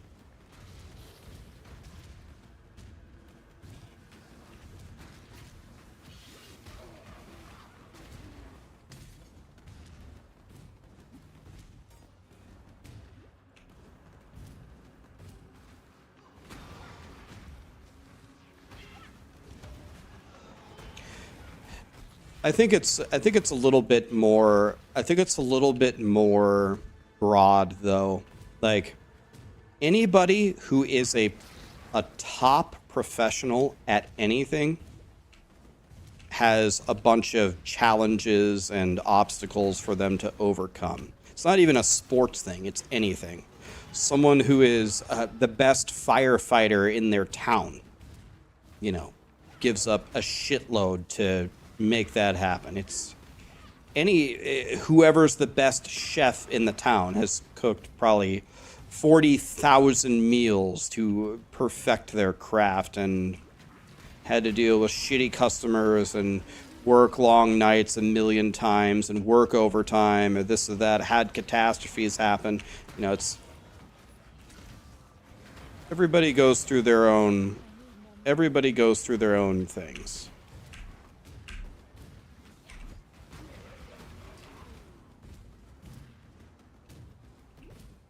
Anybody who is a top professional at anything really puts in the work and can be proud of what they've accomplished.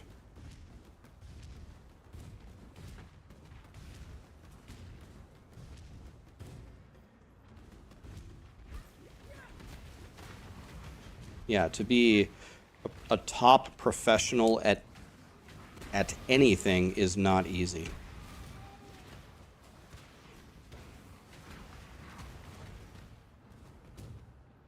Just like how I am the top streamer. Pfft, I'm not even close to the top streamer, man. Appreciate you saying that. I don't think that at all. There's one thing I'm pretty damn good at, and that's consistency. I stream every day, and I average 7.4 hours per stream every day for 5 straight years. I'm up there for one of the most consistent streamers ever. I'm consistent. But that doesn't make me the best at all. But consistency is important, and that's a good one. But I'm not the best streamer, man. I'm not the best streamer, and I'm not the best YouTuber, and I'm not the best player, and I'm not the best teacher. I don't think I'm the best at anything. But I do try. I'm trying. But that doesn't, just trying doesn't will it into existence, though.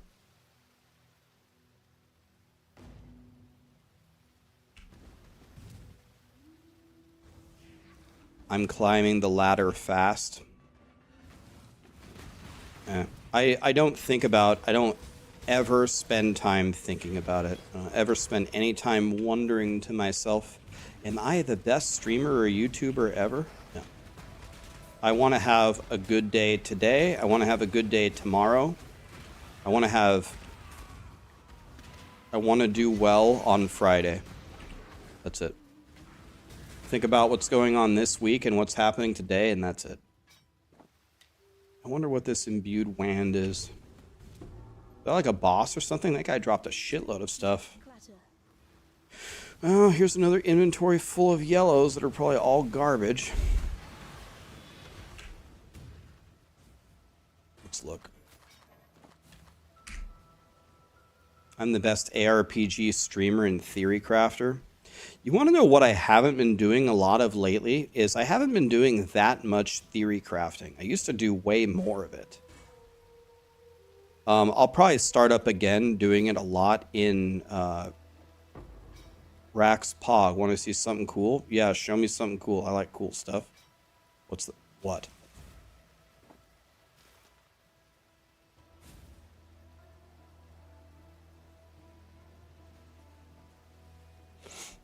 Enemies you kill have a 20% chance to explode. Should I put on this wand for fun? Yeah, I like cool stuff. Let's try it. Is this thing any good or what?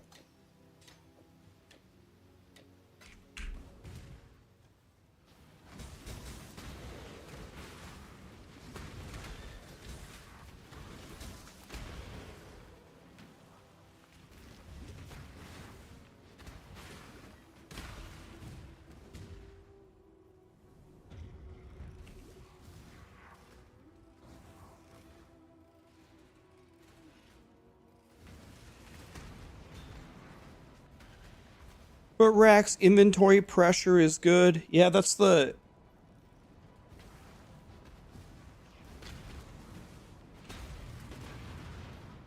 I don't know. The concept is there. I get it. Kind of.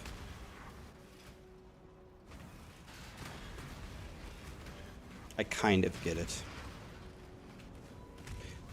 I'm not asking for it. I don't want an inventory where I can carry 1,000 items. That's not what I'm asking for. What I'm saying is I feel like even with this, I have a pretty strict loot filter on. I feel like I'm getting too many items. And it is reducing my fun in playing the game.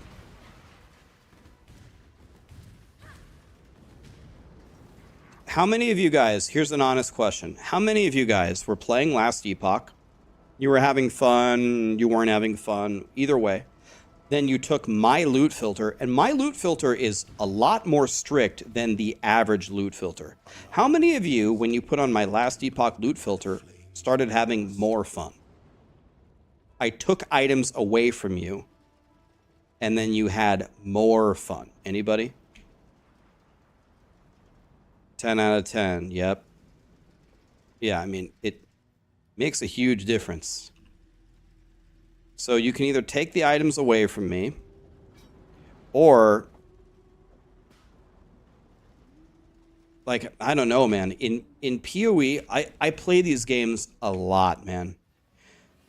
I'm newer to PoE. That's the one I know the least about. I'm not delirious, so it's fine.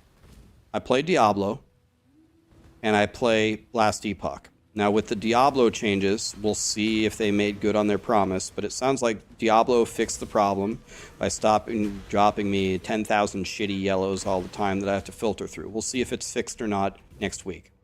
And if it's not, I'm gonna write them a little friendly little document saying, this is not fixed. I will prove it to you. I'll show you that this is not fixed, and this is what we need to do.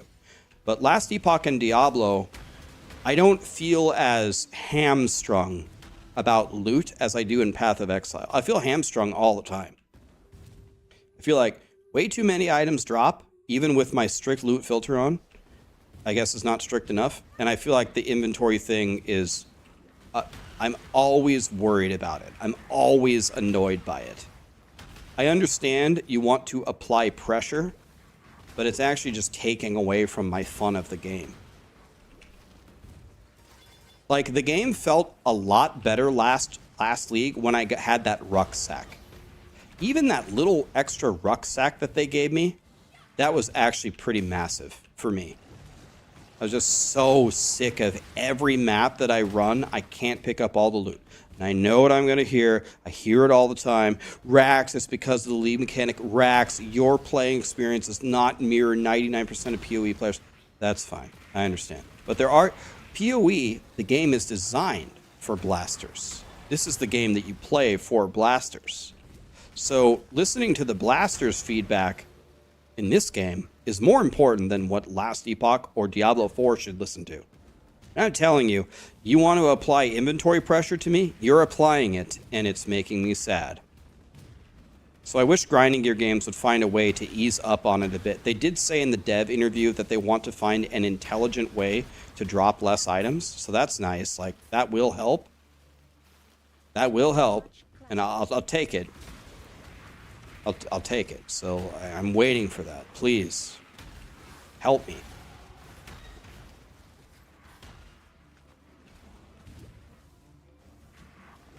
Have any of the PoE vets complained about this? My honest answer is I don't know. My guess would be yes, but I don't know. I haven't researched it. You guys would know better than me. Racers play with an even smaller inventory, right? But that example I think does not apply. You do that in every game. In every game where you're racing, you just pick up nothing except for the bare minimum and hold forward. That's not quote unquote playing the game. That's like a self-imposed super challenge. So the changes that you would make to the game would not be based upon that particular thing. I'm talking about people playing the game.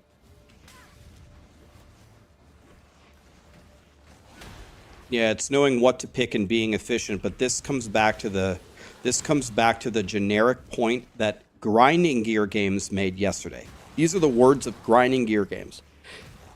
They want to have a better new player experience. The game is too bloated and too punishing for new people right off the bat, and you need to fix it.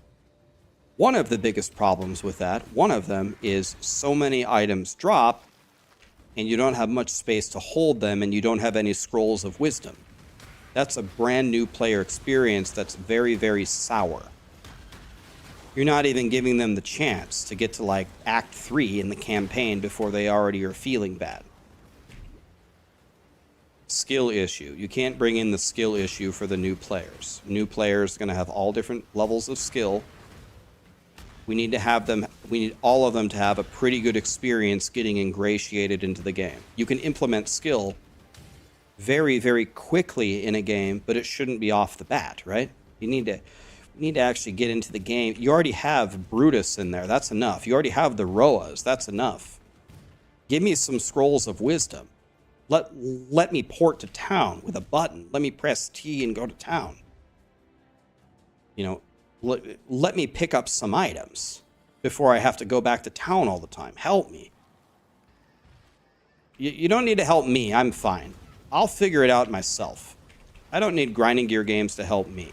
I'm trying to advocate for the general public, so more people more eyes get put on Path of Exile, so the game grows. I'm trying to grow the game here. You can make the end game as hard as you want, but we need to help the new people. We need to help the common folk that are never going to get to the Uber bosses have a good time playing the game without compromising the vision.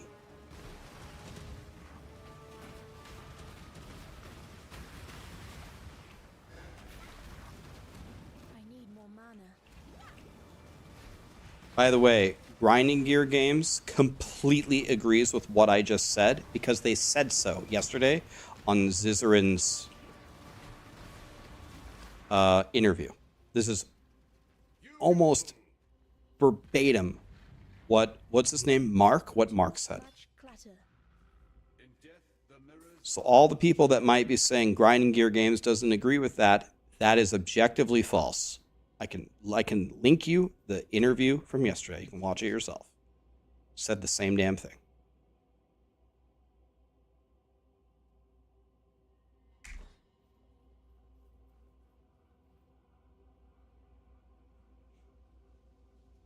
Bigger inventory is just a band-aid solution. Any way you want to solve it, fine. If that's not the way to solve it whatever way you want. I am way less concerned with how they solve it.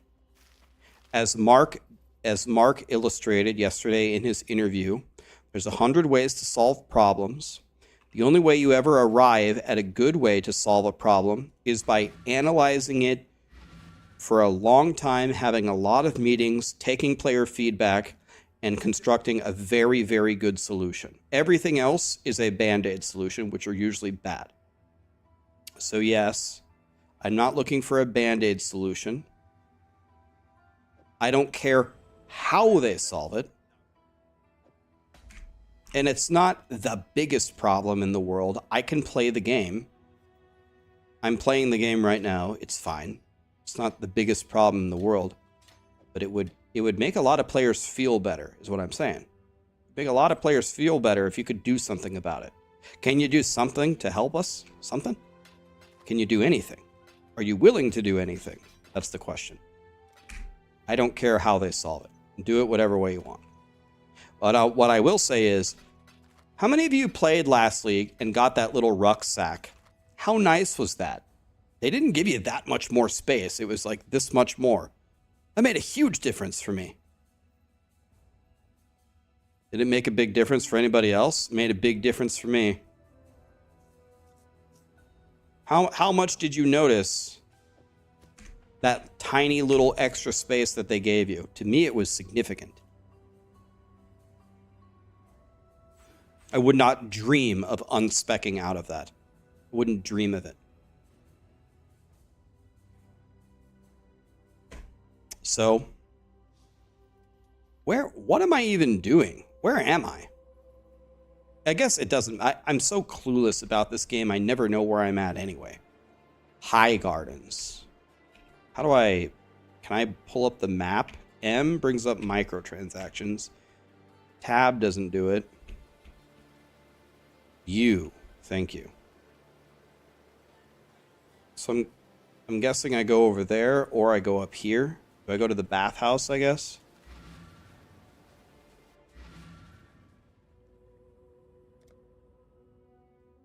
Okay, so then I'm guessing it's this way. Up and to the right, based upon the direction of the map. Okay, thank you. I'm just randomly running around. I don't know what's going on. Can I have this? Thank you.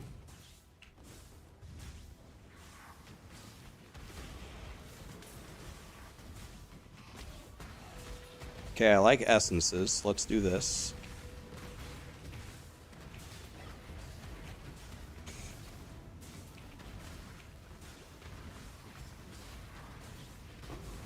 Okay. Take these. What is this? I already killed that guy, didn't I?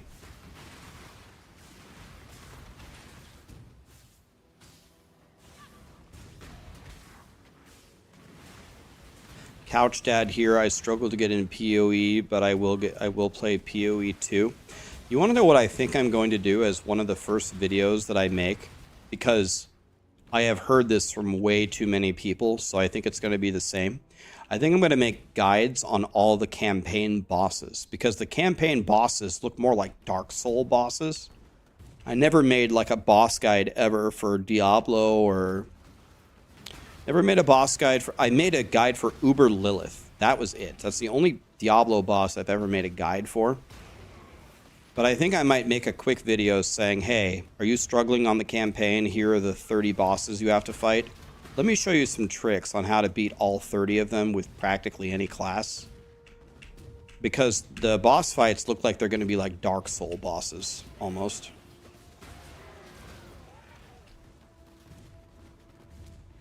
Did I enjoy the Diablo 4 campaign? I thought that was like the best part about Diablo 4. I'll tell you what, we'll have to see how it goes. It might be... I'm expecting it to go pretty well. But who knows? It might be shit. We have no idea. But let's say next week that the changes that they implemented go pretty well, right? Let's say the pit is kind of fun. And the pit is kind of fun. And the item changes, they work. They make the game better. I don't know what Season 5 is. Sometimes I have prior knowledge than you guys. I had prior knowledge on these changes before you guys heard it on the campfire.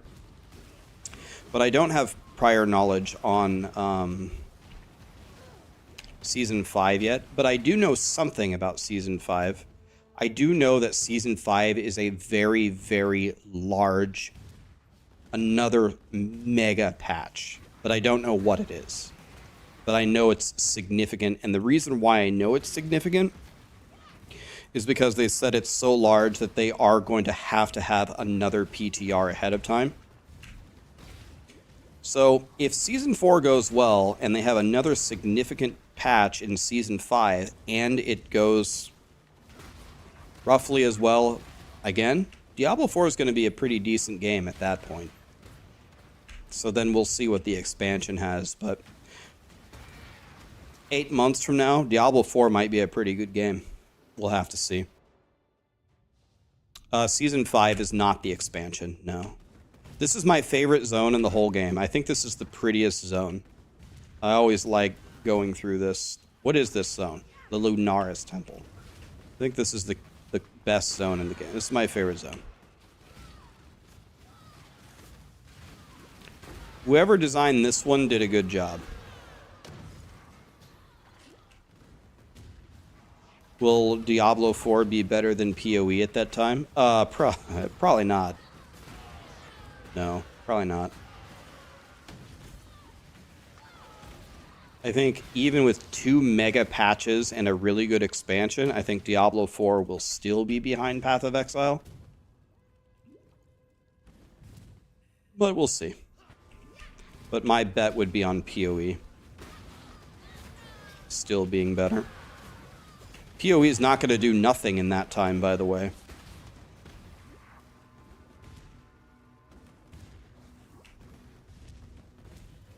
Again, I can't say this enough times. Remember, Diablo 4 wins in the intangibles, right?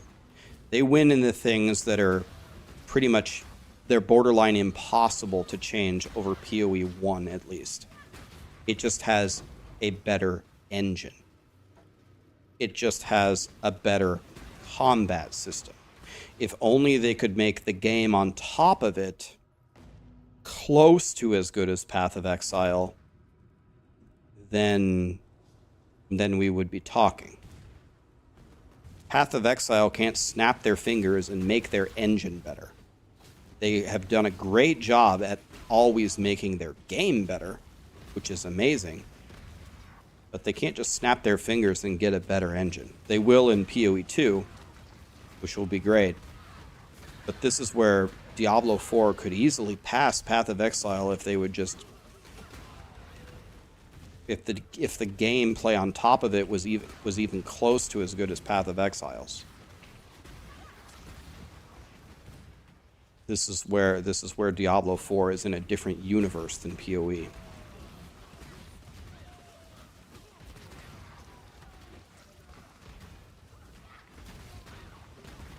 The skill trees in D4 are way too basic. I'll tell you what, that's going to be a requirement in the Diablo 4 expansion. A requirement. The skill trees have got to get much more in depth. You can't add a third option to every single skill tree. That would not work at all. Like, it doesn't need to be Path of Exile's tree. A lot of people don't like Path of Exile's tree. They feel it's too bloated, and that's fine. It doesn't need to be PoE's tree. I'm not even sure that PoE's tree is the answer. But for the love of God, we barely have anything in the skill tree in Diablo 4. That needs to have a big expansion with a paid expansion.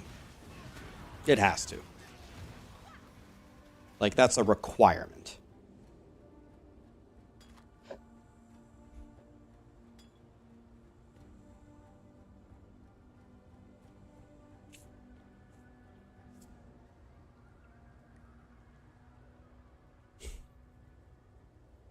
Last Epoch's complexity level feels good. Never played Grim Dawn. I will play Grim Dawn this year. Then I will have a better perspective on more ARPGs. I personally don't mind the gigantic PoE tree. I think that the possibilities that it unlocks is exciting for me, but I also understand why it turns people completely away from the game. And satisfying me at the cost of turning away those players is an opportunity cost that you should never be willing to pay. So I think there's room for improvement for everybody, but I like PoE system. Diablo 4 is such a corporation vibe. That is something that like, if Diablo 4 wants to actually make a great game, that's what the basis has to be about. We have to move it. Like Riker has a video on how in the Bobby Kotick, is that how you say his last name, Kotick, was just so focused. He was publicly focused on revenue and money. If that is your main focus, your games and your projects will reflect that. And the quality of the games has certainly went down because of it. The focus has got to be making the best possible game. And if we can get that, I think Diablo 4 will be just fine. If it's all about how do we maximize the purchases from the shop, I think we're completely doomed. Just that simple.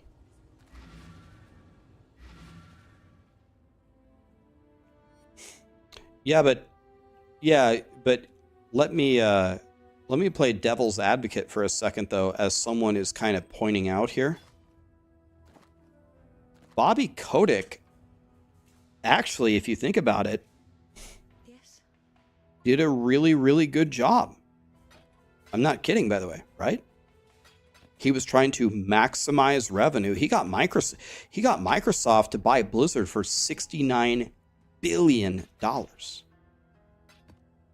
In the middle of this Diablo 4 fiasco, he got Microsoft to give them $69 billion. For what his goal was, he did a pretty godly job, did he not? He did exactly what he set out to do. He made a shitload of money for himself and Blizzard, and then he left. That was the goal. He did exactly what he wanted to do. But at what cost? I don't think that mattered to him.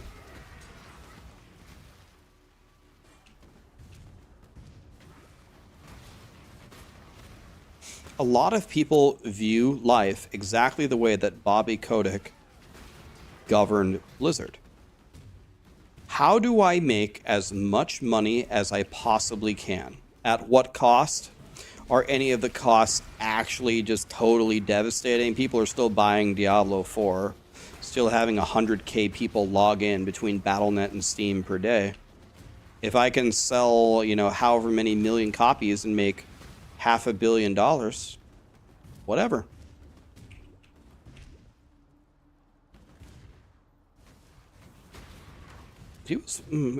I think he was pretty successful at what his goals were.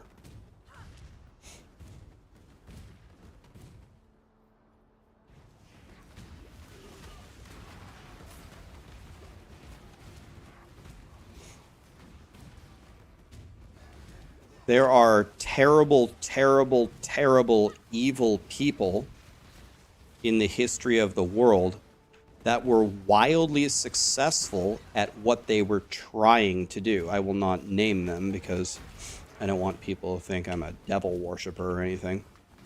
But certain people come to mind that have murdered millions of people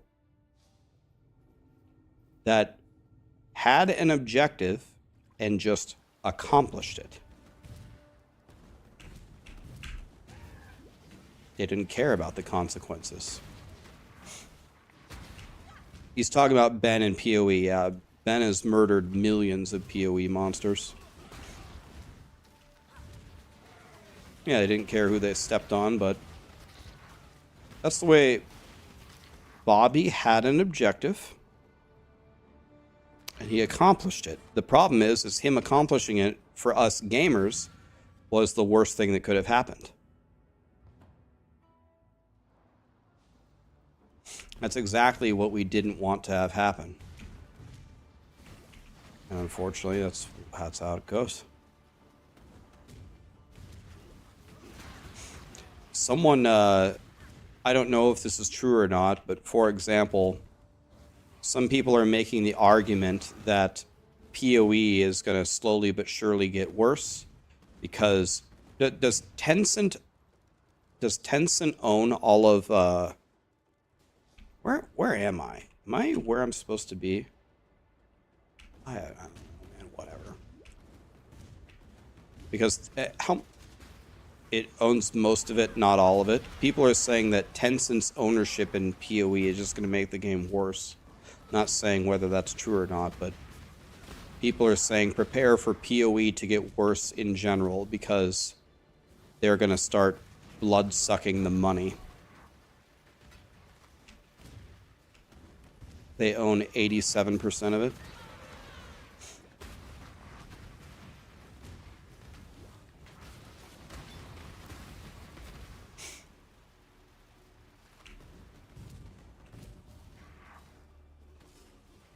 They have no say in the game, only in China. Well,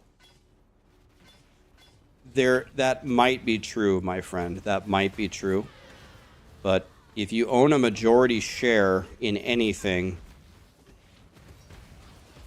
to say that you don't have a say in how it goes is only an illusion.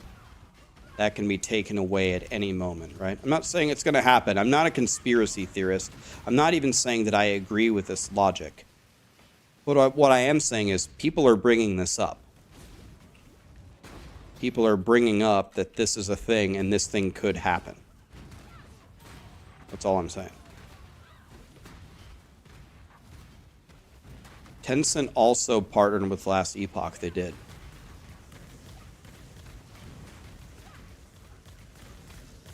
And I think that's specifically why when you hear Last Epoch talk about their release schedule, they literally said point blank, we will release our schedules opposite Path of Exile. They didn't say we're going to release our schedules opposite Path of Exile and Diablo. They said we're releasing our schedules opposite Path of Exile.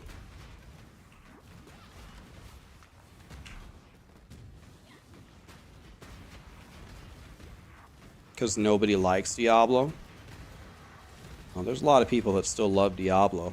Diablo is a way bigger franchise than PoE or Last Epoch, and it's by a huge margin. Even now, even with everything that has happened. Even now, and it's by a huge margin. PoE is growing, but it's still not close at all. And then people will say, no, Rax, look at the D4 campfire versus the PoE campfire numbers or announcement numbers. That's got nothing to do with it, my friend. You don't judge how successful a game is based upon number of viewers on Twitch. That has nothing to do with it. The number of casual gamers that play D4 dwarf the super blasters of PoE.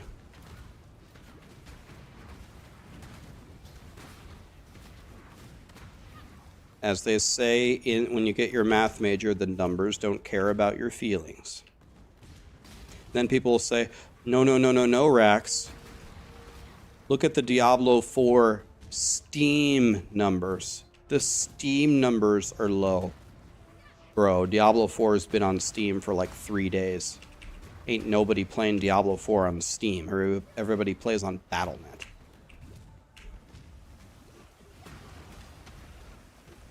Bro, you gotta be fisting me.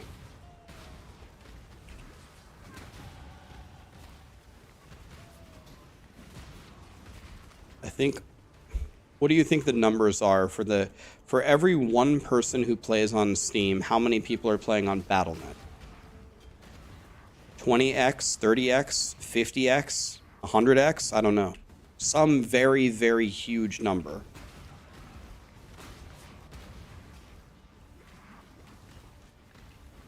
Oh, it's not 5, Warbish. It's not 5. I can guarantee you it's not 5. It's not 5, that's for sure. It's way more than that. That's way too low. 3.5k players on Steam right now. I'd say my guess would be somewhere between 50 to 100 times. That would be my most logical guess.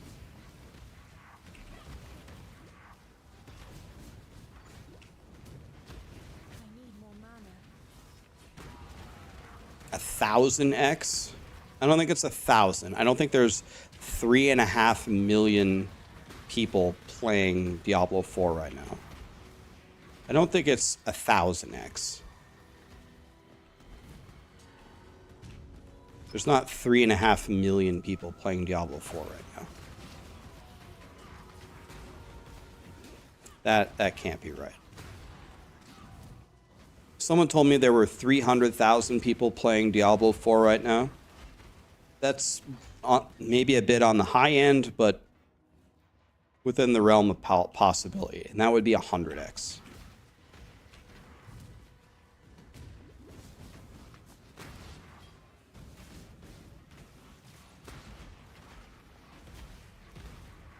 Too much clutter.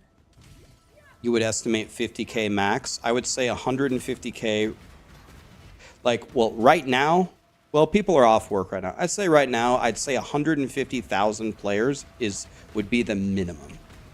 Say there's at least 150k playing D4 right now. That would, if someone gave me a min, I'd say 150 min, 150k. No shot. You underestimate it, Karamon. You underestimate how many people play Diablo 4 as a casual couch dad. You underestimate it.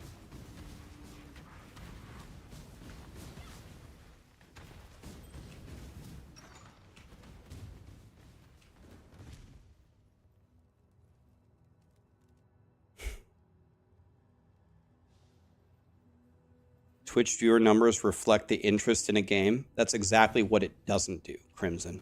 That's exactly what I just explained it doesn't do. How many people are currently watching Pow World on Twitch? How many? Probably not that many, right? Might have a decent little following. How many people are playing, how many little kids are playing Pow World right now? A lot. A lot. Don't ever, ever, ever use Twitch numbers to determine the popularity of something.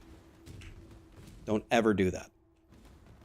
That's like saying, all right, how am I going to do my investment strategy? I'm going to do it based upon how many bananas are in my fruit bowl. That's the level of correlation that you're drawing there. Got nothing to do with it.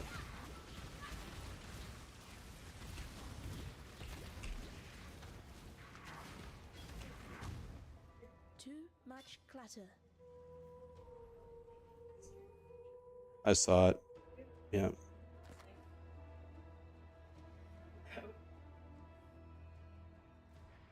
Got nothing to lose. You got nothing to gain either, but you got nothing to lose. Why not? 81 life, huh?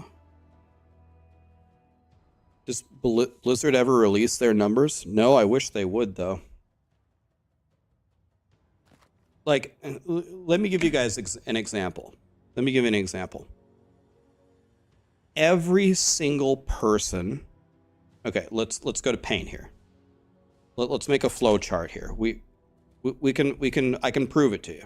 Simple way, okay? Let's go to Paint. Let's make a flow chart here. Everybody says Diablo 3 is dead, right? People have been saying this since I started streaming. Diablo 3 is dead, okay? So mostly everyone on the internet believes this. Am I dying, by the way? Let me go back to town. I'll prove it to you. Okay, so a lot of people are saying, yeah, Diablo 3 is dead. Okay.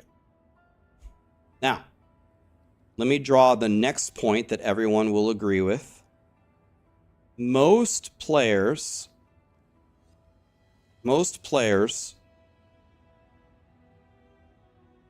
will not watch YouTube videos.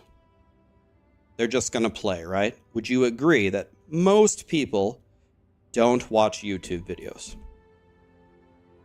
Would you agree with these two things? Diablo 3 is dead and most players don't watch YouTube videos. Can we get that far? Almost everyone would agree with these two things. Now watch this. Here we go.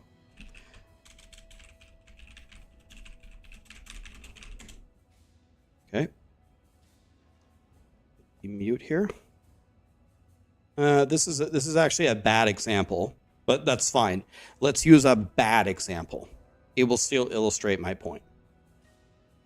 So if Diablo 3 is dead, and most players would never watch a YouTube video, this is a very recent season release, okay? I made a tier list for what to start as, okay? Tier list. And it got 110,000 views, or 111, I mean. And this is very low. Usually I get a lot more. And the leveling guide might have gotten 300K. So here's 111K. But sometimes the leveling guide could get 300K. A build guide could easily get 300K. Diablo 3 is dead, and most people would not watch a YouTube video, yet 300,000 people watched a video on it. Now, not all 300K of them are. A lot of people just watch my videos just to watch them. I get that comment a lot. Oh, Rax, you want to know what? I don't even play D3 anymore, but I watch your tier list anyway for fun because I just like to watch it. That's fair. So we take the 300K and we dial it back. Let's dial it back a shitload. Let's say only 200K. We're actually interested in the season. This is only the number of people that chose to watch one video of mine. So when the season actually starts, there's a shitload of people playing. So many people playing.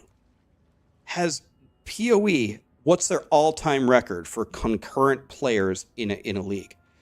I once had a meeting with Diablo 3 devs. It was at least a year ago, where they actually, for once, actually showed us some of the internal data for how many people play on a start. And that number is so much bigger than any of you would probably ever guess. It's mind-boggling.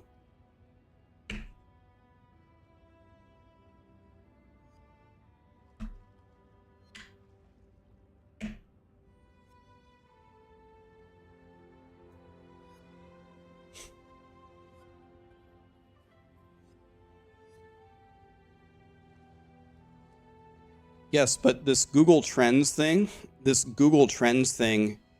oh, you're doing by searched words.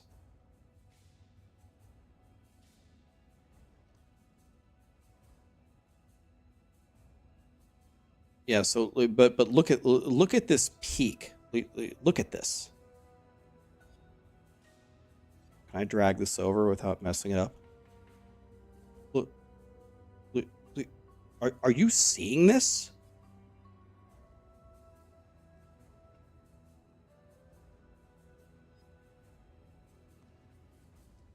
Oh my God. Can you imagine if Diablo 4 had been a good game? Can you imagine what it could have done? Look, do you see this? This is peak interest in PoE here. Probably like on a really awesome league start here and here. Look at this.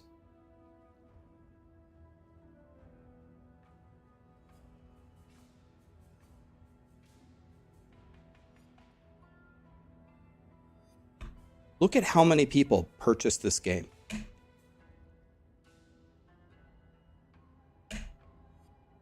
Keep in mind, this search is searching for the game. What are you going to search for in Diablo 4 if you bought the game now, this many months later? Diablo 4 is one of the easiest games ever. You know, you're not gonna. What are you gonna search for? Literally nothing.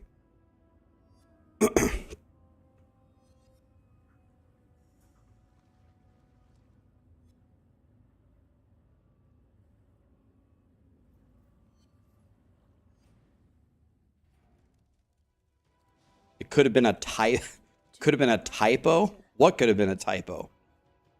Searching for Diablo or PoE. But that peak that they had, does that show you how many people bought the game or had an interest in the game compared to all the major moments that PoE has had? Now, I would imagine the average Diablo player versus the average PoE player, most people would be searching more on Path of Exile because it's a much more complex game. There's way more things to search about PoE to gain knowledge. What are you going to search on Diablo 4? How to kill Tomb Lord? Because he's in every dungeon? Yeah, how to kill Tomb Lord, exactly. What are you going to search for?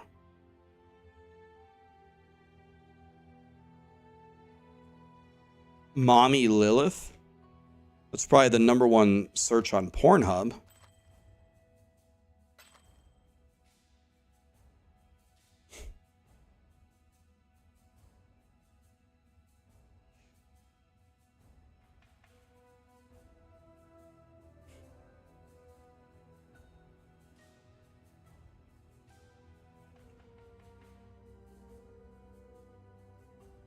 So that peak, what did they say? The measurements that they had, I can't remember the numbers. I might be getting this wrong, but they said like the peak concurrent players on Diablo 4's launch was a couple million, was it? Like 7 million players worldwide. And I think that has diminished today to, like I said earlier, I would estimate, I think the minimum would be about 150K right now. But 7 million to 150K is a meteoric fall. Here's Diablo 3 versus...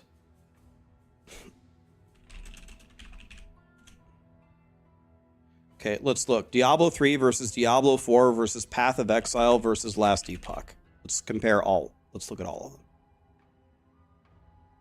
Okay.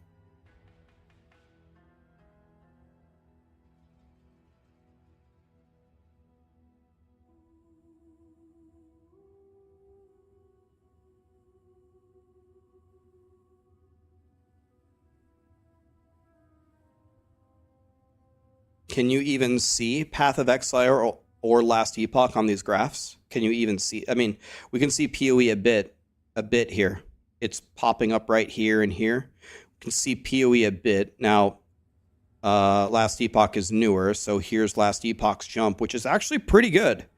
Last Epoch's peak here pretty much ties one of the best for, yeah, they got a 7, and they have a 7 here for PoE. So Last Epoch has done great things, and they seem to be retaining it. The slope of this line going down. Let's take away Diablo 4. Let's pick, let's see recently. Let's say the past 5 years. Holy shit. Look at Diablo 4. Holy shit. Have to add PoE, not Path of Exile. Okay. Can we edit this and call it PoE? Maybe we do... Should we do all the acronyms? Should we do D3 maybe? I don't know. What's the right way to search this?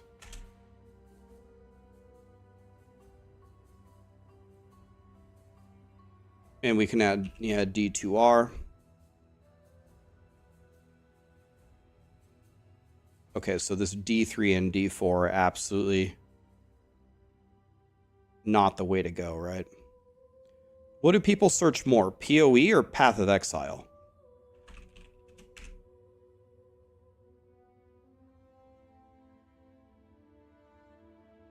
They search PoE. Okay, so let's compare PoE.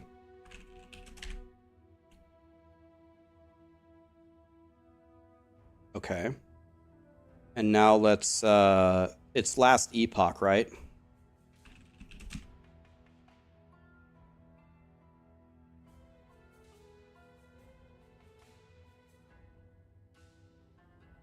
God, even the little, even the Diablo 2 Resurrected is 1.5x the best that PoE ever did. This is a 21, and this is a 14, 13. PoE is also poetry, all of it. What happens if I go? Can I go the Path of Exile video game? Similar results, similar. Okay, let's take the past year.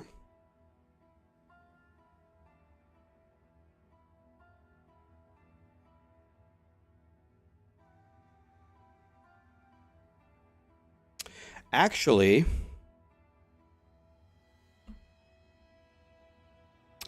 last Epoch went up after its release, right? The interest actually went up. Because didn't it release? What day did it release?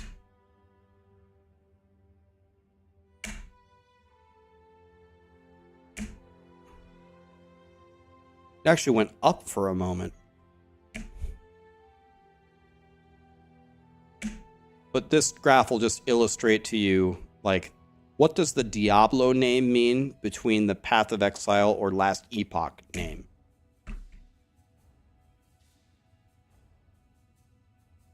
But it's a pretty major fall, man. Pretty major fall.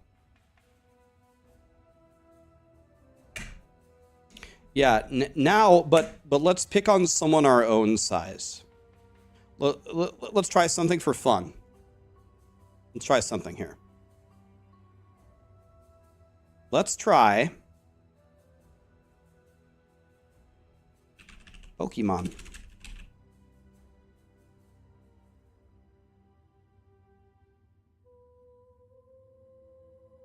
Let's try Fortnite. Maybe without this E thing. Maybe the funny E is messing it up.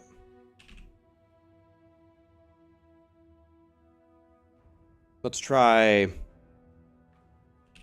World of Warcraft for fun. Okay, nobody gives a shit about WoW. Yeah, let's try Call of Duty.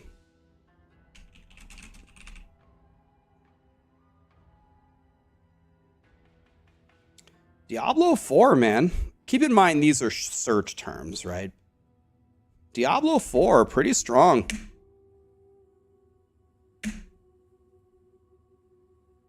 Choose the video game.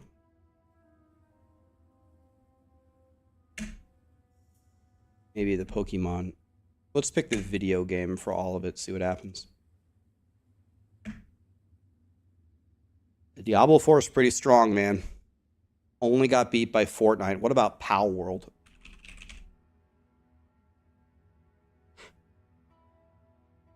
Oh my god.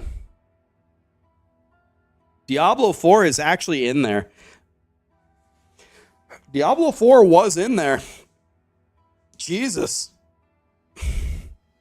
What about... Alright, let's get rid of Pokemon. What about League of Legends?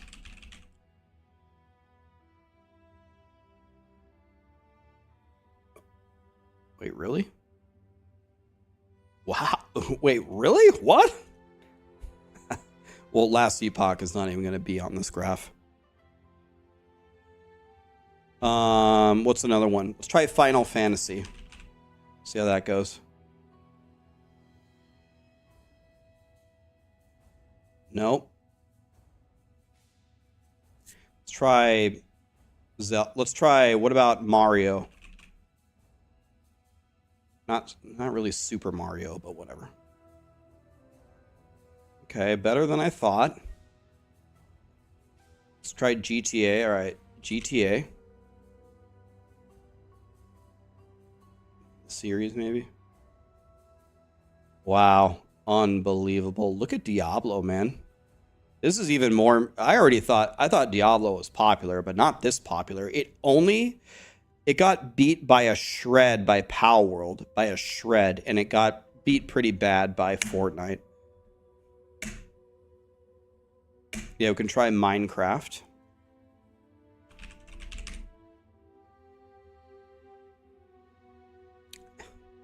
Minecraft at least is consistent. Diablo's got no consistency whatsoever.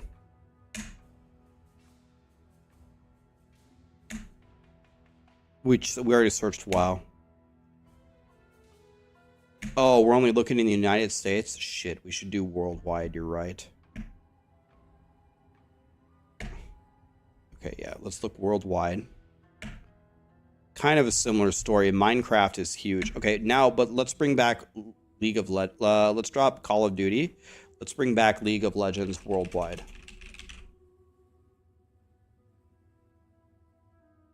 Nope, still got shit on. Still shit on. Let's try Valorant.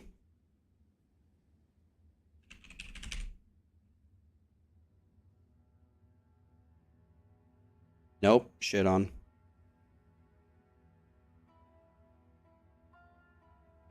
Counter-Strike, okay.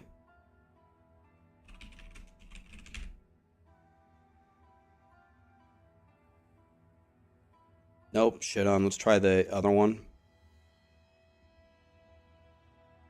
Literally nothing. Let's try CSGO. Maybe just the search term, see what happens there. Nope. Let's try the global offensive. Nope.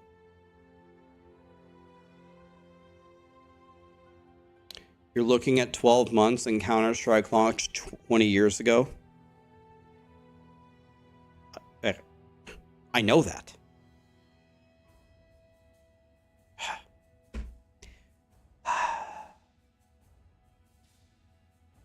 Let me practice my breathing techniques. Okay, let's try Helldivers.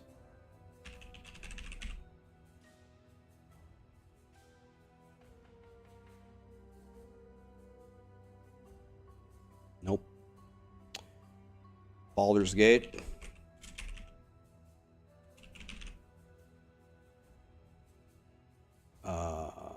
Did I spell it right? Did I spell it wrong?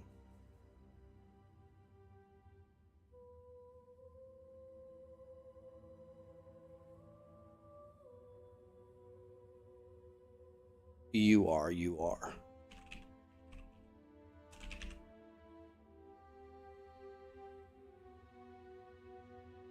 There's no U here.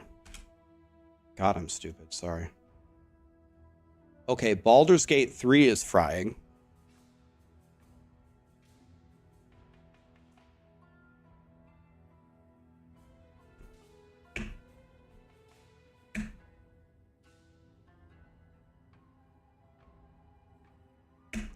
Okay, Elden Ring. We can get rid of Pow World.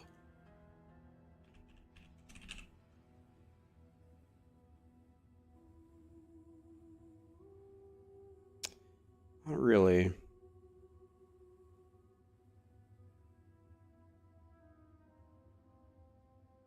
Where do you look for GTA? Okay. Well, that was interesting. We could sit here and search games. We searched like 20 games, but the point is these are the biggest behemoths we could find in like the last year, right? And Diablo 4 lost worldwide. I'd say they're getting shit on by Minecraft. Not only is Minecraft way up here, it's consistently up here. So I think Minecraft is shitting on everything. And Fortnite is way stronger than we think it is.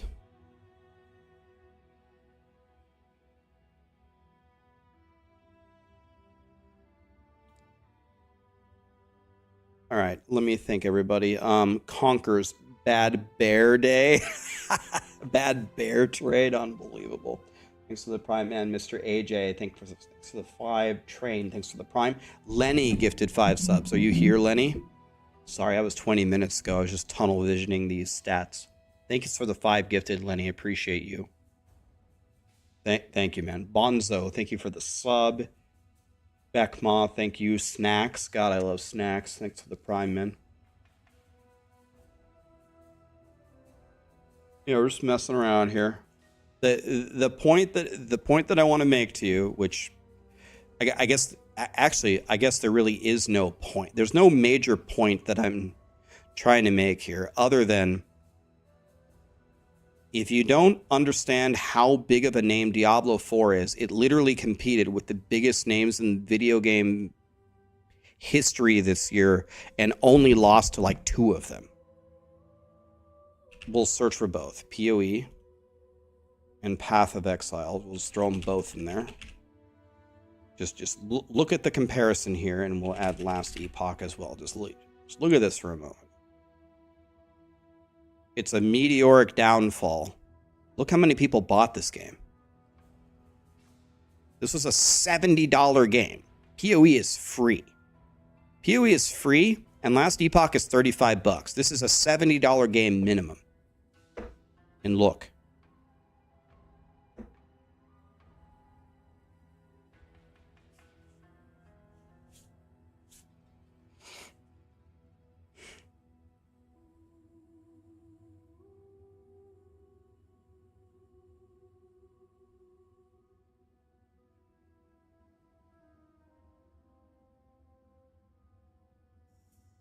Have I considered cock? I consider cock all the time. Oh, you're talking about PoE. The cock version of Detonate Dead, 1 button instead of 2. I can make it 1 button instead of 2.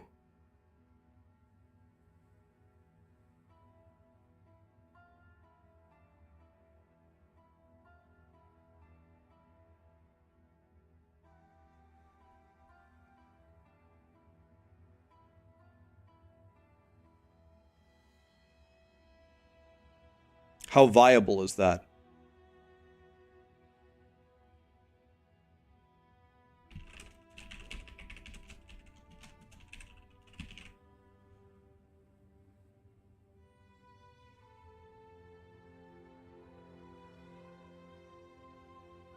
Cast on crit is cock. Oh. Oh yeah, that's what I thought you meant as well. Yeah. I knew we were talking about cast on crit. I wasn't thinking of anything else.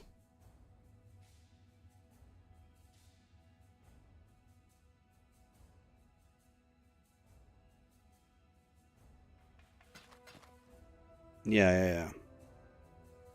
Yeah, we're on the same page, guys. Yeah, I was thinking about cast on crit. Duh. Yeah. It's very viable, 12 million DPS with level 20 gems. I'm Exile has a video on it.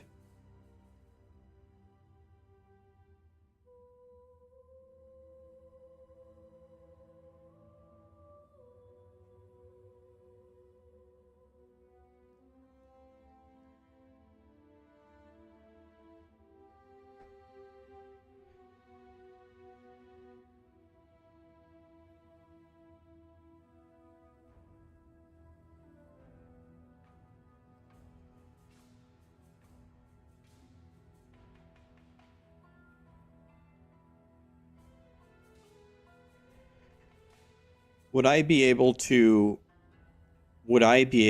farm comfortably and survive in hardcore with the cast on crit version?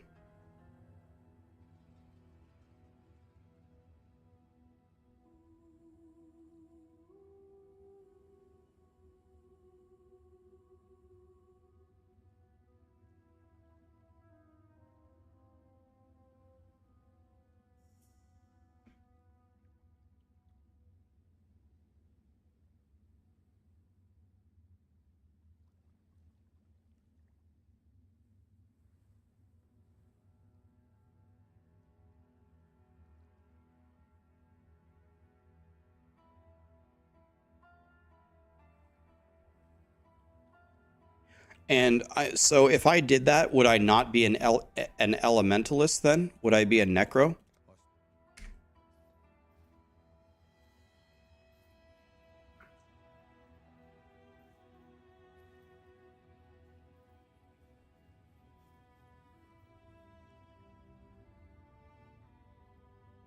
Check Ventura's video. You go Inquisitor.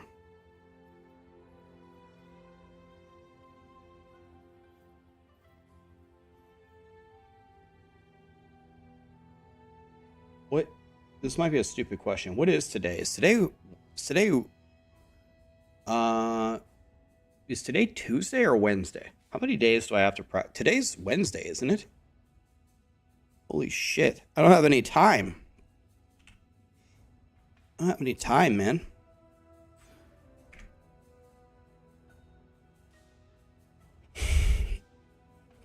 We need to start actually playing this. We need to actually finish this character and stop dilly-daddling.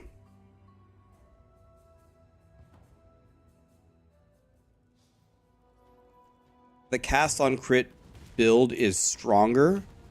Why would that be stronger? Don't you just gobble up one gem? How does that make any sense?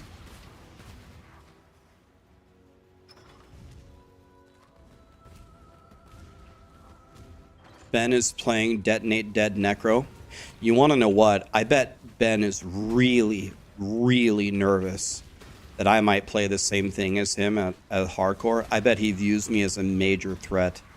Because earlier today, I learned that Righteous Fire Chieftain is a Marauder start. I bet he's shaking.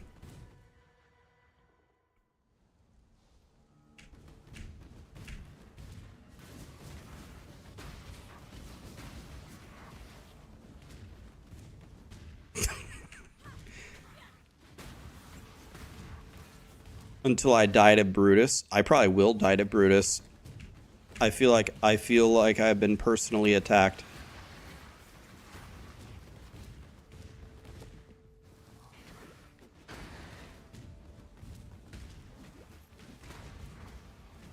I know I asked this before, but I don't think I saw the answer. I asked it on a previous stream. Is there like an official race that happens, or not really? Does everyone just play like for fun? Like, is there actually a race? I'm a cool dude. Thanks for saying that, man. Yeah, if you haven't noticed, I'm always just here trolling. Why don't I go Righteous Fire? I mean, I'm considering it. I'll tell you what. Even if I don't start Righteous Fire this league, I will make a Righteous Fire character at some point. I definitely want to try the build.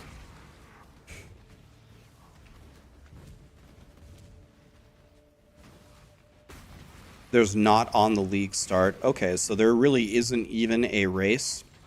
I'll tell you what, if I mean, assuming that this would be economically viable, which I don't know how it wouldn't be, if I made a new ARPG called Rax's ARPG, I would make the league start like an actual event. Where, you know, you give away $10,000 in prizes, 5K to the winner, 3K to second, 1K to third and fourth or whatever. I'd pick up a content creator to telecast the whole race as much as they could. And I would make it a grand spectacle of the champion of season 1, season 2, whatever, and I would try to bring a lot of hype around it. I'm really kind of surprised that... Would I hire Zizrin or Jizrin? That would be a hard choice. They both have so much to offer.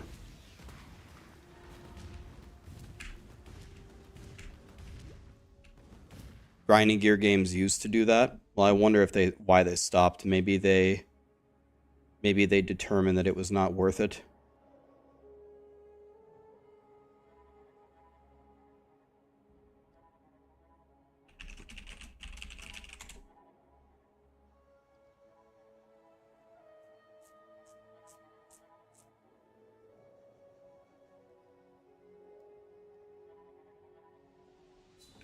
Ooh, Grim, raw dog.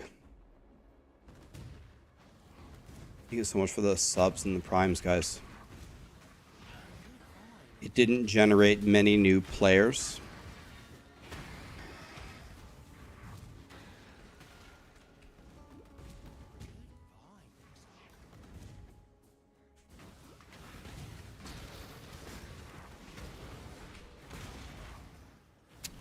mean, they have the data. Data is stronger than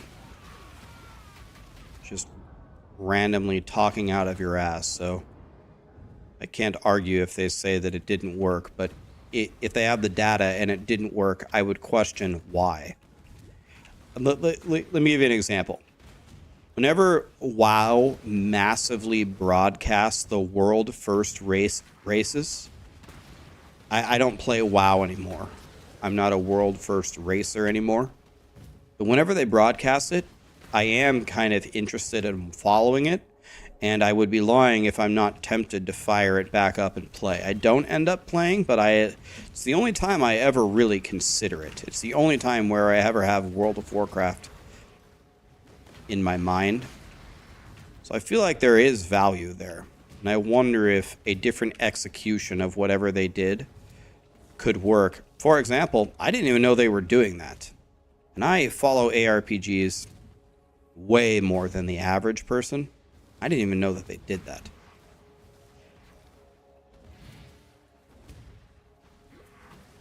I mean, the prize pool doesn't even have to be that large. You don't have to give away 10K. Hell, I'll compete for a Chipotle burrito. I don't care.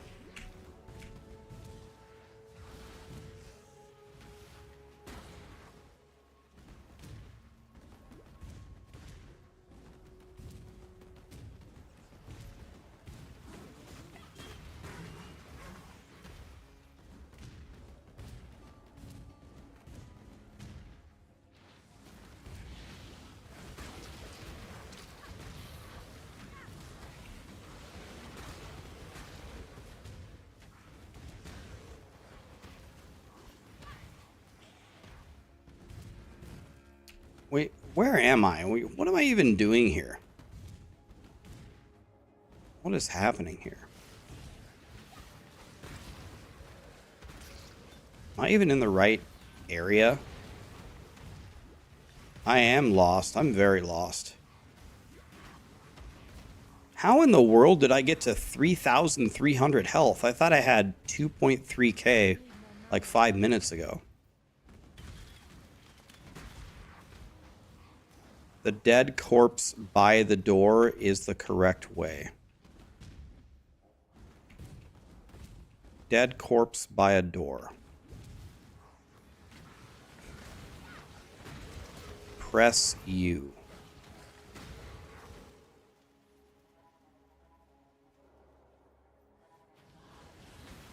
Am I just in the wrong place, man?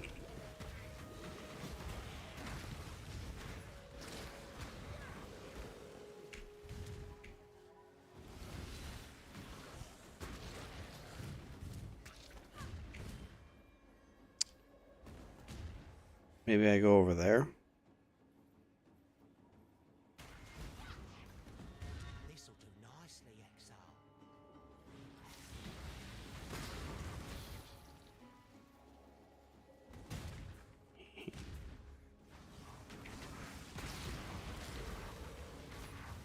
All right.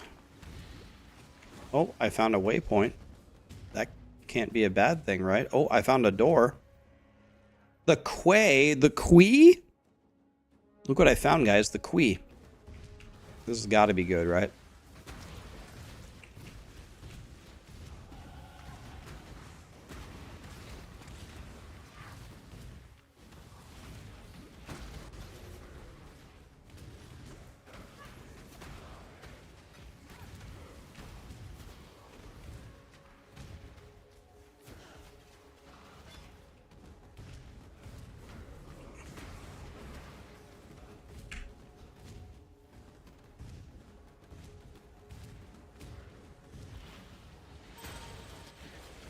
Holy.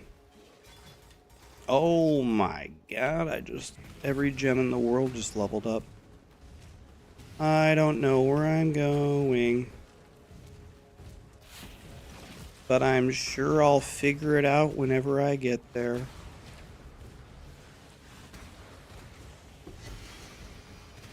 I got a unique.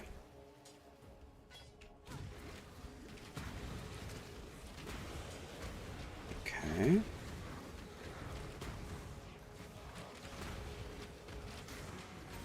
Okay, there we go.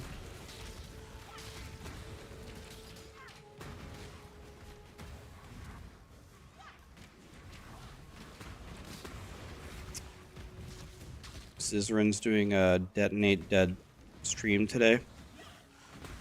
One thing I'm trying to do is I'm trying not to bother the PoE content creators.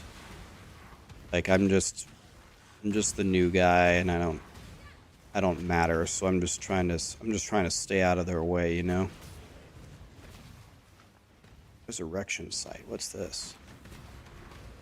Oh, only one way to find out.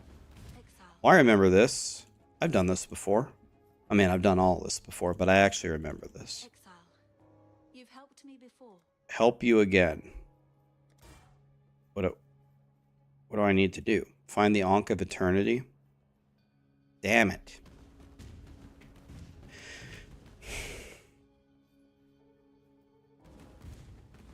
They love it when the D4 creators hit them up. Why is that? Are they trying to get them out of the D4 category? Take that. No, I won't. I won't take anything.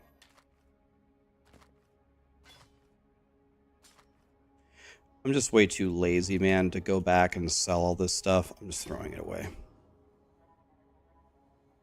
This has 57... Wait a minute. 1 to all spell gems? Is this thing good? 1 to all gems and 57 fire damage.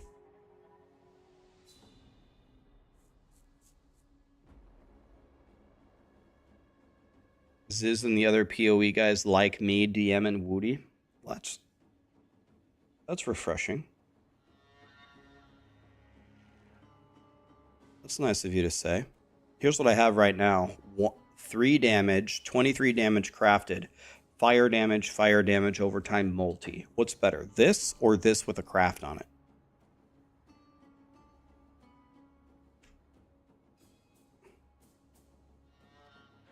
My current one is better? Okay.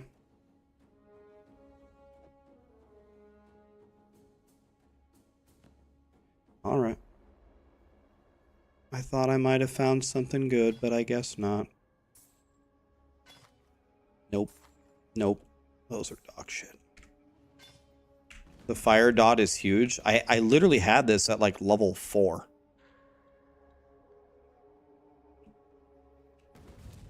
I've been using this since like the mud flats, not even kidding. I found a wand and a chance orb. I chanced it into that wand and I've been using it since like level 4. Or whatever level you can equip them at. Kind of funny, I'm still using the same damn wand. Alright, find the Ankh of Eternity. Where is the Ankh of Eternity? Alright, it's in the zone that I'm in. That's good. It's got to be here somewhere, right? I'm just going to go around and kill everything until I find it. Go back. Go near the edges. That's what I'm doing. I'm doing the edges. And then the cream filling last. Yeah, as far as I know, and this makes being a content creator way more fun. As far as I know, I don't really have any beef with any content creator. I pretty much like everybody, and I'm not aware of anybody who's... Wait, where is it? Can I look around here?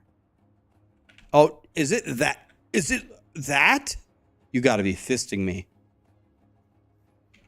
Is it that? You gotta be fucking kidding me.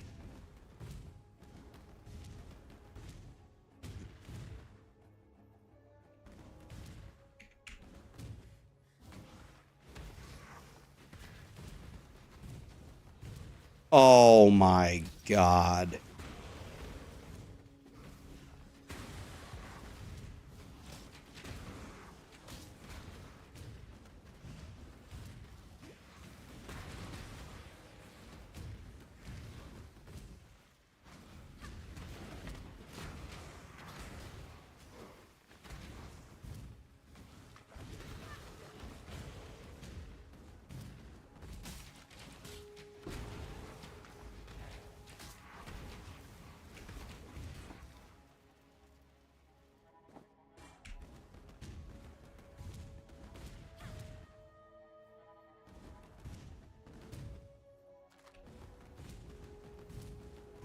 Now I learned something. Yeah, I did learn something. I'm the worst map runner ever. That's what I learned.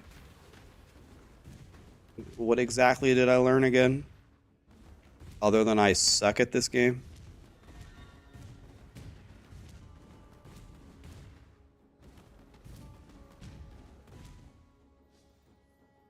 Give it to me quick.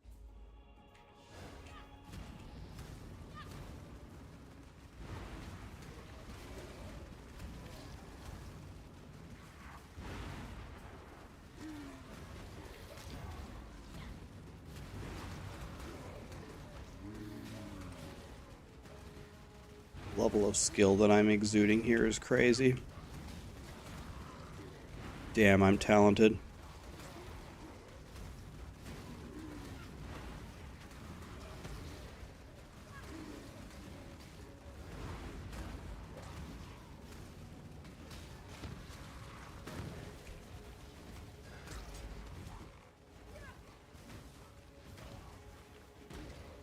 That was a very close fight.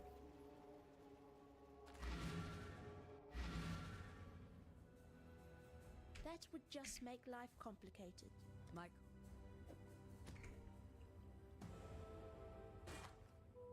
Cock is greater than all? Bro, I knew that a long time ago. I mean, oh yeah, cast on crit? Yeah. Cast on crit is great, yeah.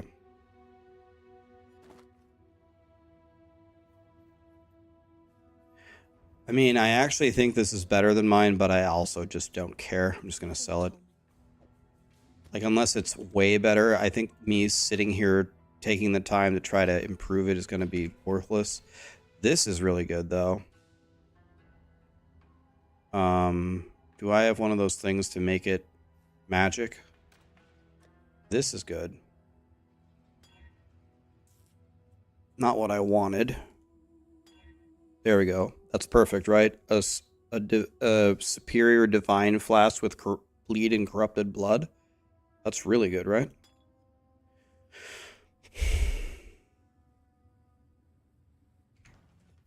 It's like the goat.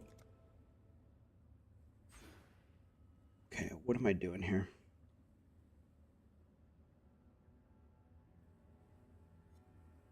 Now we're going to pick up these. Boink, boink. Okay. I feel like this build is just so strong. I'm really enjoying this as a leveling build.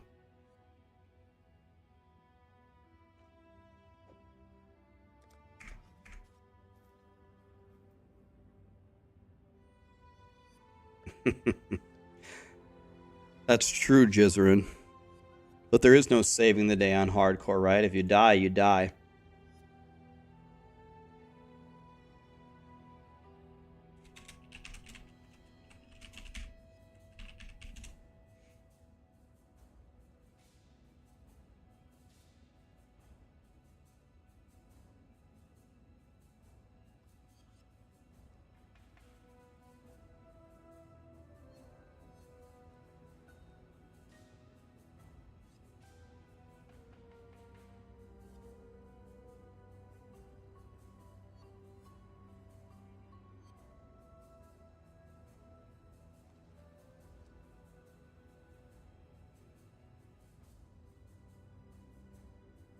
Just checking something real quick here.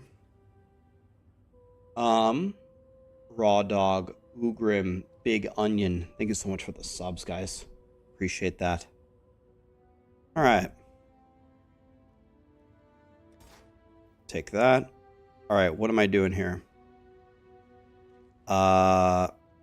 Wait, I never did my second lab. Did I? I never did the second lab. That would just Oops. make life Was I supposed to do that a long time ago?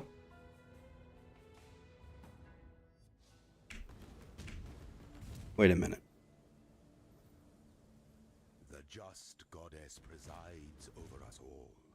The future of the empire. The crypt in Act 7. Oops. Was I supposed to do that a long time ago? Shit.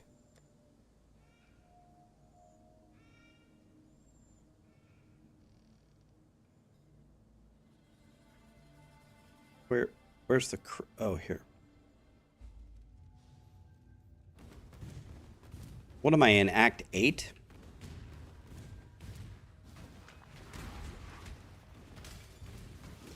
I like you better this way.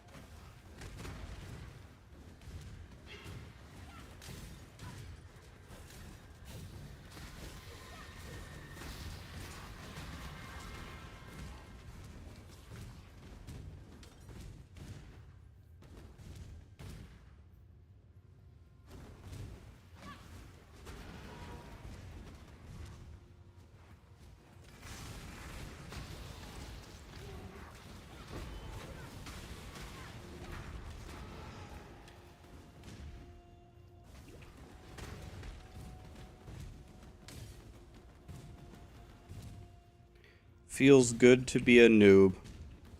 Yeah, I think a lot of people were under the impression that I know a lot more about the game than I actually do. I really don't know much.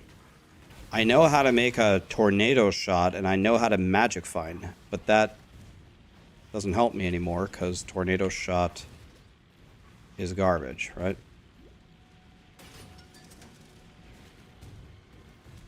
The only thing that I know how to do is no longer helpful. I'm just too lazy. I don't even want to check.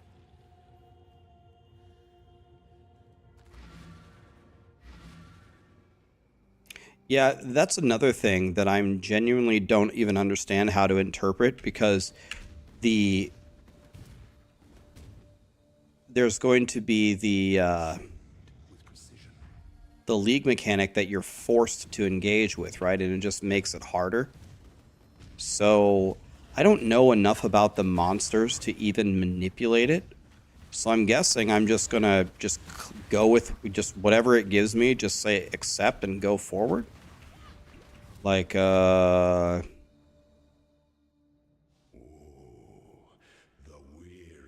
equip the Raxxanterax Pantheon.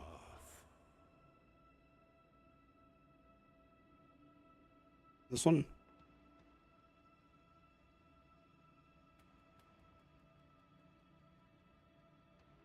I gotta go out.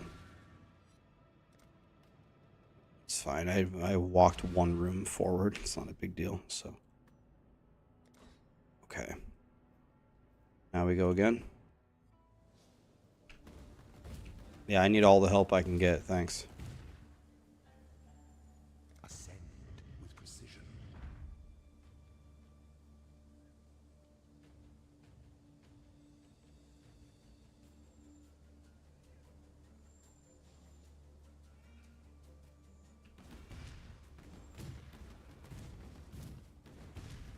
Okay, well, I'm very, very motivated to play Detonate Dead if I can do the cock version of it.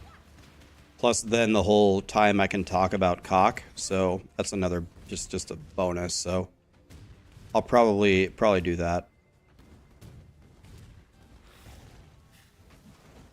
Like, do you guys?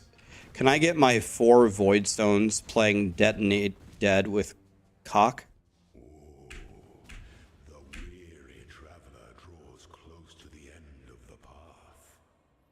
So tomorrow I gotta practice doing a necro. Have you ever been to Bangkok? I mean, we're gonna be there for the next couple of weeks, it sounds like. Holy shit, my damage is insane. I guess I'm really over leveled, huh? Inquisitor. So does Inquisitor suck? Like, it... Why do you have to go Inquisitor instead of, why do you need another base class if you're just switching out a gem? What's the idea there?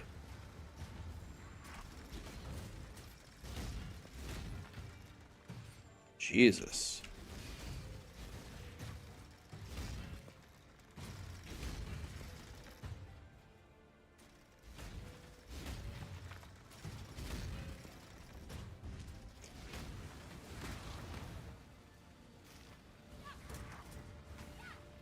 because it has more crit. Ah, okay.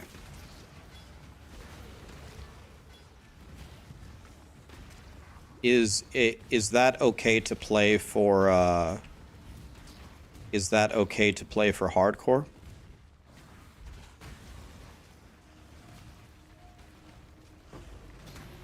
Three orbs of fusing.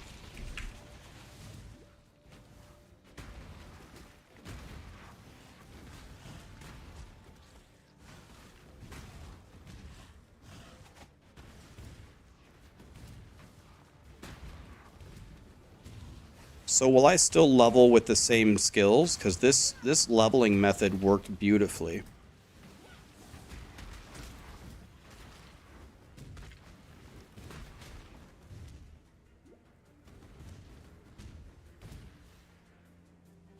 Locked door, huh?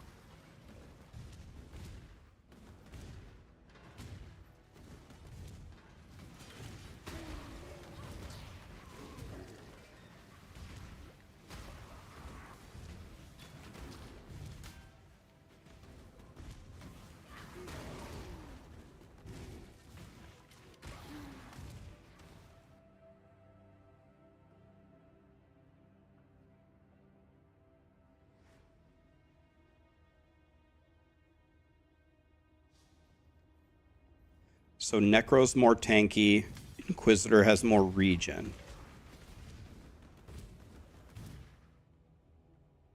When the time comes to strike, an emperor strikes without hesitation. To entertain doubt is to dance with death. Some things that slumber should never be awoken.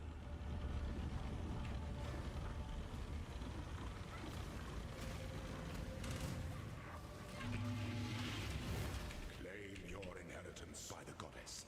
What ambition! Pity the emperor who sits alone on his throne.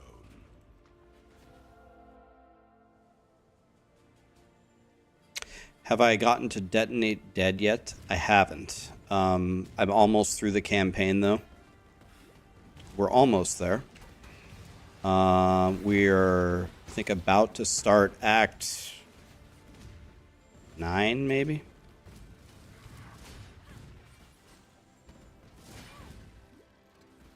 If I don't die to these spikes, that is.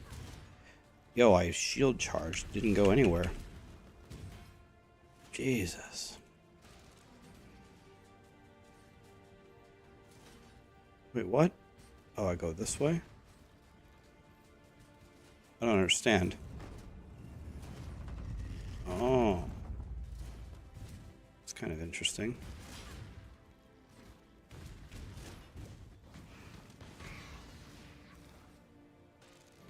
Where the hell am I? This is Detonate Dead, but you don't play Detonate Dead until you reach level 17.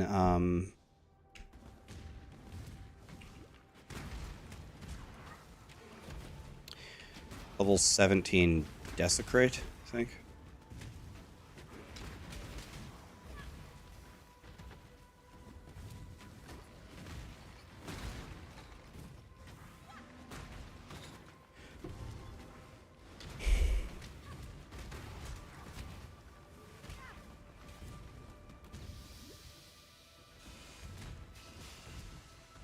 Oh, the door is over here.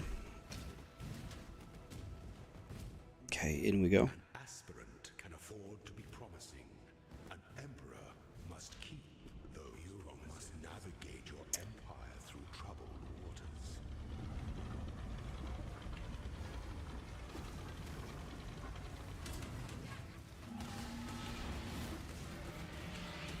Give no quarter.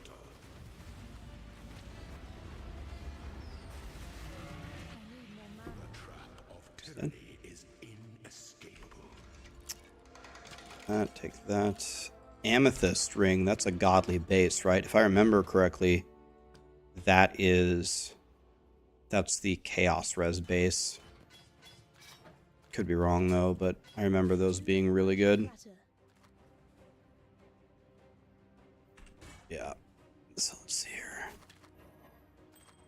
Life, it's dog shit, unfortunately. We tried. We tried, boys. This doesn't have life on it. This would be good for a jug, right? Because they stack armor. Trying to learn as much as I can here. This looks pretty nice. This sun plate, 79 life on it. Doesn't have any resistances though. Well, I know what I'm gonna do. Throw it all away. Don't care.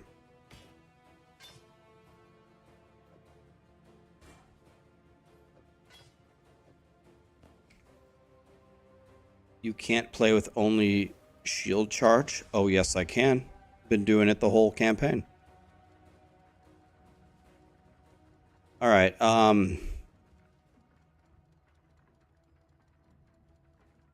Okay, what are we... Oh, it doesn't matter. Let's put 3 million into Armageddon brand.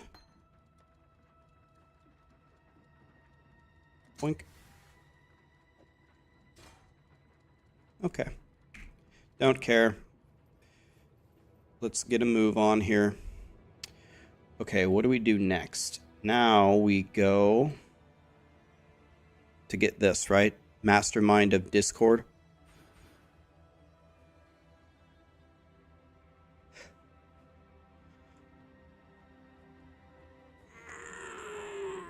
Mike gifted 3 subs.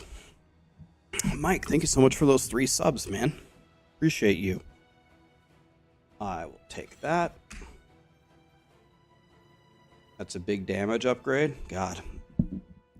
Take whatever I can get, man. Take what I can get. 84 life on these gloves. Everything else about them is dog shit, though. Maybe not good enough to swap. They're better and maybe I would care on Friday, but right now I really just don't care. Even if I die, it's fine. We can just restart. Okay.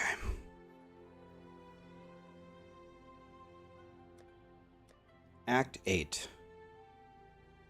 What do we need to do here? Find the sun orb. Okay. Let's find the sun orb. Where might that be? I ain't got no idea.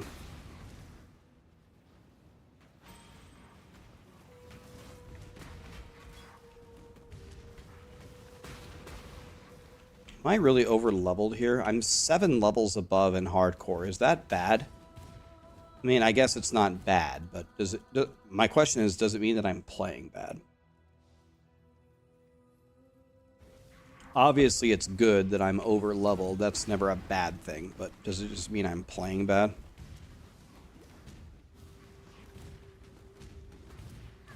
So should I just zoom through here? Should I not even bother fighting? Probably just zoom, right?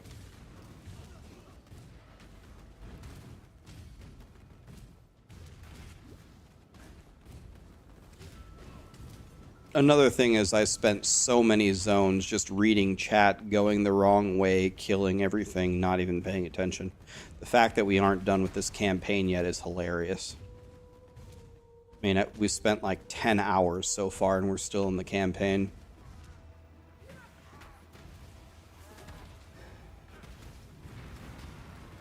Oh, I don't like that.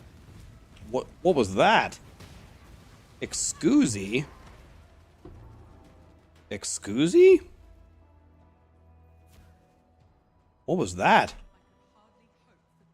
I didn't like that. Alright, where do I go now? Harbor Bridge. Okay, I guess I go to Harbor Bridge. How do I get there? This way, I guess? It's gotta be this way, right?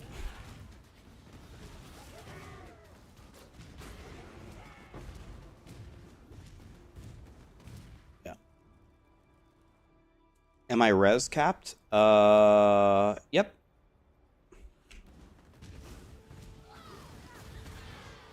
I am.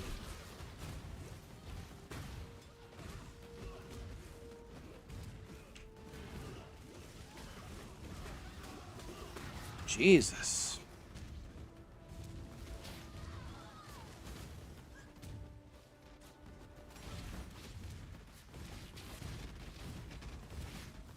These guys are so rude.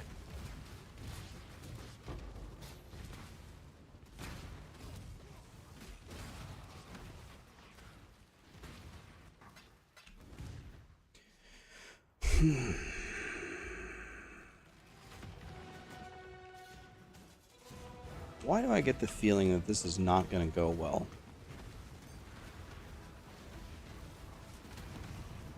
Oh, God. I have to fight them both?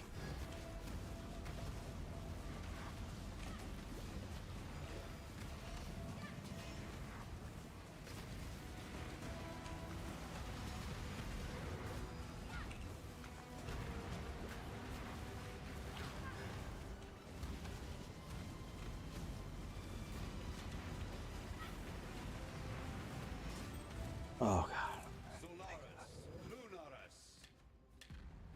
That was not fun. Eclipse cold pride.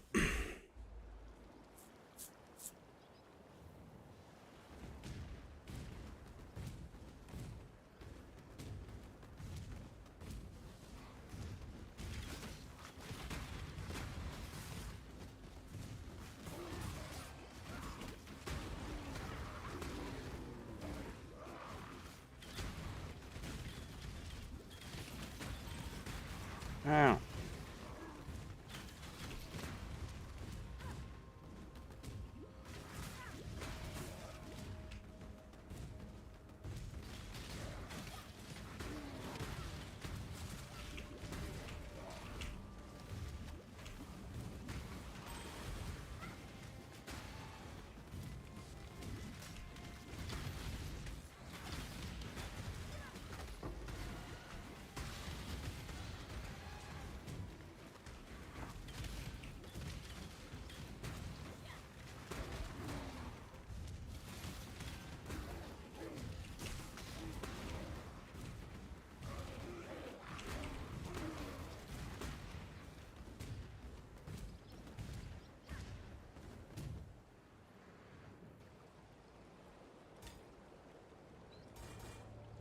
That would just make life The complicated. dark end.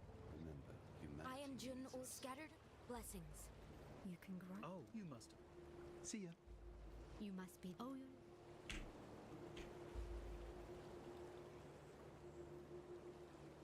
My shield charge is linked to faster attacks, I think. Yes. It's only level 2, though.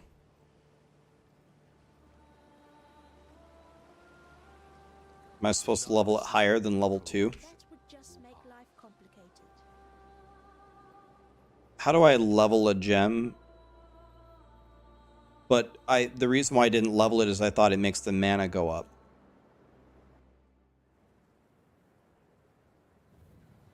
How do I level a gem? Oh, here. I was having massive mana problems. That's why I didn't level it. Why don't I use any auras? I have 2 auras on. What do you mean?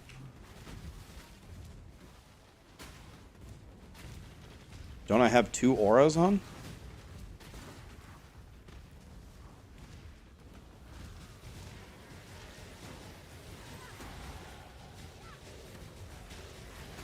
These guys aren't playing games. These guys are hitting me pretty hard.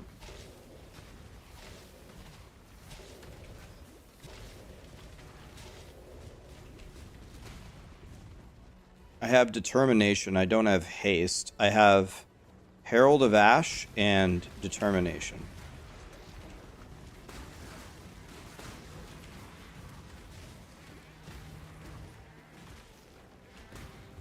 I should use Haste instead of... Oh. Okay. It makes my mana a lot worse. My mana will suck.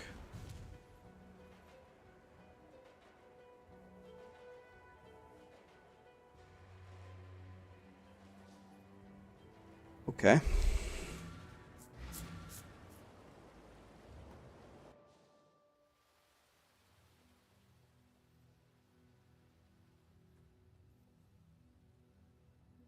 Okay, so let's see here. Purchase. Haste. Haste in. Herald of Ash for haste. I have 22 mana. I can't even cast Armageddon Brand.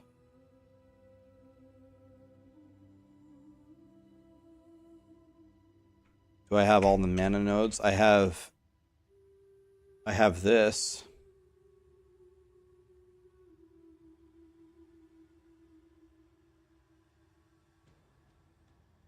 The guide has said use Herald of Ash, so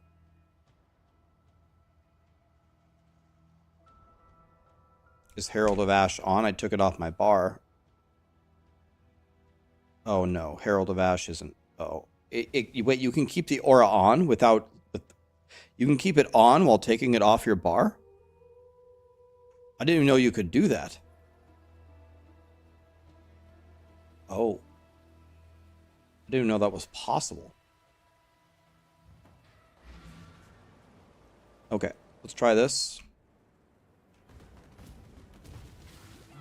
Can I not level haste?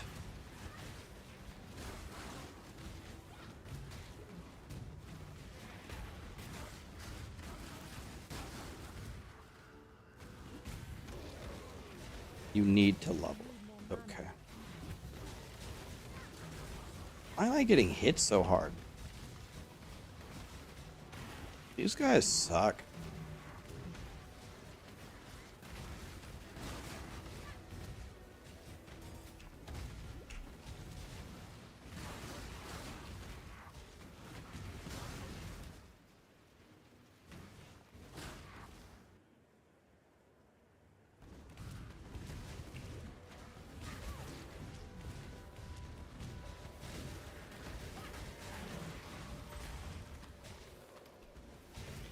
How much HP should you have in Act 9 here?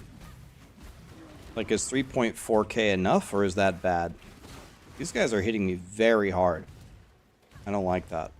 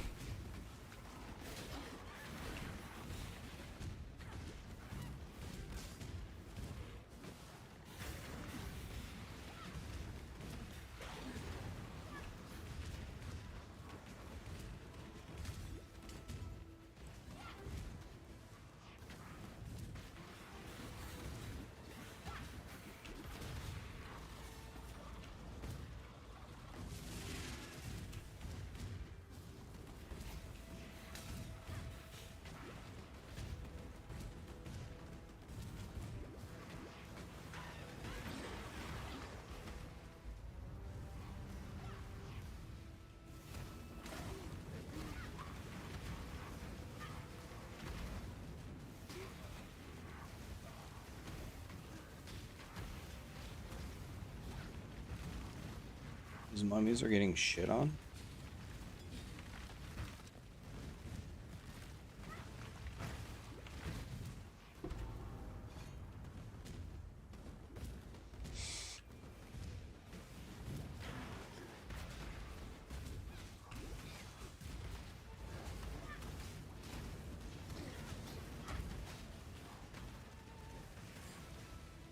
I don't know what's going on here.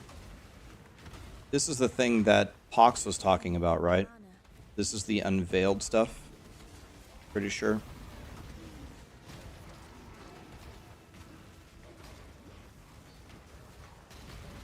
Whenever I see this, I need to do this, right, to get my unveils. Are unveils important for Detonate Dead, or...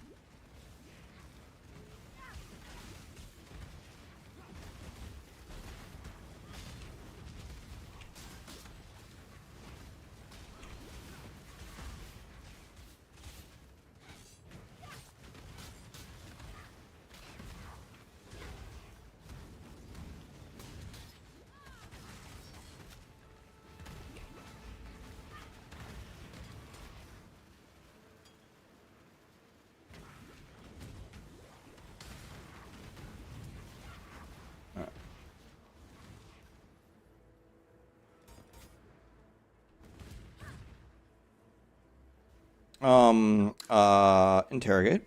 Yep. Boom, boom. Okay. Where did John go? Here he is. Unveil.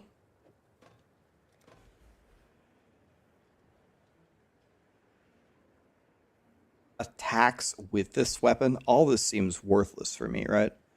I'm guessing that we don't attack with this weapon. God damn it! I only got one unveil. When is Rax dropping the chess guide?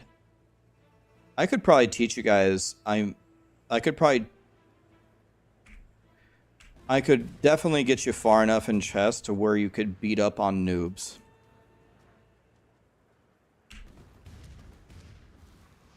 I could definitely teach you to beat up on baddies. That's about all I could teach you, though.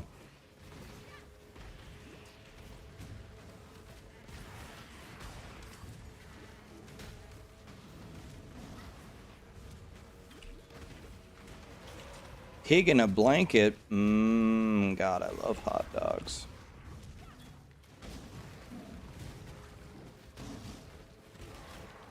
Don't know where I'm going. It doesn't really matter. Charge around, look for waypoints, look for exclamation points. We'll figure out where to go later. Go over here. Okay.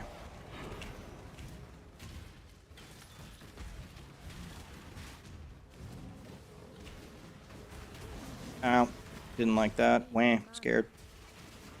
Pain, anal. Ow. Ow. This way. Throw that there. Throw that there. Boom.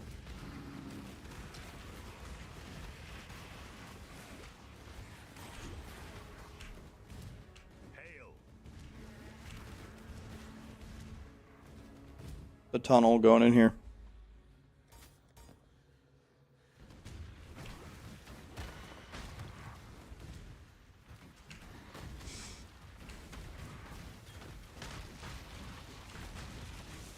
Is it stupid of me to take the other little reservation node in that tree?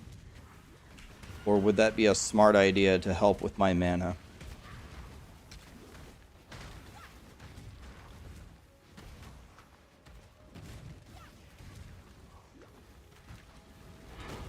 The other one, oh, the other node doesn't give mana. Oh, okay. Well, that makes sense why we didn't take it then.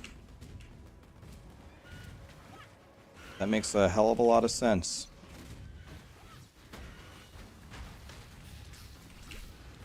Dude, After playing this in hardcore, I just can't imagine how hard you could raffle stomp softcore with this build. You can actually just YOLO it at all moments. Just lunge forward as fast as you possibly can with no care for anything. You die, it doesn't matter, you just go again. You have like no penalty whatsoever.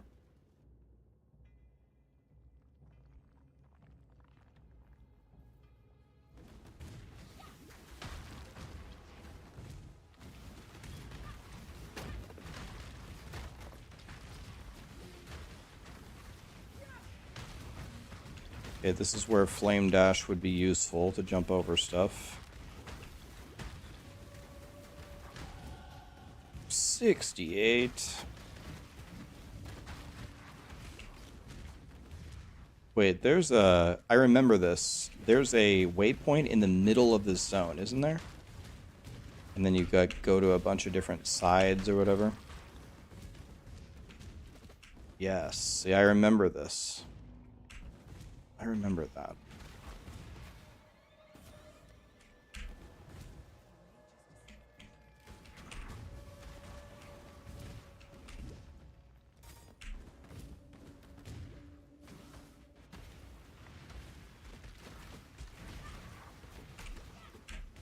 All right, let's go this way. Let's go this way.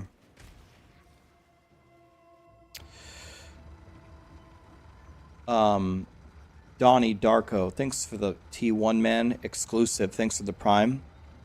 Mahama Maha. I get even close. Thank you so much for the sub, my dude. Boink. Give me this. Let's go this way.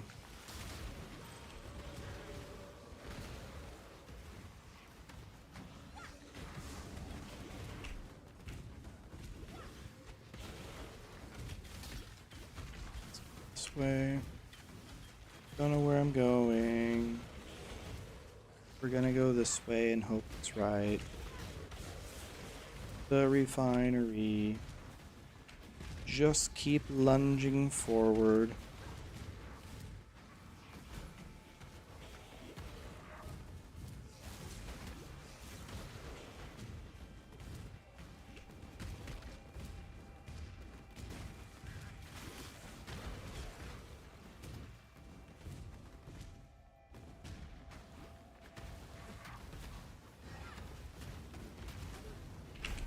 I got stunned there for a second. I didn't like that. What was that? Oh, what in the world? Help. I'm scared. Ow.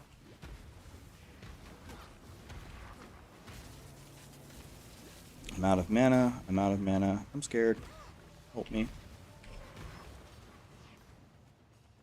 Ow. Didn't like that one bit. Much clutter.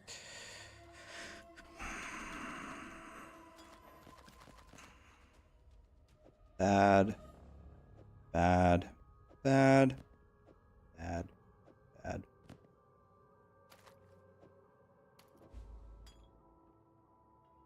Divine mana. Let's do that one. I'll just go with a regular one. Bad, bad. Take these two to sell for a chrome. Cold damage. Cast speed they said is good, but not when everything else on it blows. Okay. Give me this. Quest item, bad. Yep. Some of the member blessings. You have done well. Quest item, dog shit. You did it. Spell damage or global crit. When it says global, does that also apply to spells? Or no, this is a dagger. Does global apply to spells? Take the scepter. Oh yeah, watch this one. Boom. Physical damage, lightning damage. Caramon, you screwed me. Here we go. Here's a shitload of res, 32 dex, but the life sucks. But this, let's see, what do I have open here? Prefix. Do prefixes on rings suck except for life?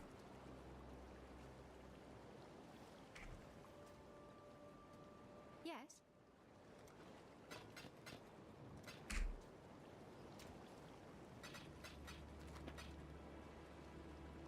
This life is pretty low. Holy shit, this ring is bad. Holy shit, this ring is bad. Holy shit, this ring is bad. How's my cold res here? It's still capped. Whatever.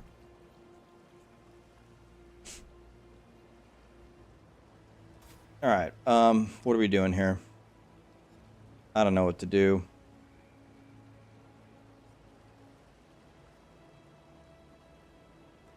Do I need to do these?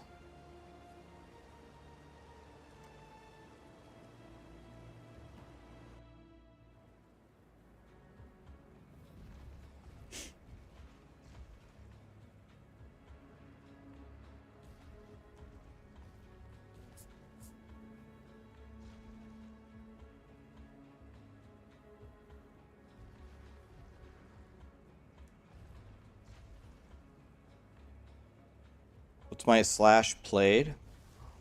Well, keep in mind, I've been kind of playing terribly. We've been playing for 12 hours here, but we tab out to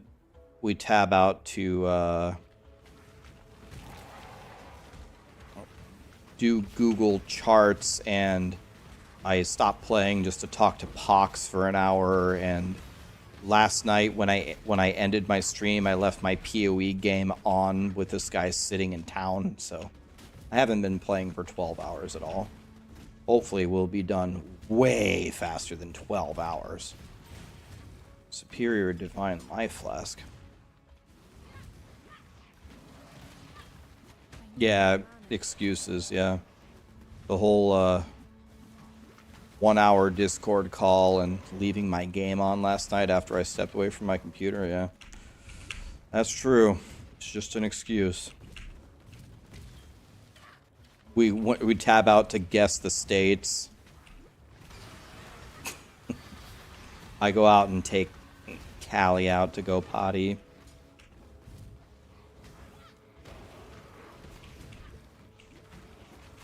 I don't know. What do you think is a good time to aim for in SSF hardcore when I don't know jack shit? What's like a pretty solid time? What if I get it done in 8 hours? Would that be fine? Or is that dog shit? Yeah, I'm also 6 levels above the zone.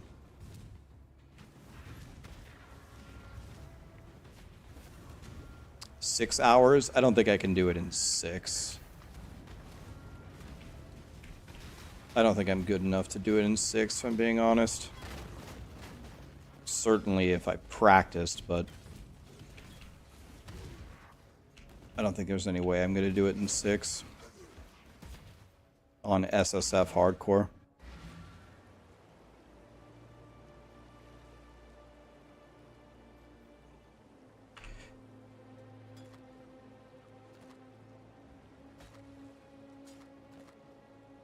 Here's Life Chaos. Aren't these boots amazing? Life, Lightning Res, Chaos Res. Can I put spell suppression on them?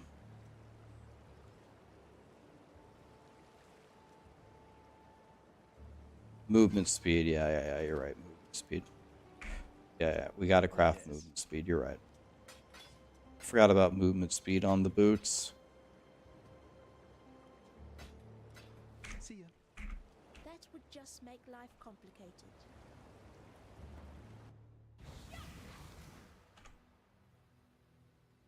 Okay, so here, movement speed. I guess on hardcore, is it worth spending the 2 chaos? Do we care so much about chaos orbs in hardcore since we're not trading? Should I pick up the 5 movement speed here or nah?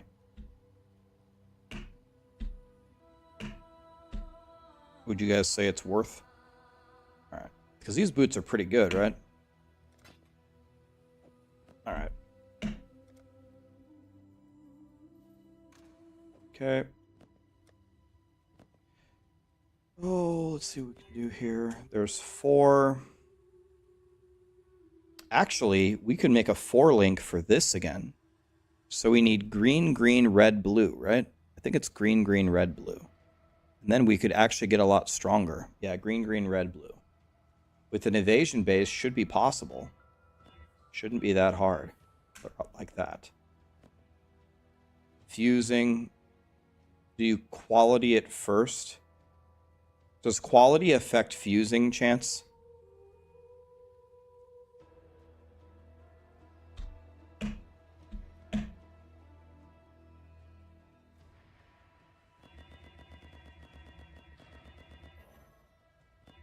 Okay. And just like that, we have a way better thing for one of our main attacks, and the boots are way better than mine. So that was very good.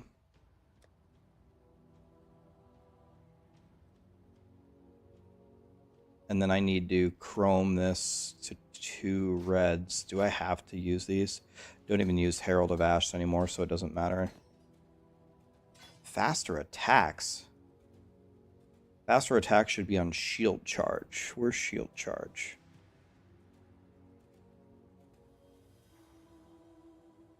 Oh, it is. It is, okay. Why did I get so confused there? That was confusing. Alright, so we just gained life. We have the same lightning res. Gained 7 movement speed, and we gained 24 chaos res. That's huge. Thank God. Alright, and this should be elemental focus. I think I have this gem, don't I? Yeah, right here. Lit. Boom. Alright, we're frying. Lit. Those boots are godly. Way better than the pieces of shit that I had. Now watch me die in 2 seconds. Alright. Those boots are lit. Alright. Now we're zoomy boy. Is my chaos res positive? 2% chaos res. Oh my god. He's huge.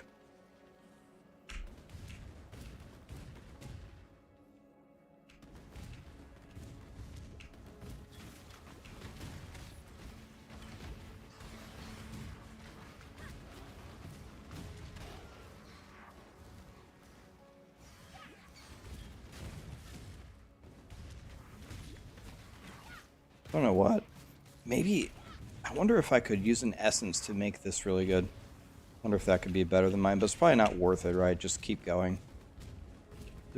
Pausing to do all that stupid stuff. Wait, I already killed the basilisk. I don't need to be here, right? Didn't I kill the basilisk? Why am I even here? That's why I waste so much time, man. And so now I don't even think I need to be here. Well, it took some time. Sad Llama's Legend. Thank you so much for the subs, guys. Bottled Storm, okay. Next time. Use the Bottled Storm here. Okay. I remember there's something on the right. I remember this. For some reason, I remember this part of the game. Isn't it over here and there's like a sandstorm? Yeah, right here. This. Is this it? Yeah. Okay, but I don't remember this zone. Kill somebody. Okay. And where might they be? Not this way. Okay, we learned our lesson. Go around the edges. Go around the edges.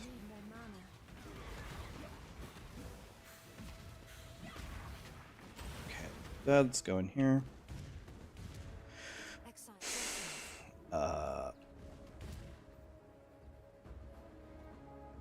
I don't get it. Is this the wrong area? What is this? The Forbidden Vault.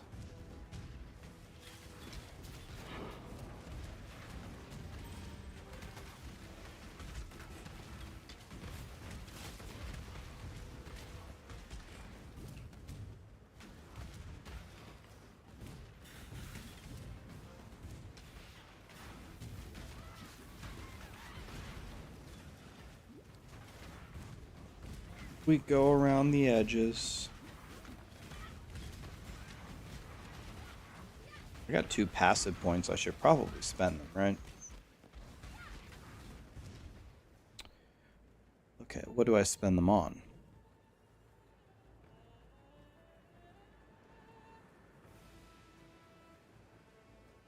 Do I have...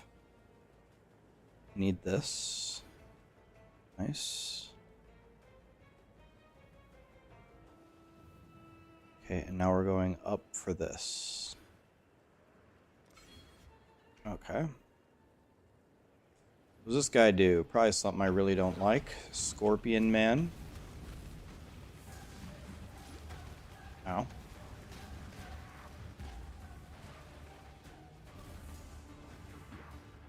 I don't understand.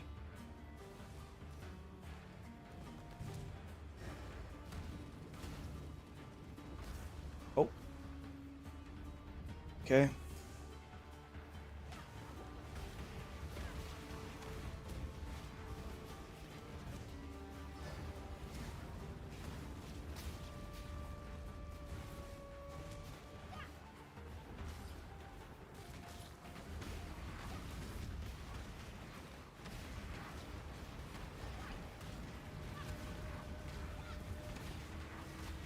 I remember in doing this part that every time I try to like really rush ahead of this scorpion, it always bugs out.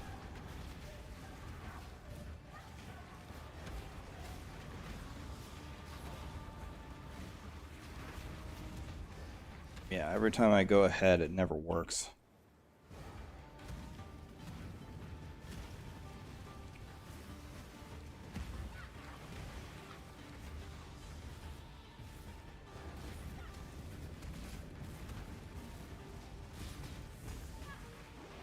Didn't feel good.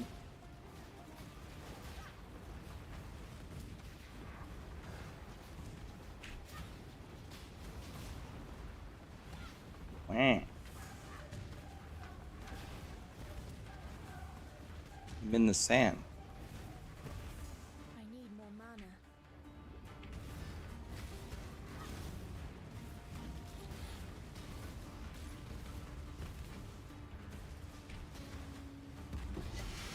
Didn't like that guy.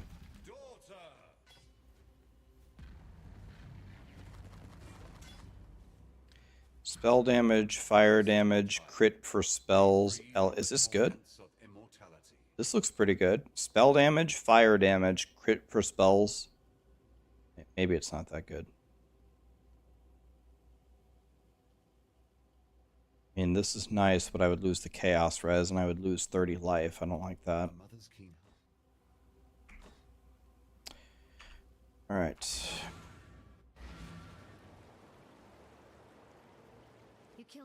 I get a reward. It's a passive point. I like that. Going this way.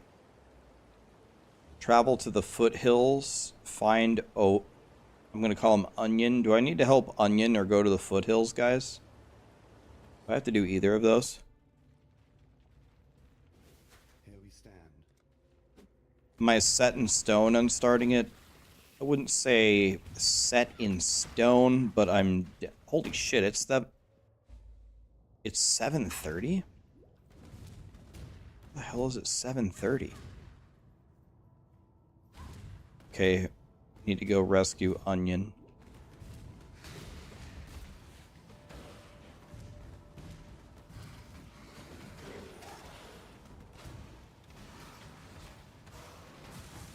Ow. God, those guys hit me hard.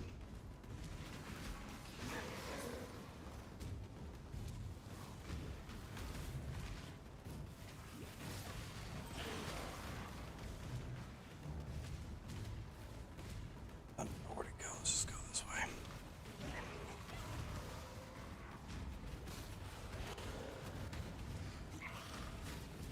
Everything dies.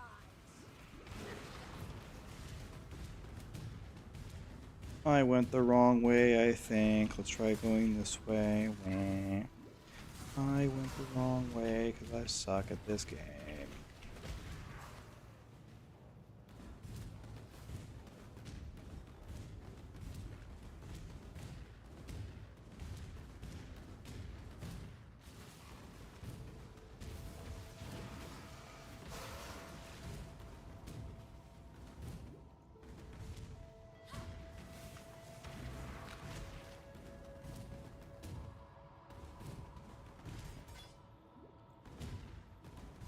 How's the latest season? It's gonna be good, but it starts on Friday. The Rotting Core.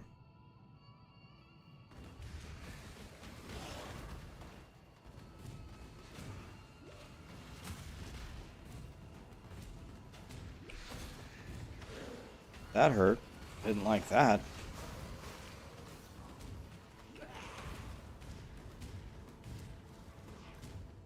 The Black Core. Something doesn't.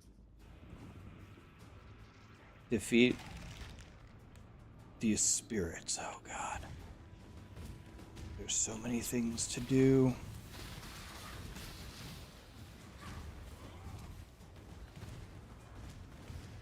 I need more mana.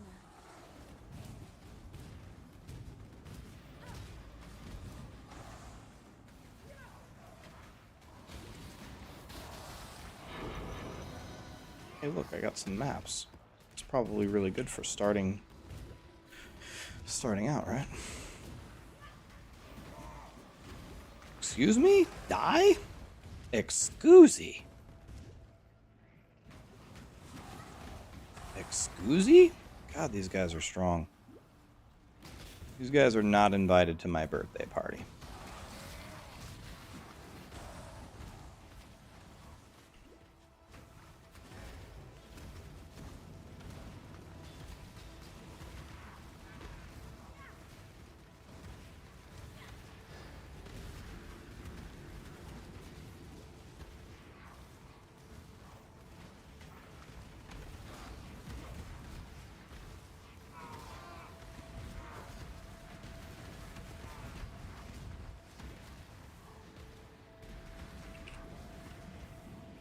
Excusey? Jesus Christ. I used to be strong and now I suck. We suck again. Happy birthday, Rax. Oh, thank you. I was hoping someone would remember. It's not my birthday today. My birthday's not for a long time, thank God, because it's just gonna mean I'm an even older piece of shit than I already am today. My birthday can just stay away for the rest of my life for all I care.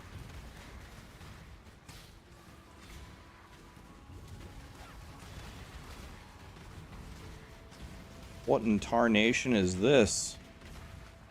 I cast my energy shield now? Is that what I'm looking at?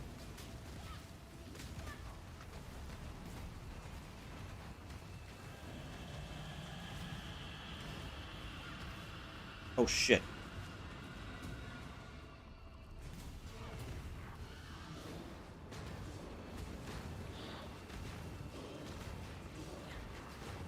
What do you do there if your attack hits the whole map? What do you do there?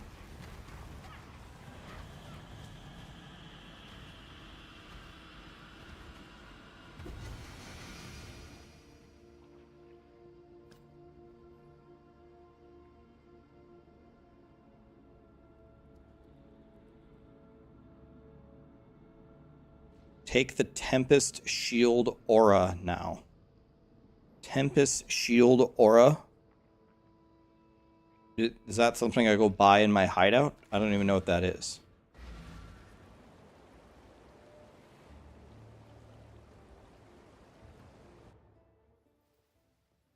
Hello. Godslayer, good day.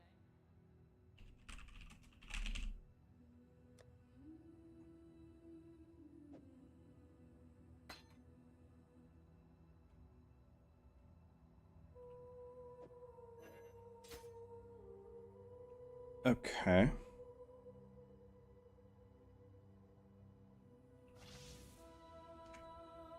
Okay. Putting this on is big good. Finally, somebody's speaking my language.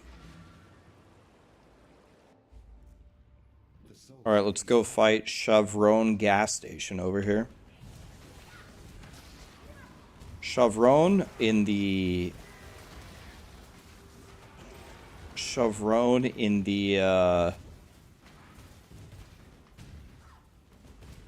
Gauntlet was the monster that got me the lowest HP in the campaign on my second playthrough without killing me. I think she took me down to like 1 health. Like it was some crazy low number.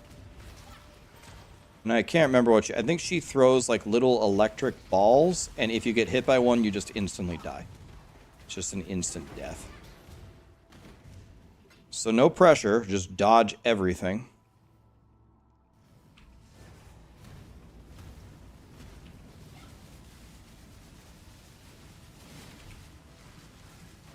No pressure, just dodge everything. Where did Chevron gas station go?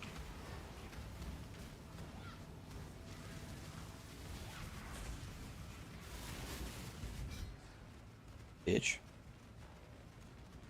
Watch this next guy will kill me though.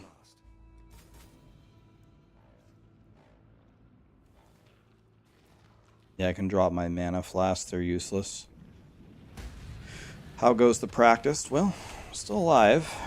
Doesn't really mean much though. I'm sure I'm about to die right now. But I'm trying my best here.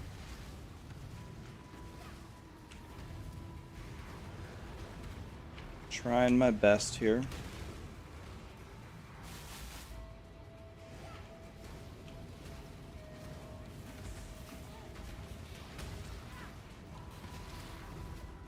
Ow.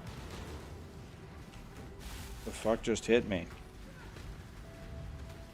Ow. Jesus.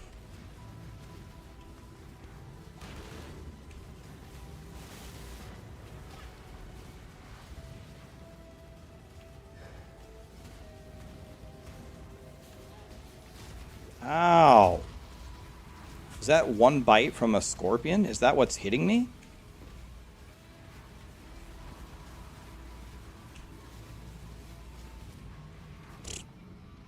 God, I suck at this game. I almost died like 1,000 times.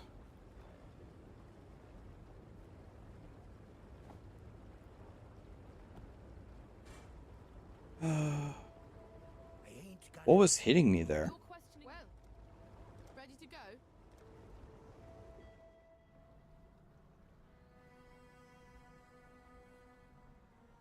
Well, Yeah, my Wraith Lord would have one-shot him from last Epoch. Just make life complicated. the prodigal. I see. For freedom. It is good. Remember, humanity needs I've us. heard. Go well, Exile. You're naught but the most powerful. Survive. Find Bannon in the cathedral rooftop. Okay. So this isn't it, right? This is where... Or wait, this is it. Split. Found him. Defeat Plague Wing. Okay.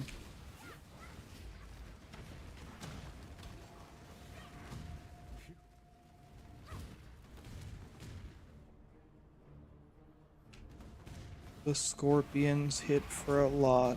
Guys, I just had a crazy idea. God, I'm smart. Listen to this one. Meet Bannon at the docks. Isn't that where we just were? I gotta go back here?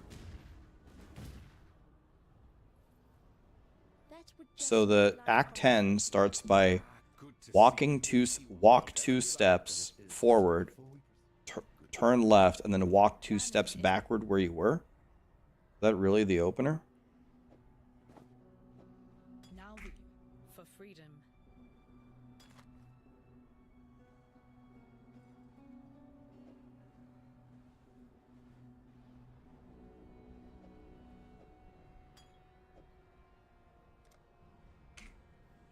Hello.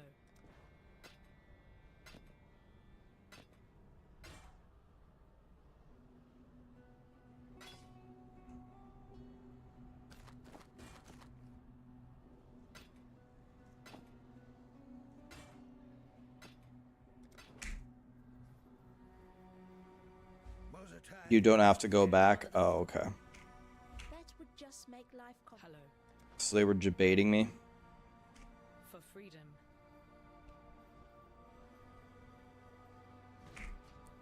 Where's my stash at? Right here. Anyway, my idea is Chipotle for dinner. Came up with that one all on my own. That's how much of a genius I am. Bobby Kumba, thank you so much for the primes, guys. Appreciate it. Is this game doable without any guide? Well, if you ask other people, you will get different answers. You're asking me. I would say on your first playthrough, you should 1,000 million billion trillion % use a guide. Your ability to continue the game and enjoy the game on your first playthrough without a guide is close to 0. The odds of you making a good build that can do anything in the game without a guide on your first try is about 0. I would highly encourage you to use a guide here. It's far more important to use a guide in this game than in last Epoch or Diablo 4 or Diablo 3. In the other games, you can kind of get away with doing whatever you want, and you will kind of figure it out. In this game, that will not happen. That's my take on it. You can ask any content creator how they feel. This is not a game that I would skip a guide on. It's just too complicated of a game, man. Yeah, the problem with my character right now is looks like my physical damage that I take is crazy.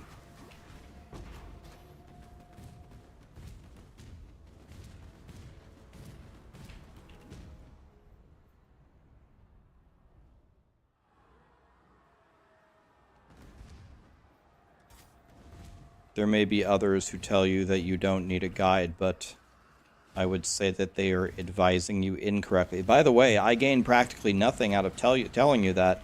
The only guide that I have for Path of Exile is my beginner's guide and my guide to mapping. I don't have a single build guide on my YouTube, not one. So I don't gain anything by telling you that. I would like to think that if you watch my beginner's guide, though, that it will help you. I made the beginner's guide when I was... I mean, I'm still a beginner, but I made the beginner's guide when I was in my first league, a super beginner, after I had learned how to get through the game and make a character that could farm 6 mirrors worth of currency. So I kind of made it right after I learned about, you know, the pain points of playing the game.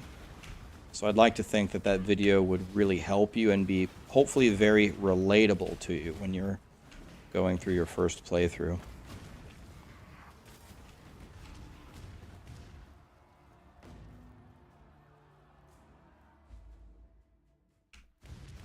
Solve the trial of ascendancy. Okay. So normally what I would do here is I would go do the 3rd lab right before you fight Kitava, right? But I think I'm just gonna fight Kitava just for the Keck W's, because I'll be honest with you, I'm starving. I gotta go get food, man. I'm way too hungry. I need food. Haven't eaten for 12 hours.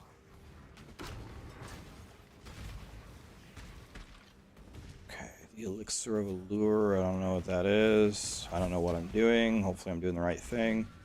Somebody wants this thing for something. 2 respec points. I guess better than nothing. Find Vilenta in the control blocks and kill her. Okay. That would just make life complicated. Oh my. Okay. Well, let's just run around the edge until we see a door. Find a way to kill Kitava's horns. I've done this before, but Lord knows I don't remember what to do. Okay, that's done.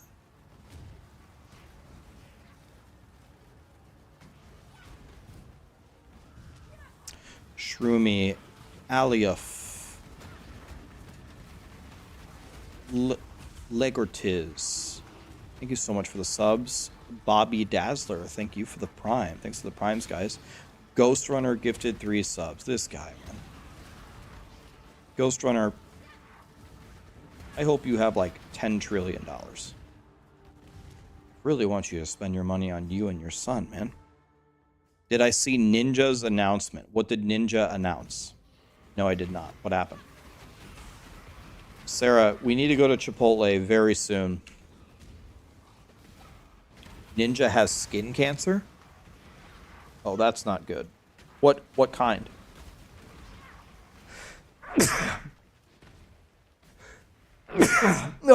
What, do you know what kind?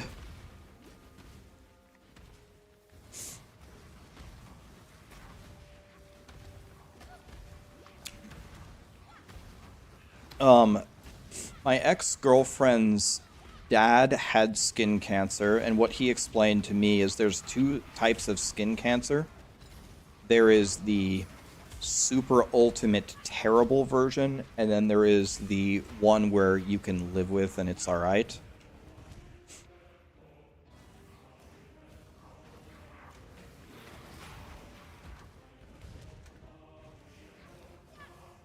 He had a mole on his foot. They removed it. He found a darker circle under it. Removed it, and then they did a biopsy, and they said that it's skin cancer. So if I'm remembering correctly, melanoma is the non-super threatening one. By the way, not at all am I trying to downplay the situation. This is a very serious situation, but if I remember correctly, melanoma is the one where you can definitely live with. It's not necessarily a fatal diagnosis. I need to research. I need to remember what are the 2 kinds of skin cancer. That's the shittiest one. That's the one you don't want. Cassidy's dad had skin cancer. Him and his best friend both got skin cancer. His best friend got the deadly one, and he got the non-deadly one, and his friend is already dead.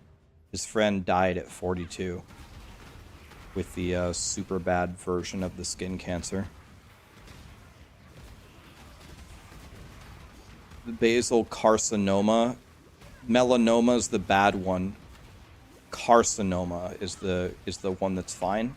Oh no, he has the bad one. Oh god, no. Is melanoma the bad one?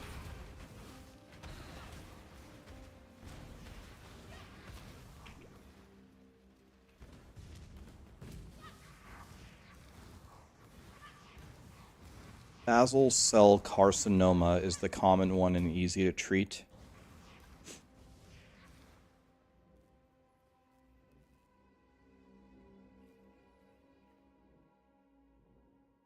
You're not going to Chipotle, you haven't slept? Alright, I'm going. Are you hungry? I know, even if you aren't hungry, I'll just... Forget I asked that, because I don't want to know the answer. Because then I'll just get you a bowl, and if you say you're not hungry, then I can have an excuse to eat 2 bowls. If you are hungry, I got you food, and I'm a great person. And if you aren't hungry, then I'm a fat ass, and I get 2 bowls.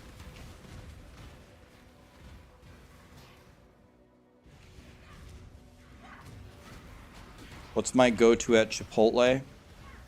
Either bowl or burrito, both rice, extra rice, black beans, barbacoa, hot corn cheese, sour cream is what I would get normally, but that's not what I'm ordering now because I've been trying to... Okay, this guy is super jacked. Hold on a second. I have a problem here.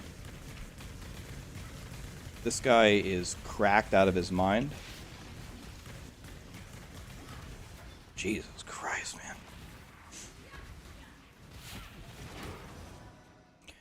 man.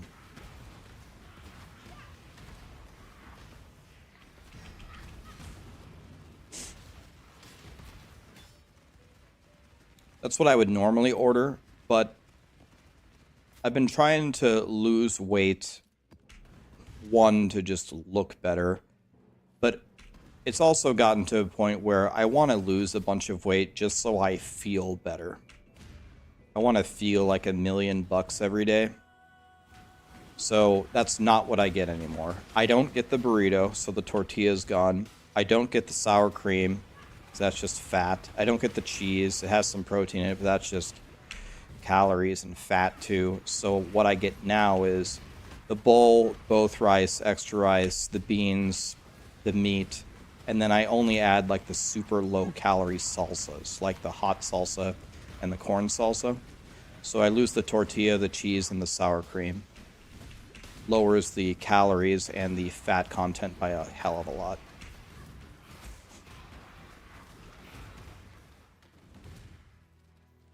You don't look like $1,000,000, you look like $1,000,000,000. Yeah, I mean, I'm doing okay for 37, but I could be in way better shape than this. And no more excuses. No more excuses. Just need to get it done, so. Anyway, that order, I love that order anyway. It's perfect. It tastes great. I could eat it every single day without batting an eye. It's not very expensive. Fills me up. It's perfect.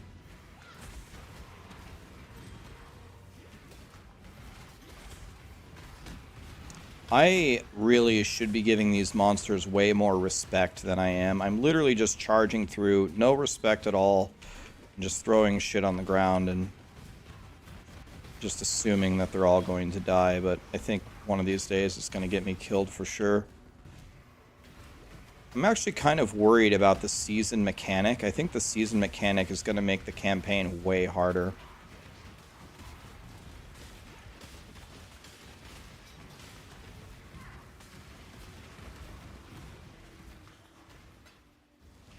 Yeah, I'm playing on hardcore. Hardcore SSF. Everyone said, Rax, when you practice, don't play hardcore. What? If you don't practice on hardcore for hardcore, then you're a little bitch.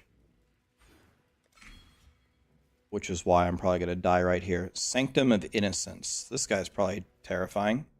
No idea what this guy does. I'm sure it's real bad. Whatever he does, I'm sure it's real bad.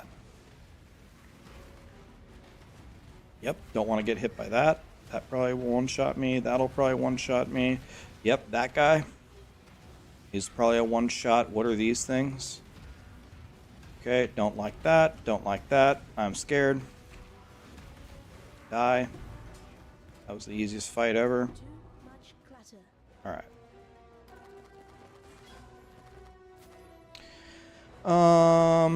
Bad. Bad. Bad. Bad. No. Well, I can... Let's take that. 51 life. Res. This looks pretty good. Mine's about the same, though. Too lazy to change it. Don't care. Bad. This would be so nice if it had movement speed on it, but it doesn't have any movement speed, so it's dog shit. This has more life, but the resistances are bad. Fire and lightning res. Do I need those? Not really, but I'm about to kill Kitava. But I'm also not going to continue past Kitava. I could also... What does it have open? A prefix. Prefixes are dog shit, right? Let's just throw it away. It doesn't matter. Alright. Where do we go? This way? Alright. It's a win, boys. Wait. Alright. What do I need to do here? Help me. Help me, game. You, what do I do? I don't know. What do we... Anything? I don't know. This one? I have no idea. 90 life. Excusey.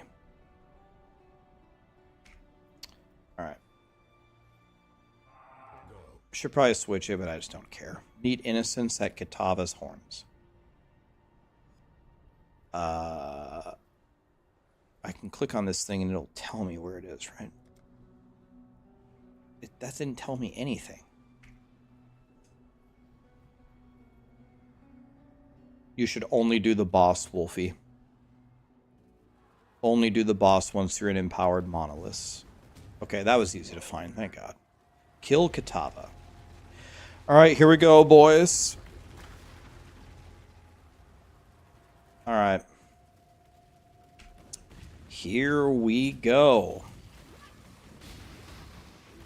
This is gonna be exciting. I'll probably die. Last time I fought Act 10 Kitava, Kitava hit me with a slam, and the only reason that I survived it is because I had 4,500 HP and I was a juggernaut. The canals. So hopefully we don't die here, but I probably will. Ow. That hurt. I didn't like that. Jesus. Die, die. I'm scared, die. I'm scared. I'm scared. I'm probably gonna die. I got all the way to the end. But we're trying to rush to go to Chipotle. Those guys almost one-shot me. Ow, that's not a good sign. Not a good sign. Can we go this way?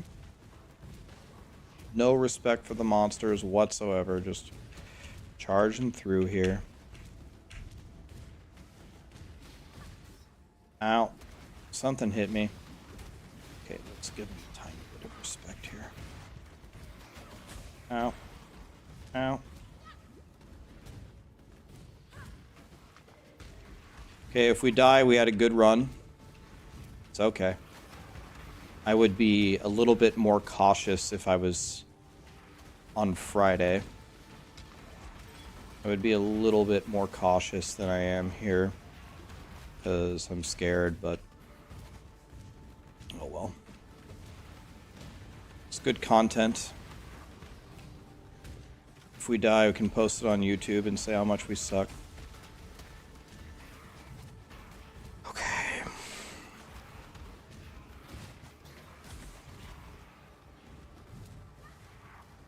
Okay. I don't really... I know he does a fire thing. And I know he does a slam thing. I don't exactly know how he telegraphs it, but hopefully I can figure it out. Oh, that wasn't even the last zone. There's another zone. See? Touch out. Jack shit. I'm supposed to do the lab first, by the way. I would go do the lab right now, right? But we don't got time for that. That would make me stronger for the fight, though. Alright, final boss. Here we go. I think the slam will one-shot me, so I've got to see how it's telegraphed here. I've got to learn. Gotta learn. Alrighty, crafting recipe. I will take that. Sin, what's up, dude? Alright, let's go. What's up, dude? Okay, he punched the ground there. Fireball thingy.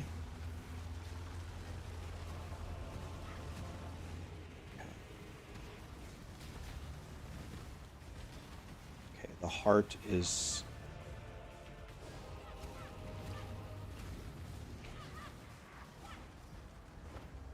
he did a hand swipe, punch the ground. What does that mean? Fire thing. We go over here for that.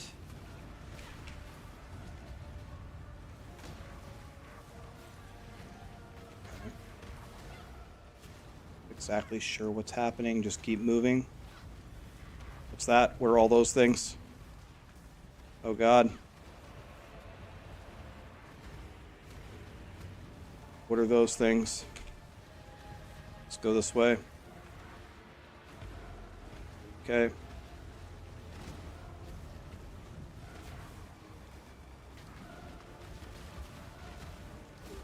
Ow. Teleporty man just punched me for pretty much my entire health bar.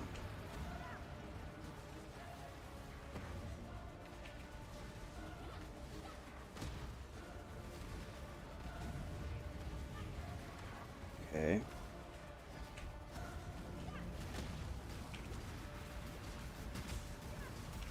I don't know what's happening here at all. Can't tell, scared.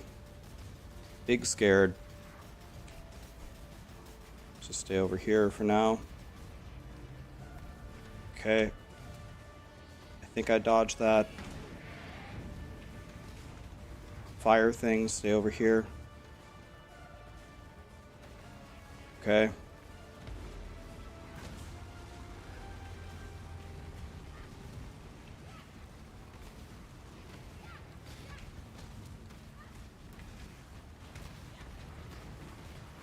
Laser beams. Huh. Jesus. God, I suck at this game. I have no idea. Almost died like 10 times, and I think my potions were out.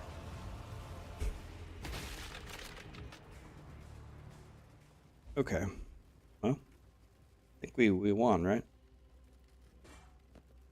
Oof. Jesus. Maps on my first try. That wasn't bad. Oh, you spam wave? You spam it? I thought this was better. Armageddon brand.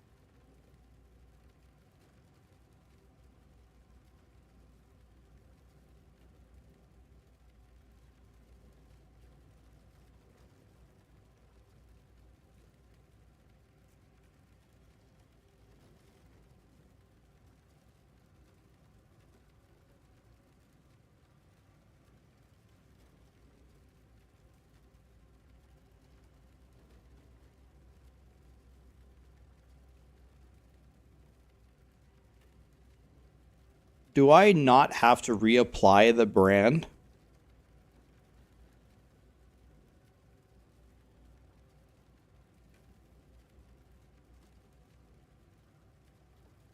Oh.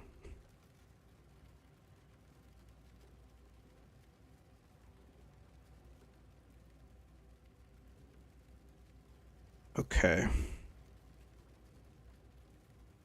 Do you have to apply it every time Kitava and the heart come up one time?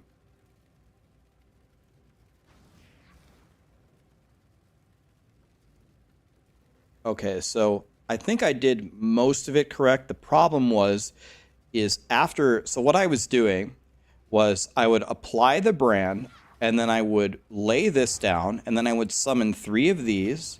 Then I would cast Wave and Flammability, and then I would spam brand. But instead of spamming brand at the end, I need to spam the wave, is what you're saying?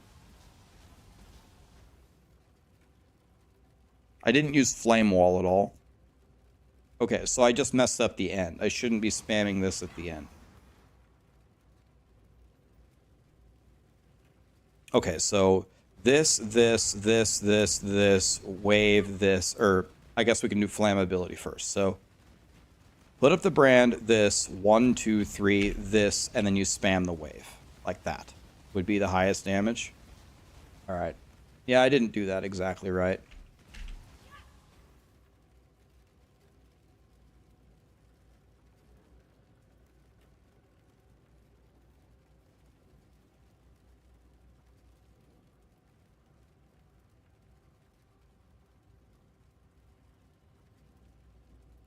The triangle buff shows me how many brands there are.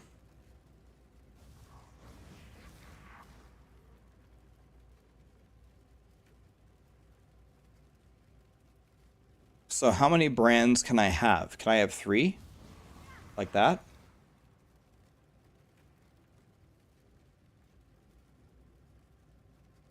Okay, so this is the rotation. 1, 2, 3, this, 1, 2, 3, flammability, spam wave. Like that would be maximum damage.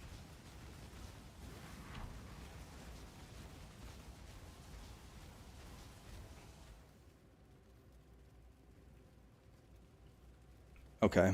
Yeah, I can do much better then. I wasn't doing that right. Shroomy, Gilbert, Toodles, Zenjex. Thank you for the prime.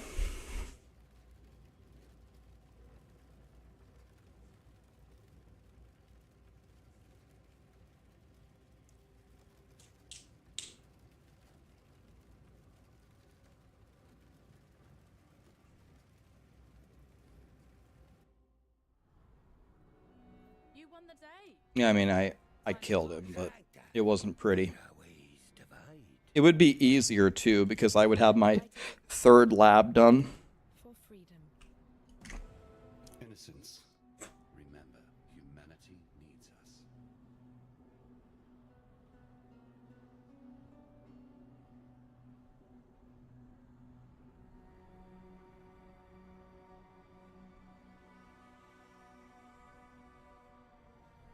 Type/passives. Yeah, let's see how many I missed. I got 21 passives, so I missed one in Kitava's Torments, and I missed Ruler of High. I missed 2 here. Okay, I didn't actually do that bad then.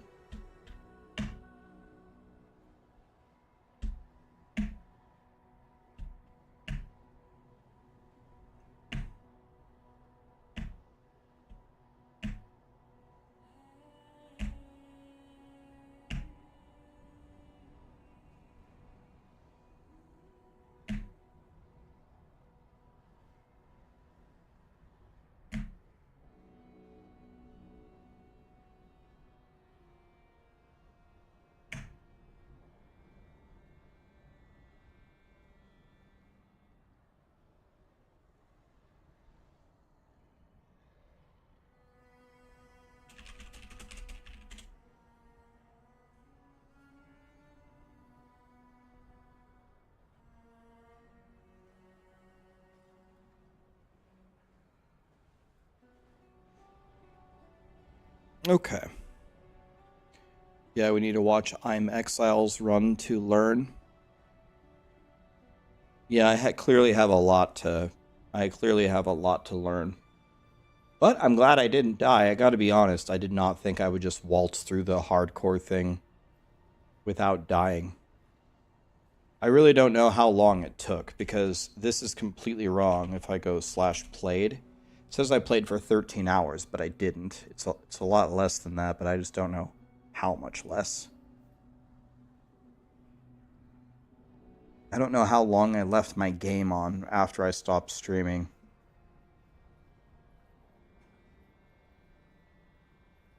Maybe it was like 10 hours. Good tidings to you. But we can do it much better than that.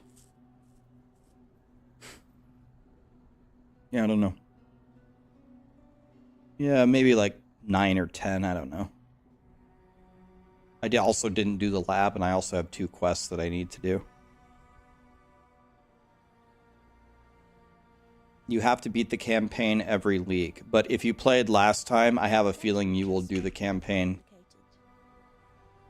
much faster this league, but at the same time, maybe not, because this campaign this time is going to be much harder, because this time the season theme is forced upon you, and as I understand, does the season theme affect every single zone? I think it affects every single zone, except for maybe like the boss zones. Does it affect the boss zones too?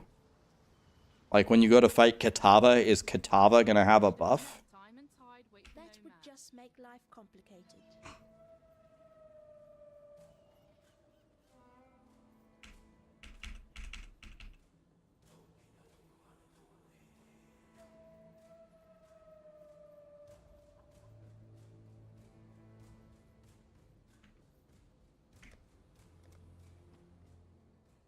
Okay, so we actually did it. We actually didn't die.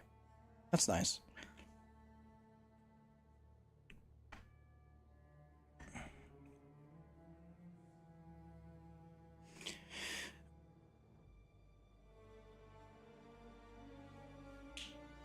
You will be able to change it and see what packs the buffs are on. Yeah, but you know, you don't want to make assumptions about something before you even try it, right? So it's not smart of me to judge something before I've even played it. But I will tell you my generic feeling about forcing it on the zones, including the campaign. It is cool that people will learn about the monsters and apply buffs or whatever, but I think the downside is way higher than the plus side. I think all the new people that just want to get through the campaign for the first time and get to maps and play the game are going to suffer because of it, and I think it's going to make new people quit again. So I really wish it wouldn't have applied in the campaign, or at least it was optional, and then you can turn it on in maps. I wish, but again, it's not smart to judge something before you even try it. So we'll try it and keep an open mind with it, but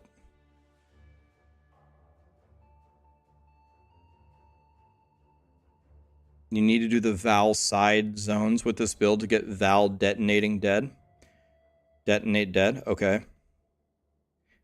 Do I need to do the Val side zones, or do I just buy detonate deads and Val them?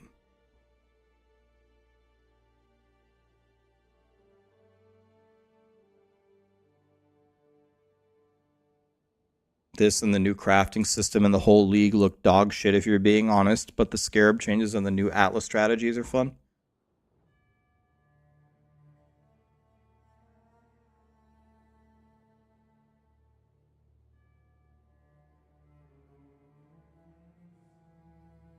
If you have experience playing ARPGs, is it easier for you to pick up Path of Exile than if someone's brand new? Yes. Definitely. If you play ARPGs, then if you played Diablo 4, if you played Last Epoch, that's going to be way better for you if you start Path of Exile than if you're fresh. Yeah, that will help you. Definitely. RBG, thank you so much for the Prime. Billy. Exile does a great explanation in the video of what and why he does certain things in Axe. Okay. Maybe tomorrow we'll actually just watch it.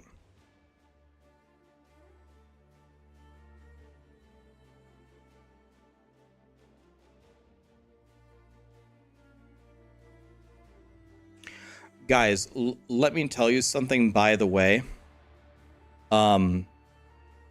My goal on Friday is going to be to stay alive. So I'm not going to have a super impressive clear time. I'm going to reasonably take my time, look at the gear, try to get some upgrades where I can. I might pay attention to the league mechanic to try to not die. I'm not going to beat or be close to any of the top players. It's not going to happen. But I am going to go hardcore. I am going to go SSF, and I'm going to try to not be a complete dumbass. I'm not going to beat Quinn 69. Is Quinn good at ripping through the campaign? Does he, like, dominate it?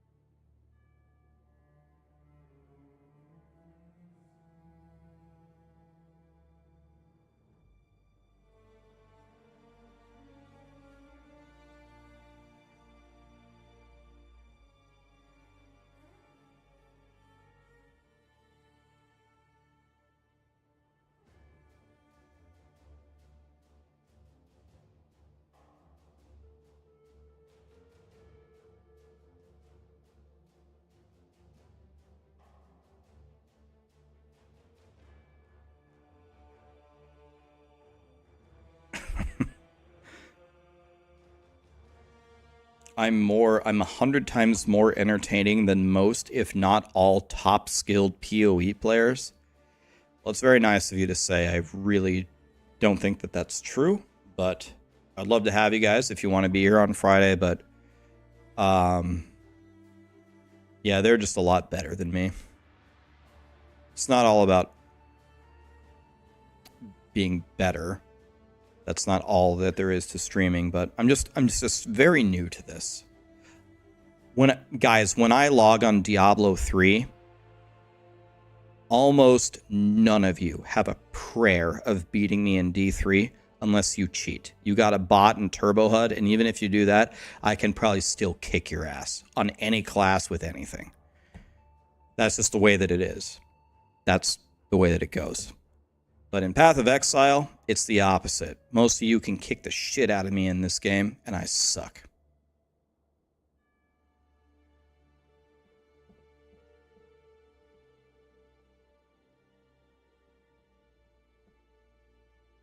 So I just need a lot of practice to try to get up to a good level in this game. But in Diablo 3, I own you. I own you all. And that's just the way that it is.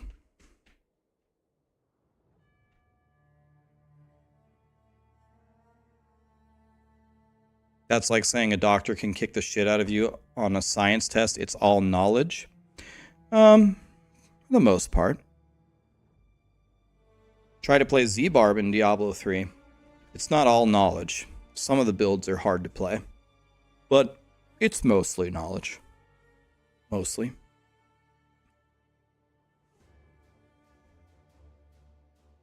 I was a Pokemon champion. I'm surprised that you knew that.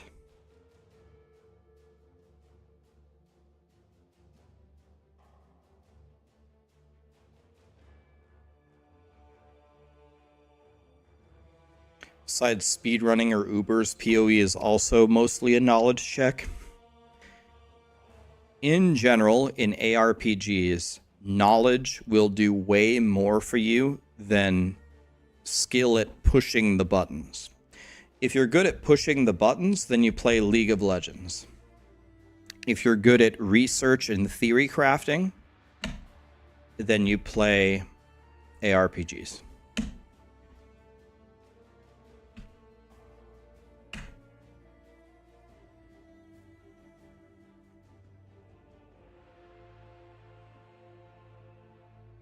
You can open a beer bottle with my teeth. Let's see a doctor do that.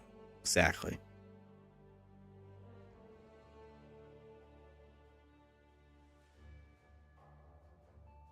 We can buy we need MTX for Detonate Dead to not lag. I got no problem with buying MTX to support Path of Exile. So if we need that, we will do it.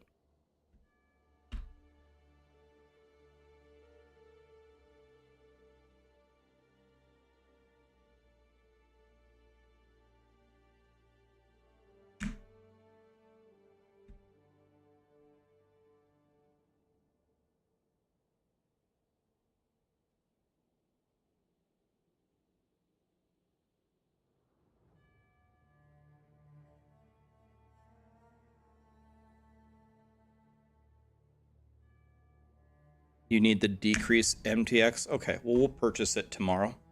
Make sure that we're doing the right stuff.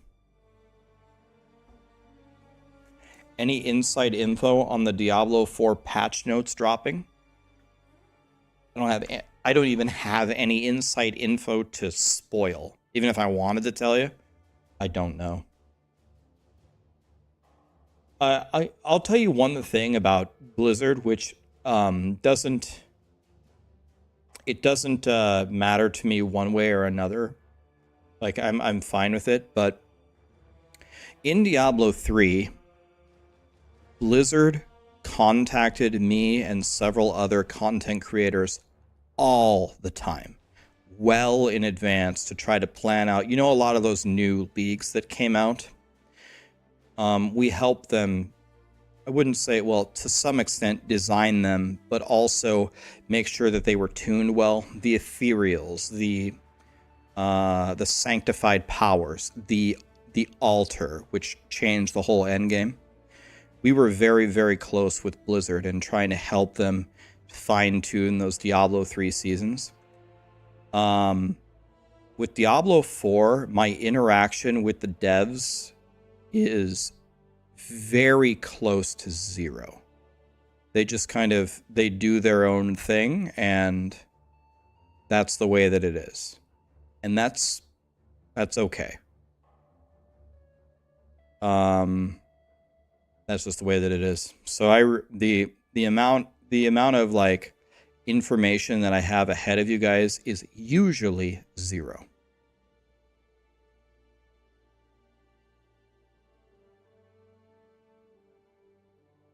Was that a Blizzard thing or a D3 thing? I don't know.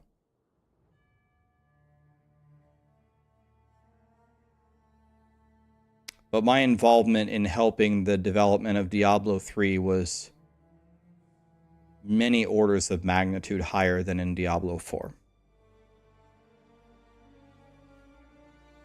That could be part of it. Maybe they want to involve people, but they might be very pressed for resources themselves. Diablo 4 felt very rushed, and they just laid off a lot of people on their team. So maybe they don't involve us because they're just barely meeting the timelines as it is. I don't know. I don't know what the reason is. I don't really sit here and think about it, though. At the end of the day, it is what it is. So believe me, Blizzard knows how to contact me. If they want to reach out to me and they want help, I'll help them. And if they don't, I'm chilling. It's all good. Tomorrow I'm playing the campaign again, for sure. Tomorrow the campaign again, and I'll put up the timer.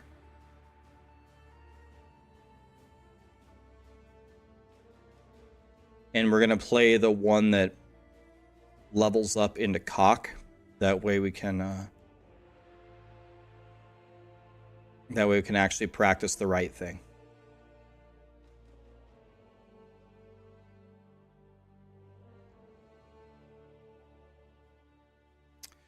So I guess I'm going Inquisitor, people say. Inquisitor is what I'm doing. Cocky Walrus, what perfect timing. Thanks for the sub, man.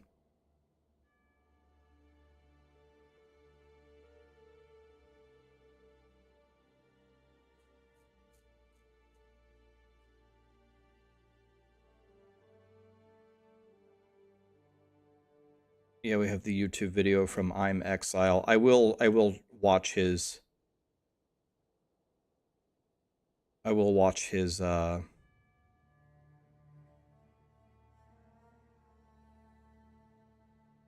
his guide here. Okay. Let's find somebody to raid, and I'm going to Chipotle. I'm hungry. Okay, someone said Subtractem is on.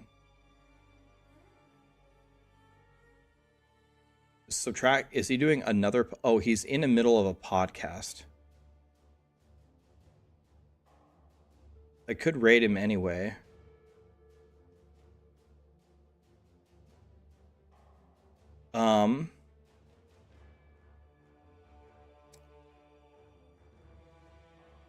I raided Karn recently. Should we raid? I can raid Zizaran. I can raid Subtractem into a podcast.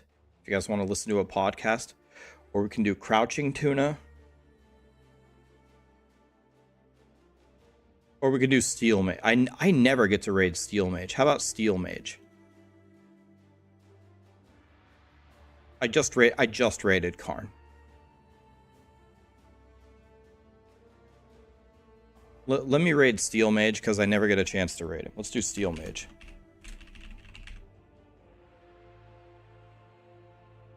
All right. Nice. All right. Thank you so much for watching, guys. Tomorrow I'll do a fresh run with Detonate Dead. We'll do the cock version. That way we can only press one button. It's going to be good. I hope you guys have an absolutely fantastic night. We're streaming every day for 10 years. Thank you so much for the follows and everything. Thanks for the likes over on YouTube, guys. On YouTube, we're getting close, guys. We're getting close to 300,000 subs. I never thought I would hit 100K, let alone 300K, so pretty unbelievable. I appreciate it, guys. See you tomorrow. We go again. Good night, guys.